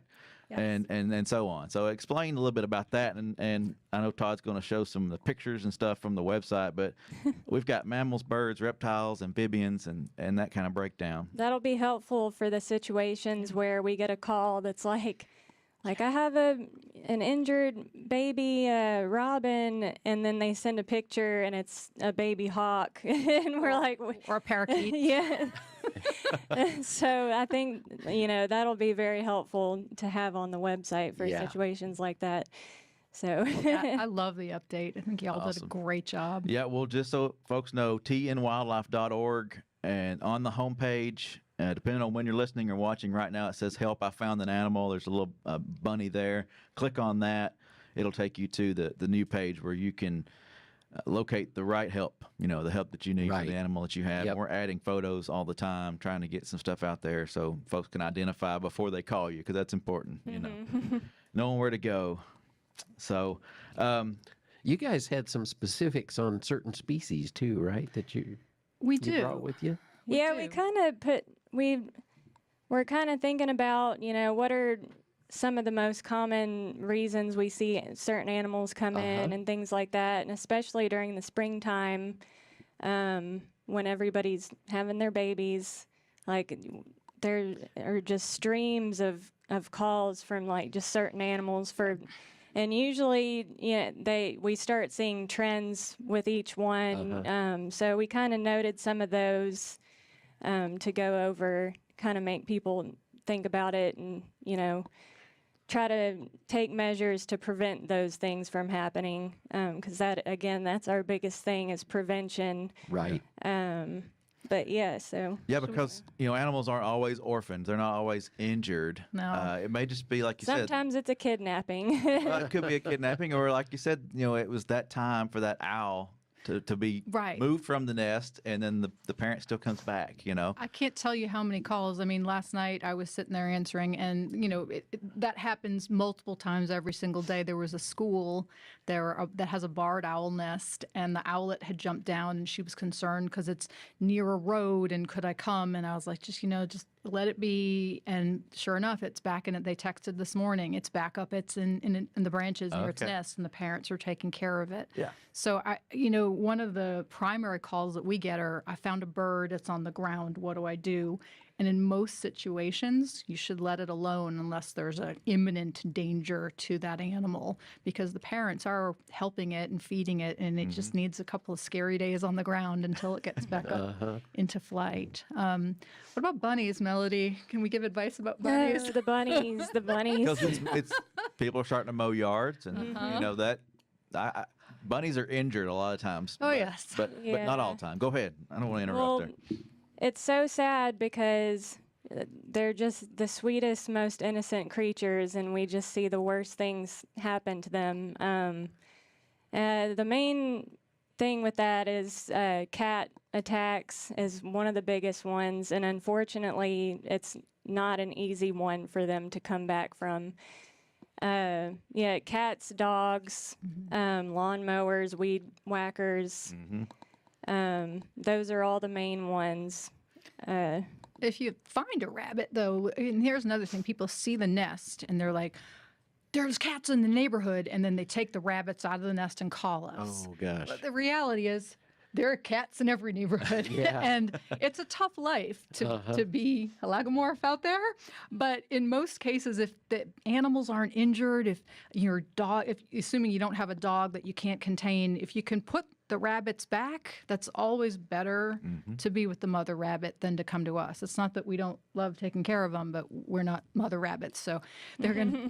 And the other thing, they're gonna be gone. Like rabbits, they grow up really fast. Yeah, they grow up very fast. 2 to 3 weeks, they'll be gone. And so if they can just, walk your dog on a leash for a few weeks, if it's in their yard, then they'll get a chance to watch those rabbits grow up. So that's another one that we get a lot of. Good tips. Yeah. Good tips. What's your favorite animal, Jason? What do you want to hear about? Well, let's go to the one that scares a lot of people. What about snakes? Did I stump you? No. So we are licensed through TWRA, and we are allowed to take care of Class 2 animals. So just one thing to note is that any animal that is inherently dangerous to humans is a Class 1 animal, and we can't take them. So we don't take rattlesnakes, we don't take copperheads and things like that. Okay. But we can take like garter snakes or rat snakes, and one. I don't know how this happens. Maybe do you have a theory in this? Snakes get caught in packing tape. I don't know. We got one of those last year, and it's often just a little bit of like Dawn bath or a little olive oil and a little snake bath. Little snake bath and gets them gone. A lot of people are terrified of them. I love snakes. I think they're amazing. And if you don't love snakes, just think about all the rats and mice and everything that we'd have everywhere if we didn't have them in there. We've talked about that before. There's a cycle. That's the reason with different wildlife are on this planet. It's a cycle. Yeah. I'm not afraid of them either. I love watching them. But people don't realize there's only a few venomous snakes in Tennessee, and most snakes are not going to harm you. Yeah. They don't want to bite you. They just want to be left alone. Yeah, just leave them alone. Yeah. So a little olive oil bath, and you're good to go. Packing tape. Yeah, that's weird. It's so weird, isn't it? It is weird. I guess maybe it's with all these porch deliveries we have these days. Maybe I don't know. People don't dispose of their packing tape properly and or the something. poor snake is all wrapped up in that sticky tape, and we just help them get it off, and they make their merry way. All right. This might be a good segue for just trash in general. Make sure you clean up around your place. Yeah. Put your trash in the trash can. Make sure it gets to the dump or wherever, if you got your pickup or whatever it may be. Make sure it's stored away properly. I know fishing tackle too is another Yeah, that's a tough one big for problem. especially for birds. Yeah. You know, and I can attest to it because I've got a personal drone that I like to fly just for scenic stuff that we shoot video That's cool. of. And man, I have gotten that thing hung in old fishing line hanging from trees. So Yeah. I can attest to how What dangerous is that? People stuff throwing can it be. up in. Well, Probably they'll just be getting hung. they'll be Oh. casting, and I their was lure like- gets caught in a tree, and they have to break their Okay, line that off, makes so it's sense. hanging down. It's hanging straight down. Yeah. And sometimes it's out of reach, so you can't really reach up there and get it. But you know, wherever possible, man, if anglers could just pick up that wad of fishing line that somebody's left on the bank, or Yeah. or you know, just put it in. And I've done that many times. Just put it in my pocket and throw it away later when you get to a trash can. But And that happens a lot.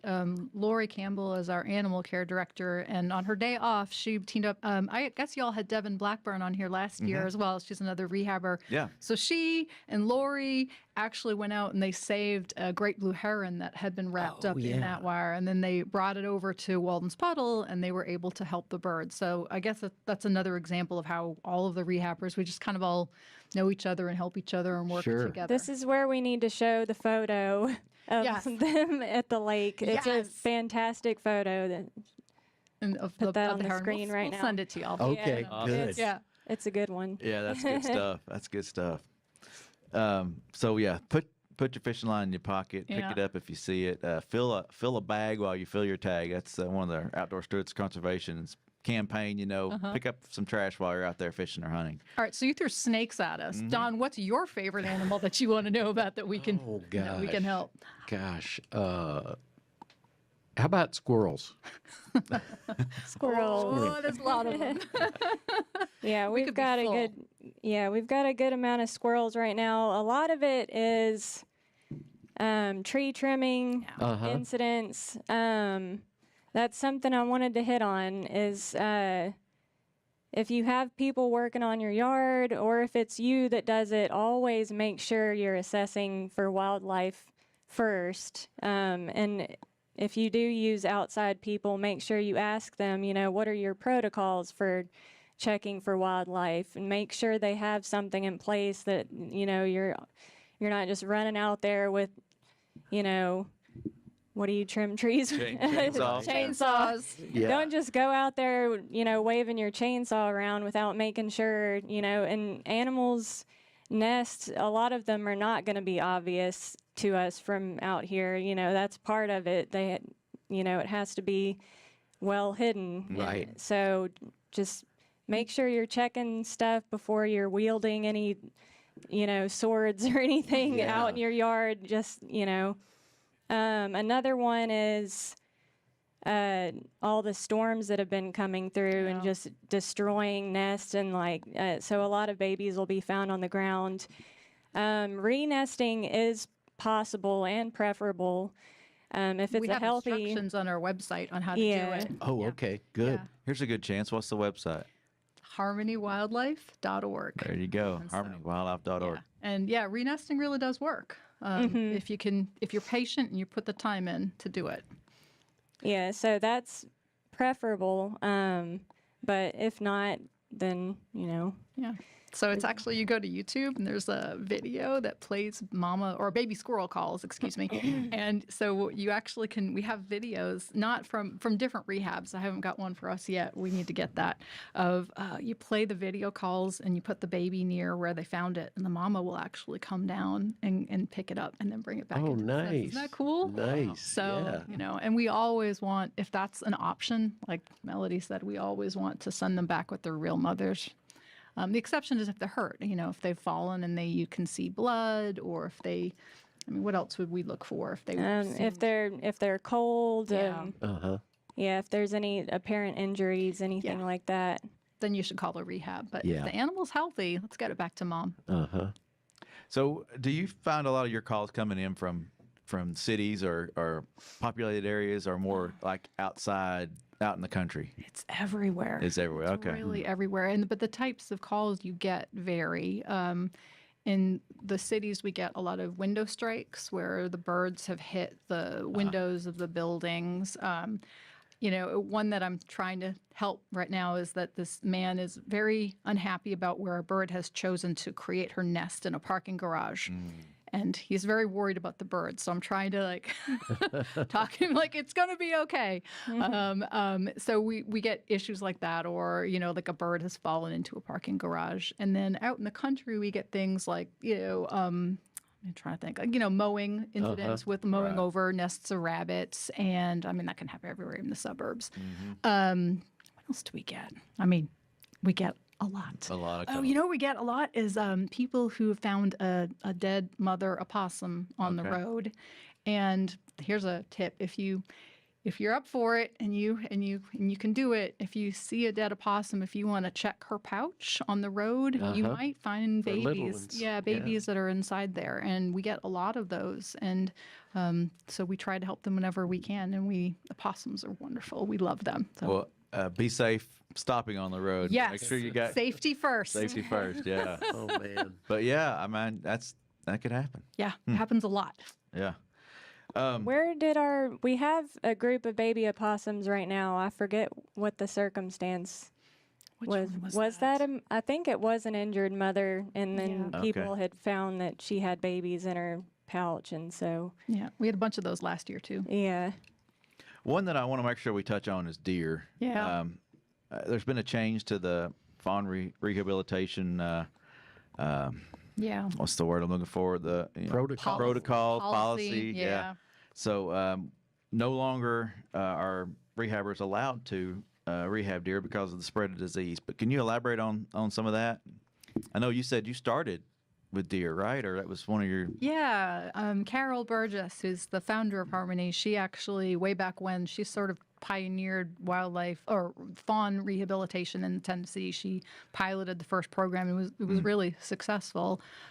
Fast forward to today, though, where there is a disease called chronic wasting disease, or CWD. You've probably heard about it. It's been found in 16 counties in western Tennessee, and TWRA is trying to lock it down because we do not want this spreading. It is not, once an animal has it, there is no cure. Right. It's a terrible way to go. It affects moose and deer and elk. Yeah. Cervid.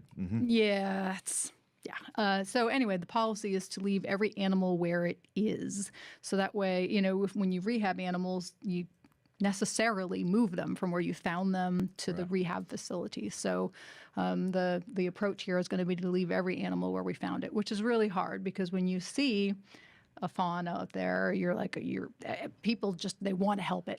The good news is that the majority of the time, 9 times out of 10, that animal is just fine. Oh, y'all, this was probably one of the funniest things that's ever happened. I was at Bonnaroo, and my neighbor called me because she had found a fawn in her yard, and she was worried because it was hot. It was 95 degrees out. So she brought it into her basement and gave it Sprite to try to help it. And I was like, just put the baby back. Put the baby back. And sure enough, the doe was out there and took the baby back. But that's really what we want to see. Like you said, 9 times out of 10, the mom has put the baby there for a reason. Yep. Right. Put the baby back. Because less smell, right? Fawns have less odor, and they're hidden really well. Yeah. Yep. So. Well, this has been great. I'm sure we could have covered so much more. Hey, before we go though, Yes. let's talk about some donation possibilities.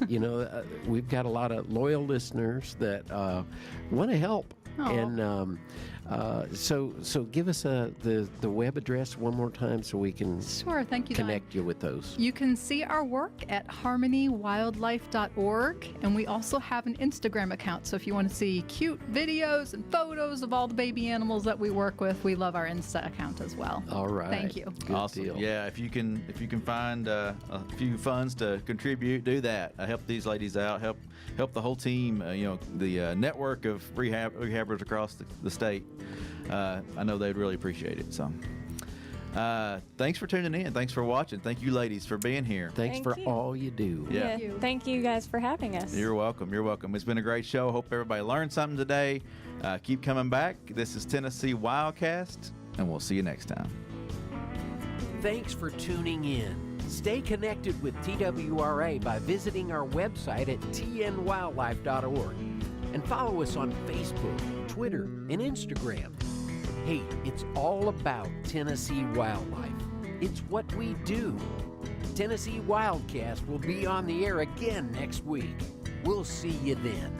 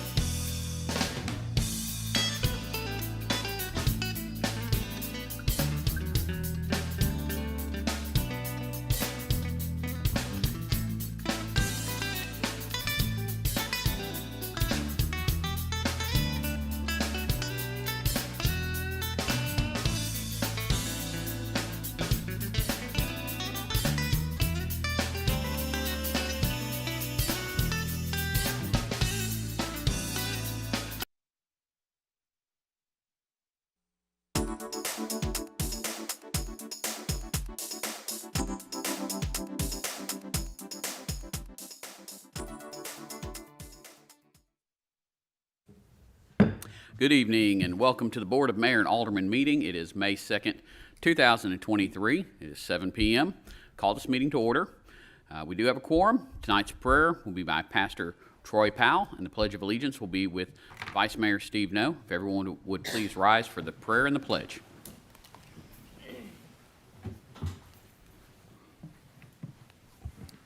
Would you pray with me? Father, we thank you for our civil servants, for their hard work and their sacrifice. We pray that you would bless them continually. May you generously give to each of them wise and discerning hearts to skillfully govern the people in our city. Give our mayor, staff, city leaders, and city council wisdom so they may solve problems, distinguish between right and wrong, bring order and stability and prosperity to our community. In Jesus' name we pray. Everybody said, Amen. Amen.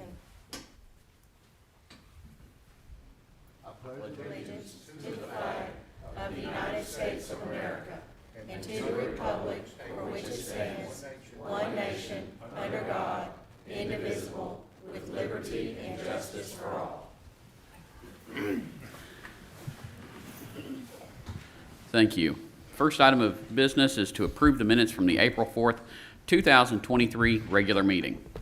I make a motion to approve the minutes. Motion to approve. Is there a second? Second. Have a second. All in favor? Aye. Opposed? No. Motion passes. Next, we have presentations. I'm going to ask the whole board to join me down here.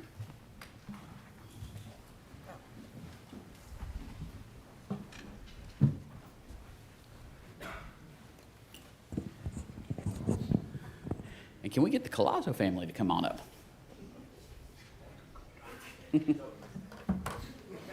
No?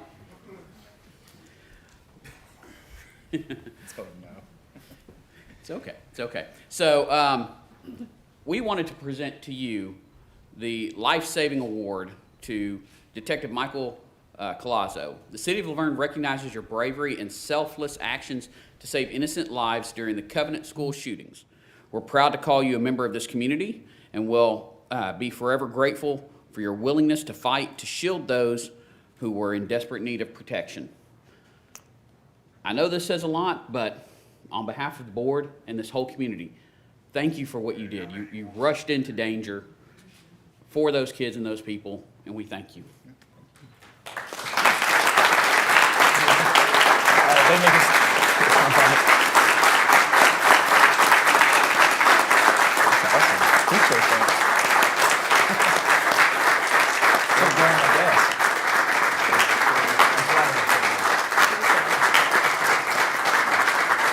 Would you like to say anything?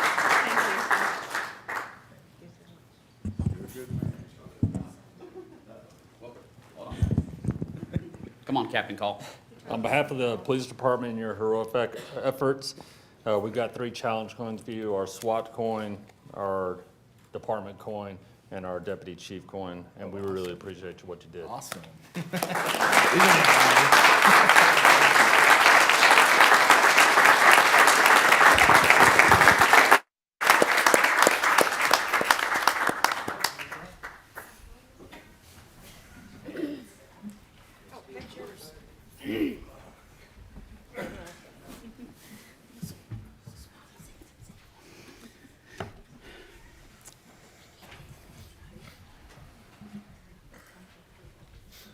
That was exciting.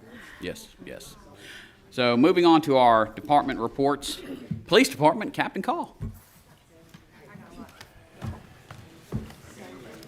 It's a great presentation.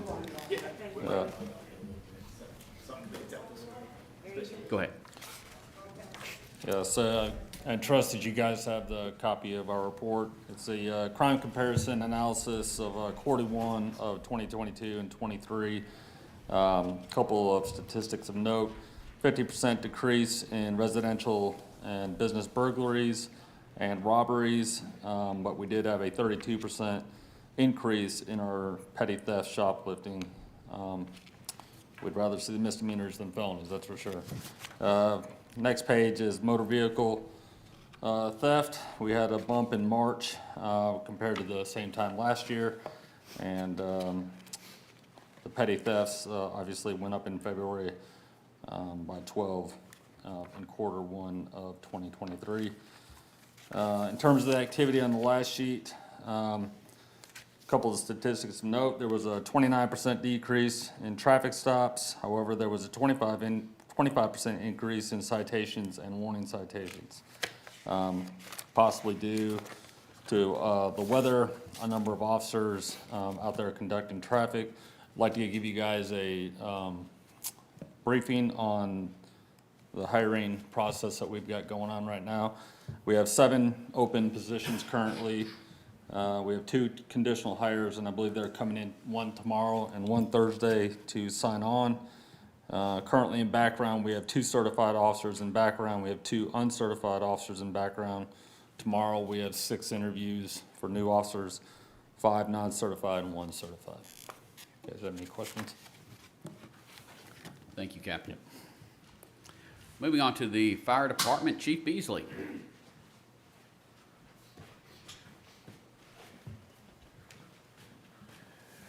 Good evening, Mayor, Vice Mayor, Alderman. I hope that you've had an opportunity to look at the reports from this last month.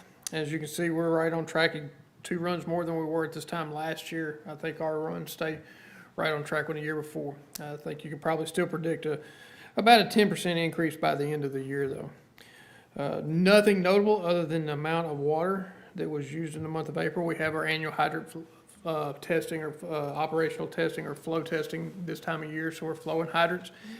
And early this past month, we had a significant training exercise where we had Tennessee Fire Academy came in and we flowed a considerable amount of water, learning our best operations of our aerial apparatus.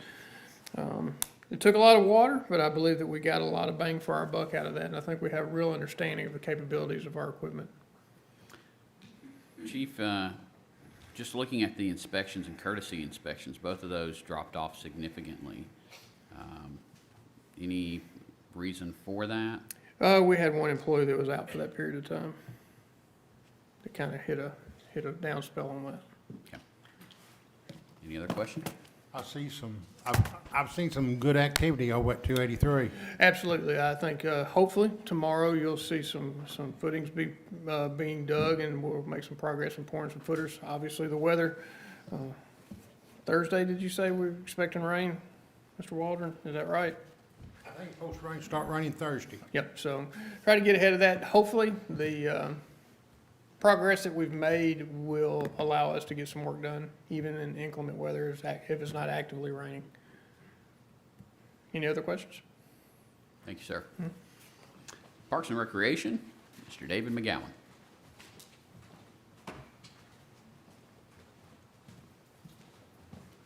Mayor, Vice Mayor, Board, thank you. You guys have the numbers for the parks for this past month. Help desk tickets, 65, 468 man-hours devoted to those. Upcoming events, May 13th, block party, Touch a Truck from 11 a.m. to 4 p.m. at Veterans Park.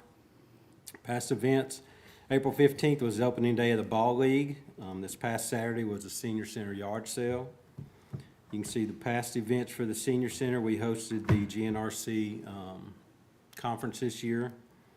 A couple of upcoming events for them. Take note, May 12th, Senior Prom. May 17th is a trip to the General Jackson. And then upcoming meetings on May 15th, Senior Center Advisory, Parks and Greenway Advisory, and, Parks and Rec Advisory, and then the Greenway Advisory at 7. Touch a Truck.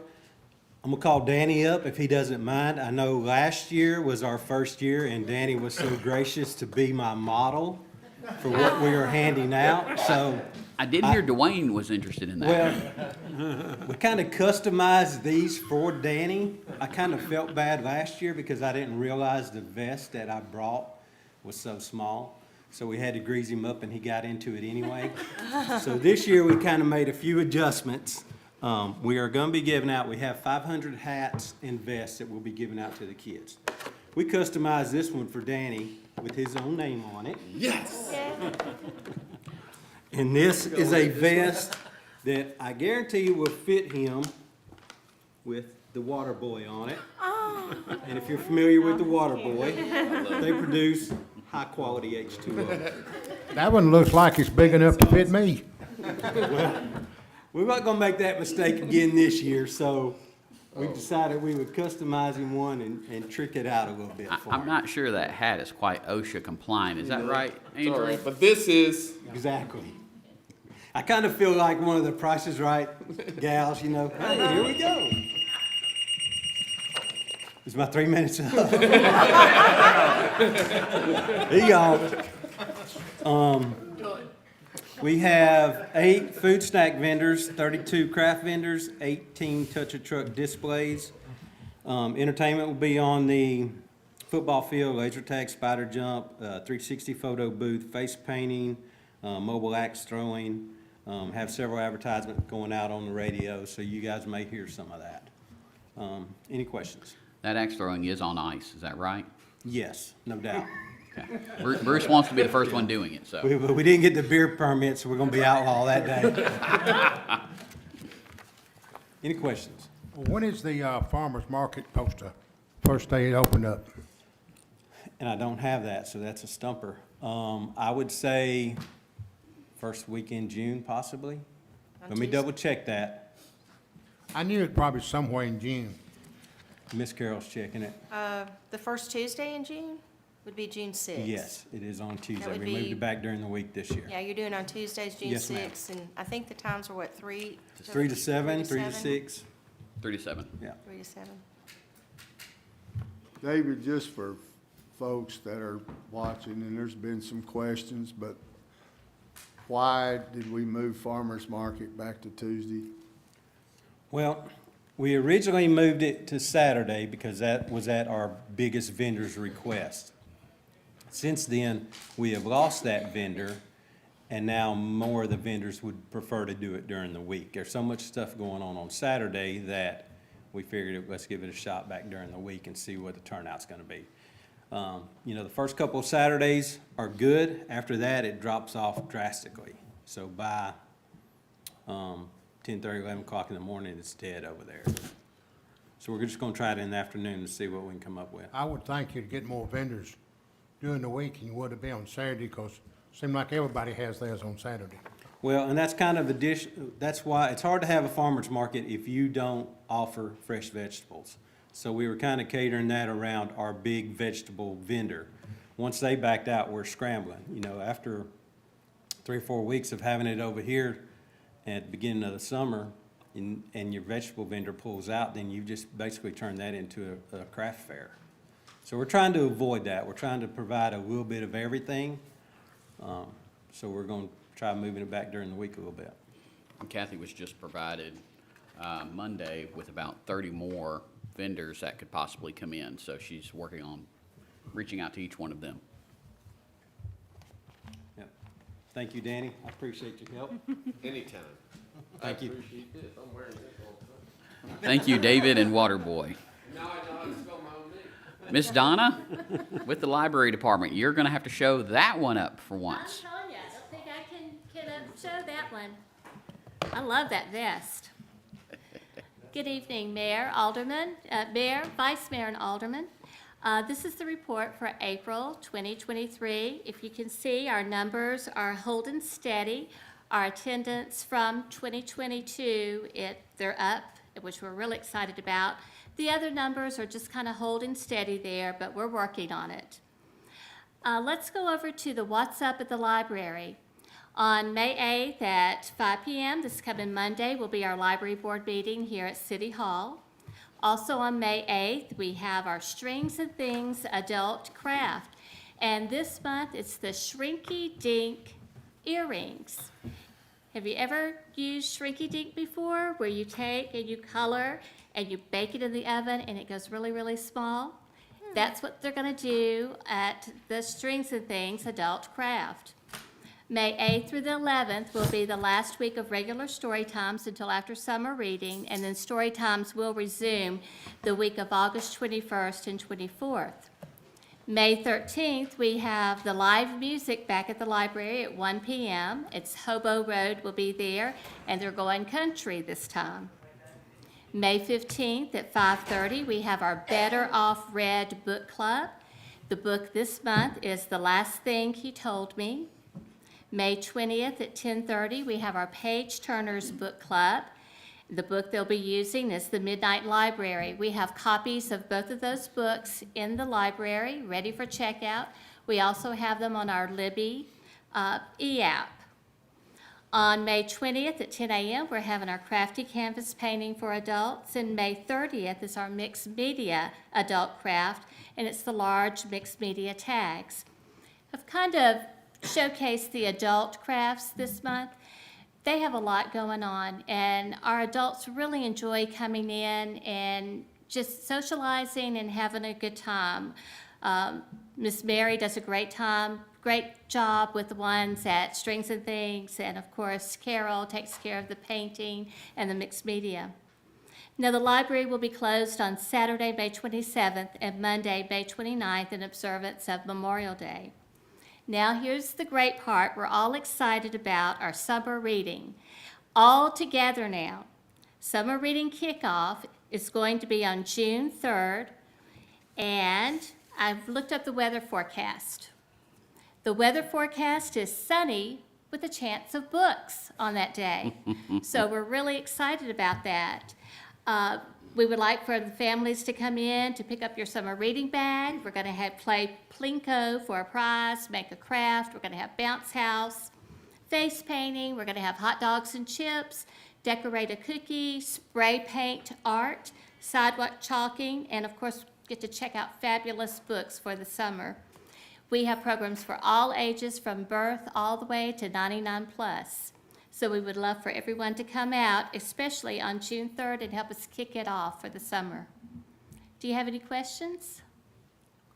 Miss Donna, I've had a couple people ask me as far as your book clubs. Yes. Are they targeted towards any specific age range? Say the last part again. Are they targeted to any specific age range? Yes, at this point it is 18 and above. If a parent feels like a YA, a young adult, if the book is suitable, then absolutely we would love for them to come in. But what we have seen is our adults, 18 and up, are enjoying it. Okay. Any other questions? I don't have no question, but Donna, you do a great job over there, and it shows. Thank you. Everybody is tickled about a first-class library, and I thank you for all your service. Well, you're very welcome, and it takes a creative staff, and surround yourself with good people, and you'll do good things. Thank you, Miss Donna. Thank you. Moving on to the Finance Department, Ms. Tanya Williams.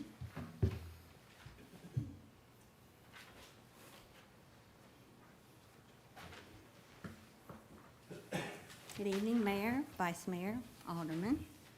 Going to hit the highlights for you of our financial summary. In our general fund, our revenue exceeded expenses by $1.8 million.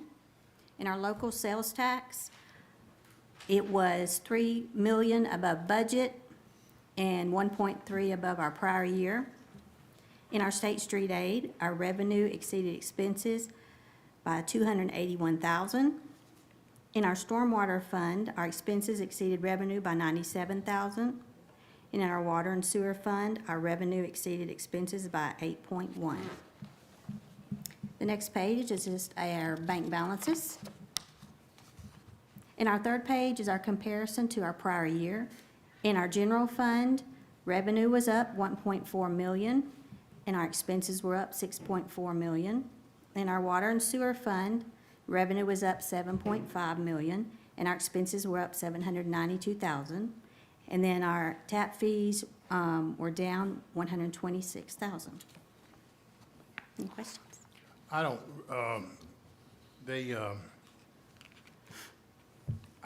I once thought about maybe when we was doing the budget, maybe put on the agenda about the upcoming lawsuits, but my record of putting things on the agenda just hadn't been good, so I just kind of let it kind of slide on, but that was one of the things I liked to put in the budget, but I just didn't do it. Thank you, ma'am. Then moving on, water treatment plant, Mr. Danny Campbell. Don't forget your helmet. Yes, sir. Safety first.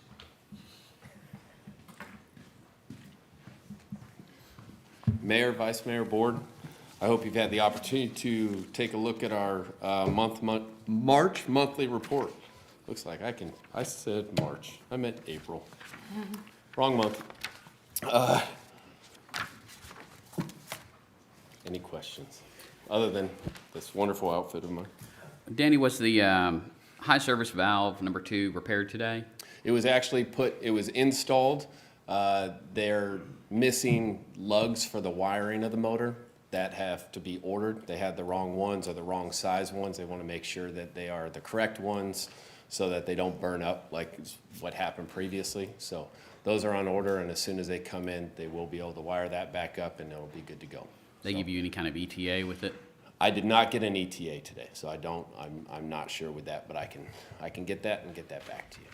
Okay. And then we had a couple of customer complaints? Yes, sir. So we had 2 customer complaints this month. One was from a monthly bacteriological sample that we take at this location. The gentleman asked us to take a water sample at his home. We did take that sample. We analyzed it back at the lab. All the results from those samples came back within range, and we did produce that report to the customer. Advised him that if he had any questions on those results, he could contact us at the water treatment plant. We did not get a call back, so I'm assuming he was happy with what we gave him. And the other is a high pressure complaint. So we advise the customer to contact a plumber to adjust or replace their pressure reducing valve. And then this question I'm going to ask you, but I'm also going to ask Michael Dietz if you can come up for it. Either one of y'all, can y'all speak in regards to the sanitary survey that was done and the results for the board and the public? Sanitary. Do you know anything about sanitary? What's a sanitary survey? No idea. Next question. No. Go ahead. I believe the Infomark and the city work really well together over the last few years, especially to gain a score of 99% on our sanitary survey. It's out of 599 points, and we scored a 593 out of 599. So That's awesome.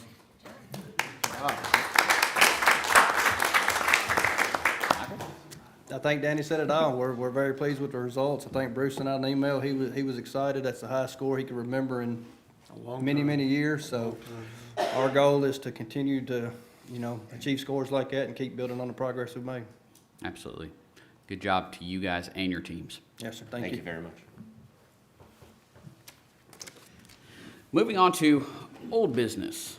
Second reading ordinance 2023-06, an ordinance to amend Article 4, Section 5.055 of the City of LaVergne zoning ordinance regarding the floodway and fringe districts. This received a favorable recommendation, and I'm going to make a motion to defer because we've got a special meeting next Monday for that. Is there a second? A second. Second from Vice Mayor No. Alderman Waldron. Alderwoman Haas.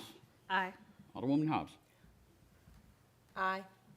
Vice Mayor No. Aye. I vote aye. Motion passes. Second reading ordinance 2023-07, an ordinance to amend the fiscal year 2022-2023 general fund budget. Need a motion to approve or deny? I make a motion to approve. Have a motion to approve from Alderwoman Haas. Our second. Alderman Waldron. Abstain. Alderwoman Hobbs. Aye. Alderwoman Haas. Aye. Vice Mayor No. Aye. I vote aye. Motion passes. Second reading ordinance 2023-08, an ordinance to amend the fiscal year 2022-2023 senior citizens fund budget. Need a motion to approve or deny? Motion to approve. I have a motion to approve from Vice Mayor No. Our second. Alderman Waldron. Aye. Alderwoman Hobbs. Aye. Alderwoman Haas. Aye. Vice Mayor No. Aye. I vote aye. Motion passes.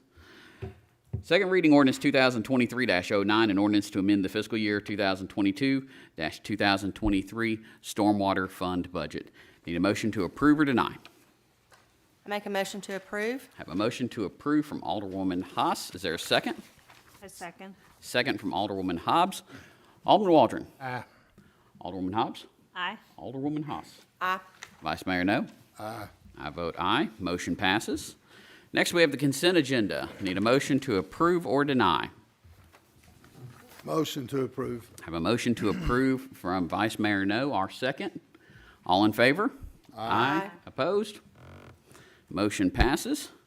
Moving on to new business, first reading ordinance 2023-10, an ordinance to amend the City of LaVergne zoning ordinance by changing the official zoning map for tax map 14 parcels 23.2 consisting of approximately 5 acres located at 252 Hollandale Road from a R1 low-density zoning district to an R2 medium-density zoning district.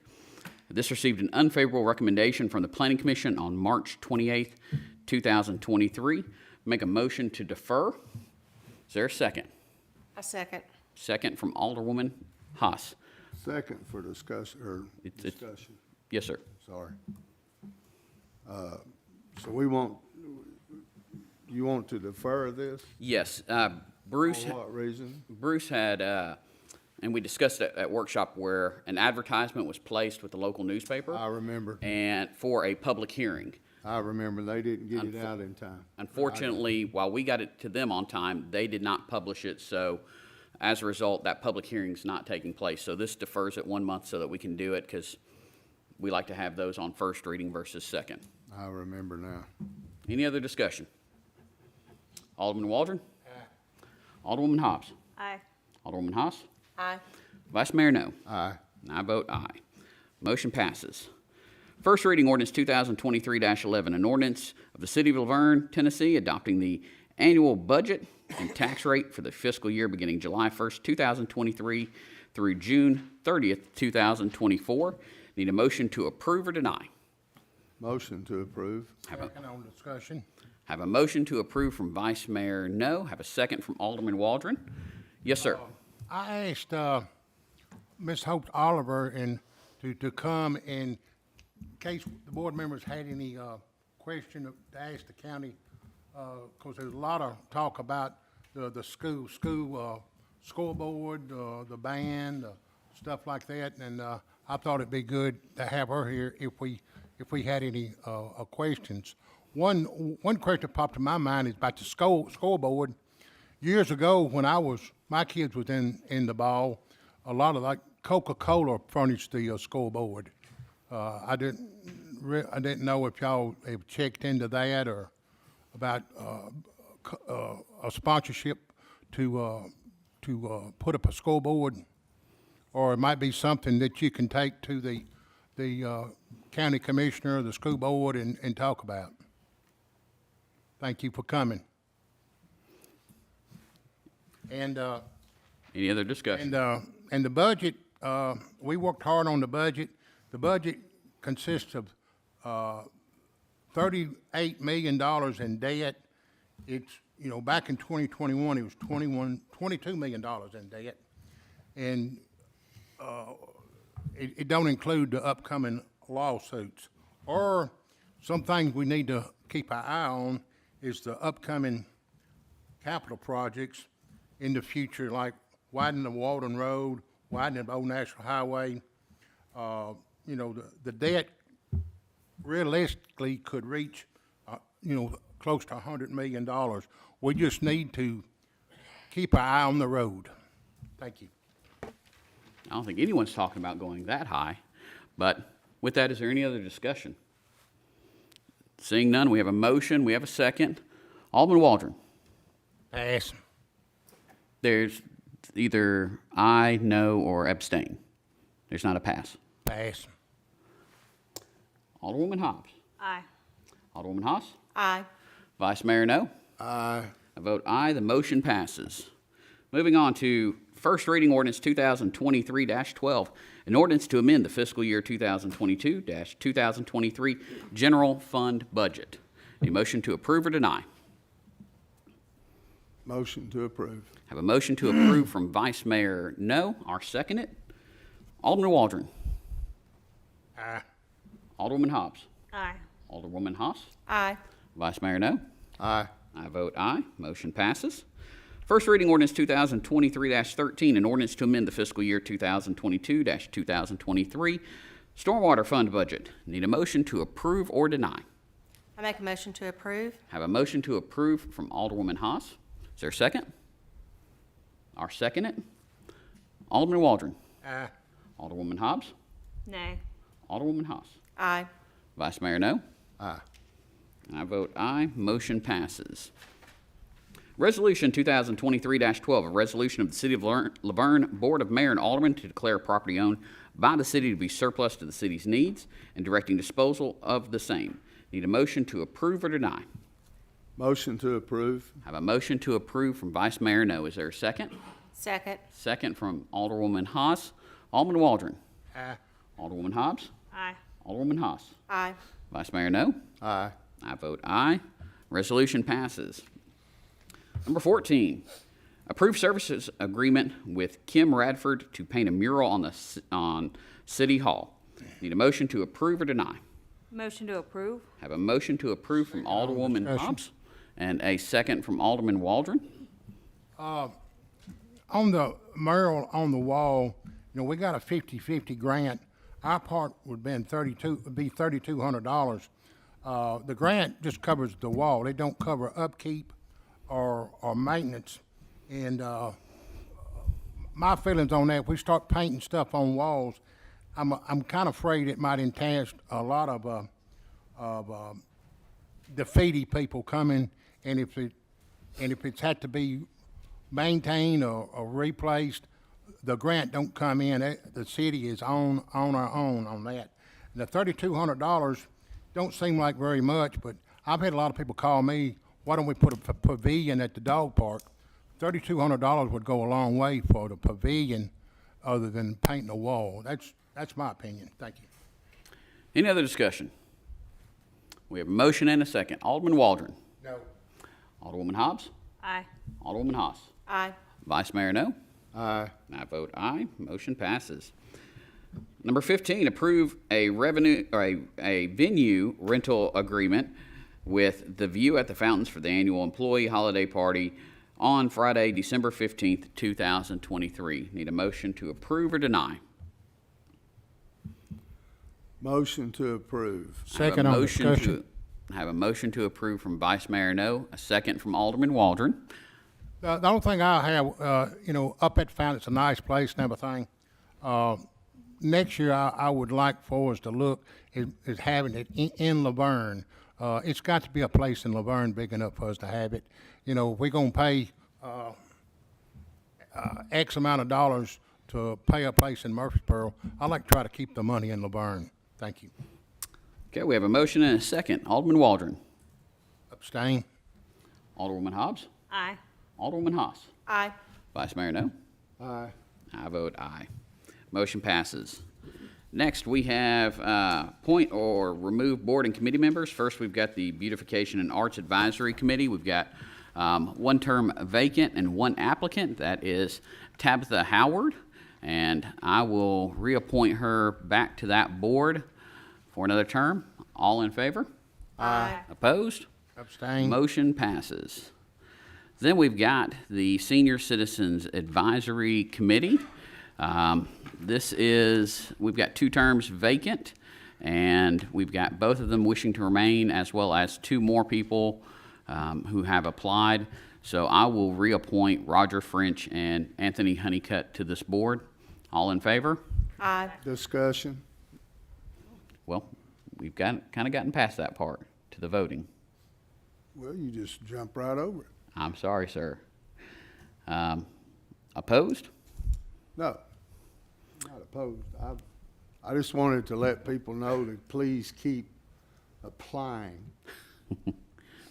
Okay, so motion passes.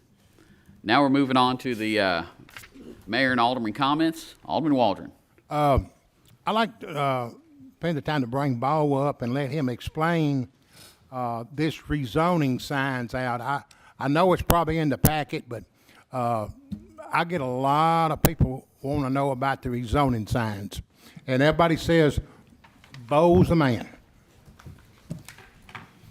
I cannot confirm or deny that last part, but, so the signs that have been put up all around town are for the project that the city's undertaken for the last couple of years,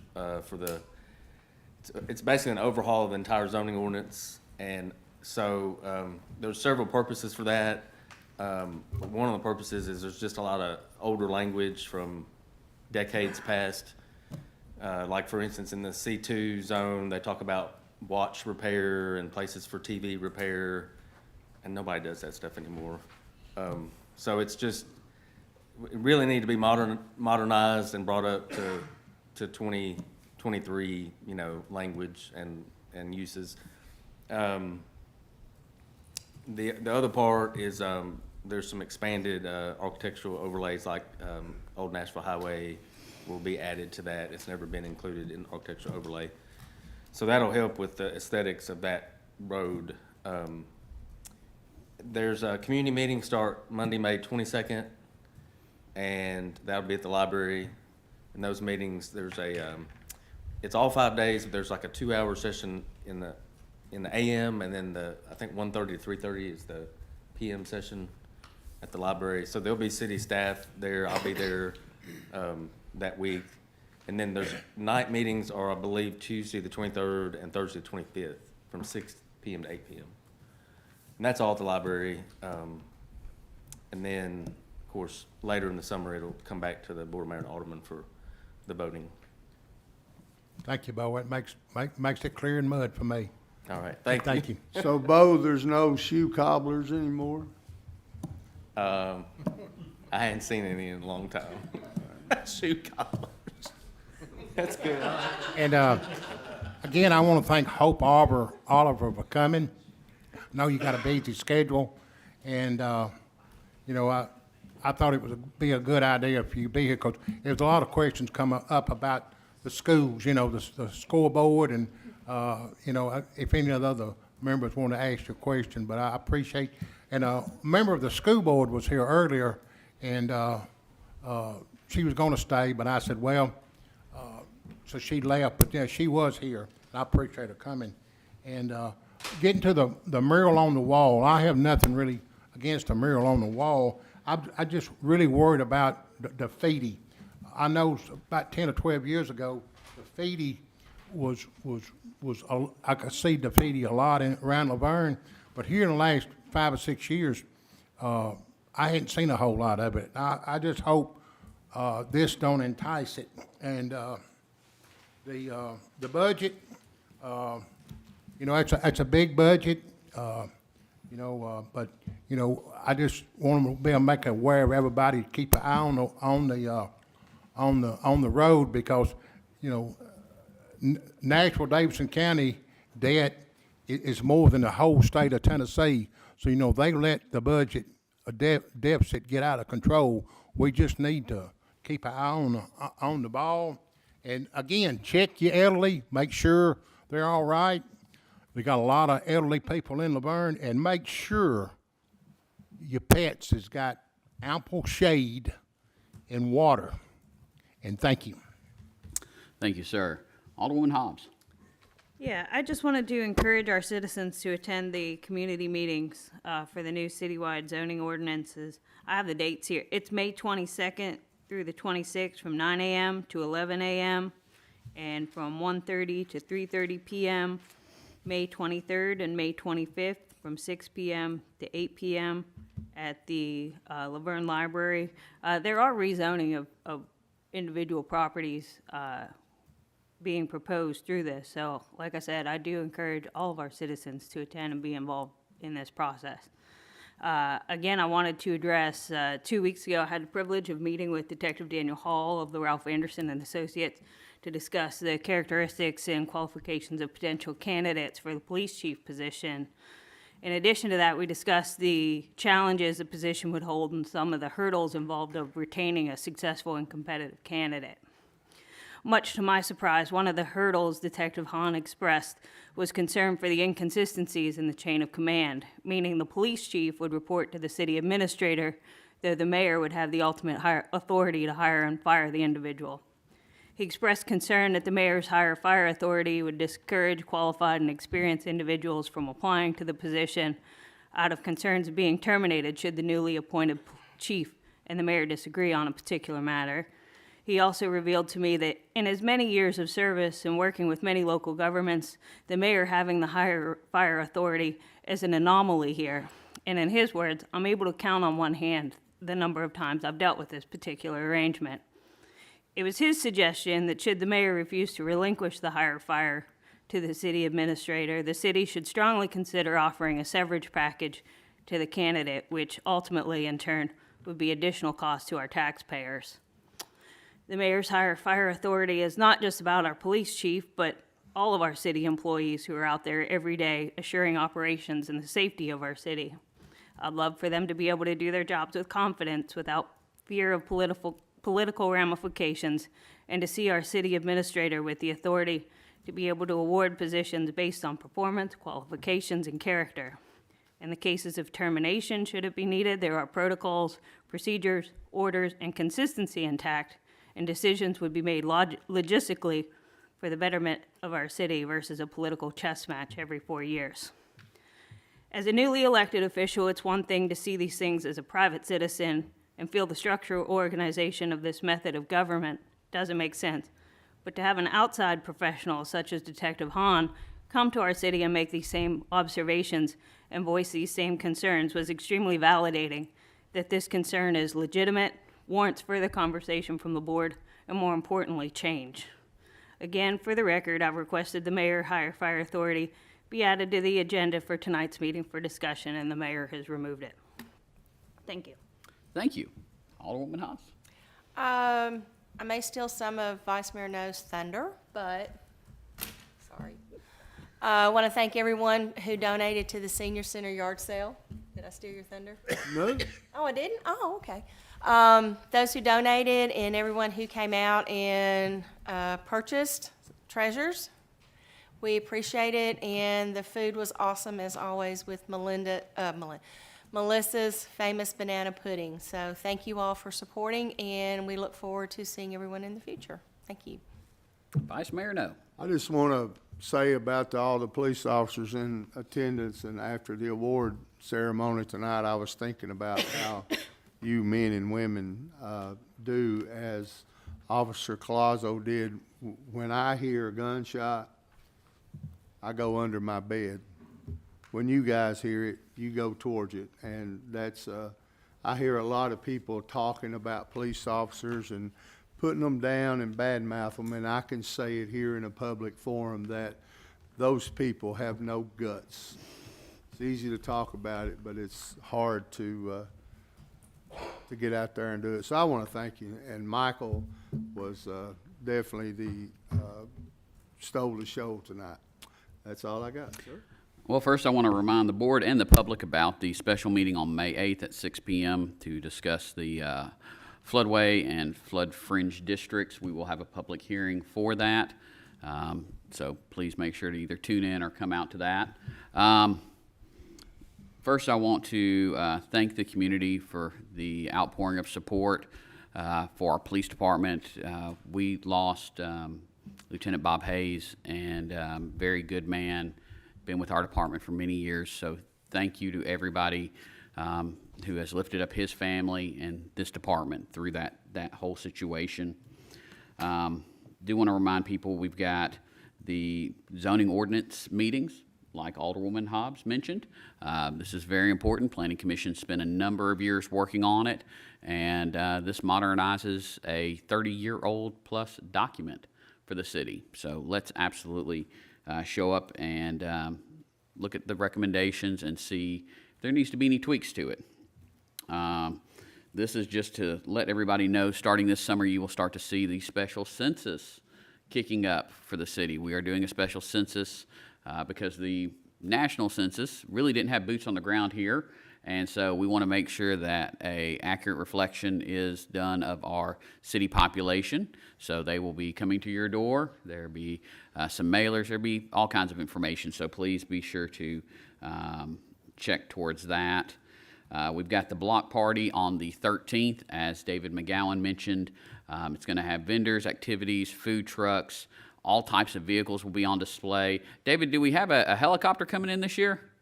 We do have a helicopter coming in, so Steve, you may need to duck down a little bit. That way it doesn't take a little off the top. But we will have a wonderful time with that on the 13th. It's 11 to 4 p.m. at Veterans Memorial Park.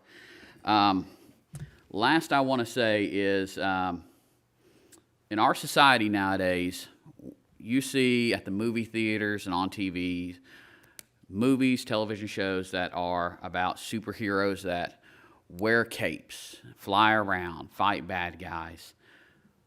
Who you saw today, Mr. Colazo, Detective Colazo, is a true hero. He is someone who, mind you, he didn't have a cape, but he was running in there to save lives and to fight the bad guys. So that's what we need to remember as heroes, is that man there.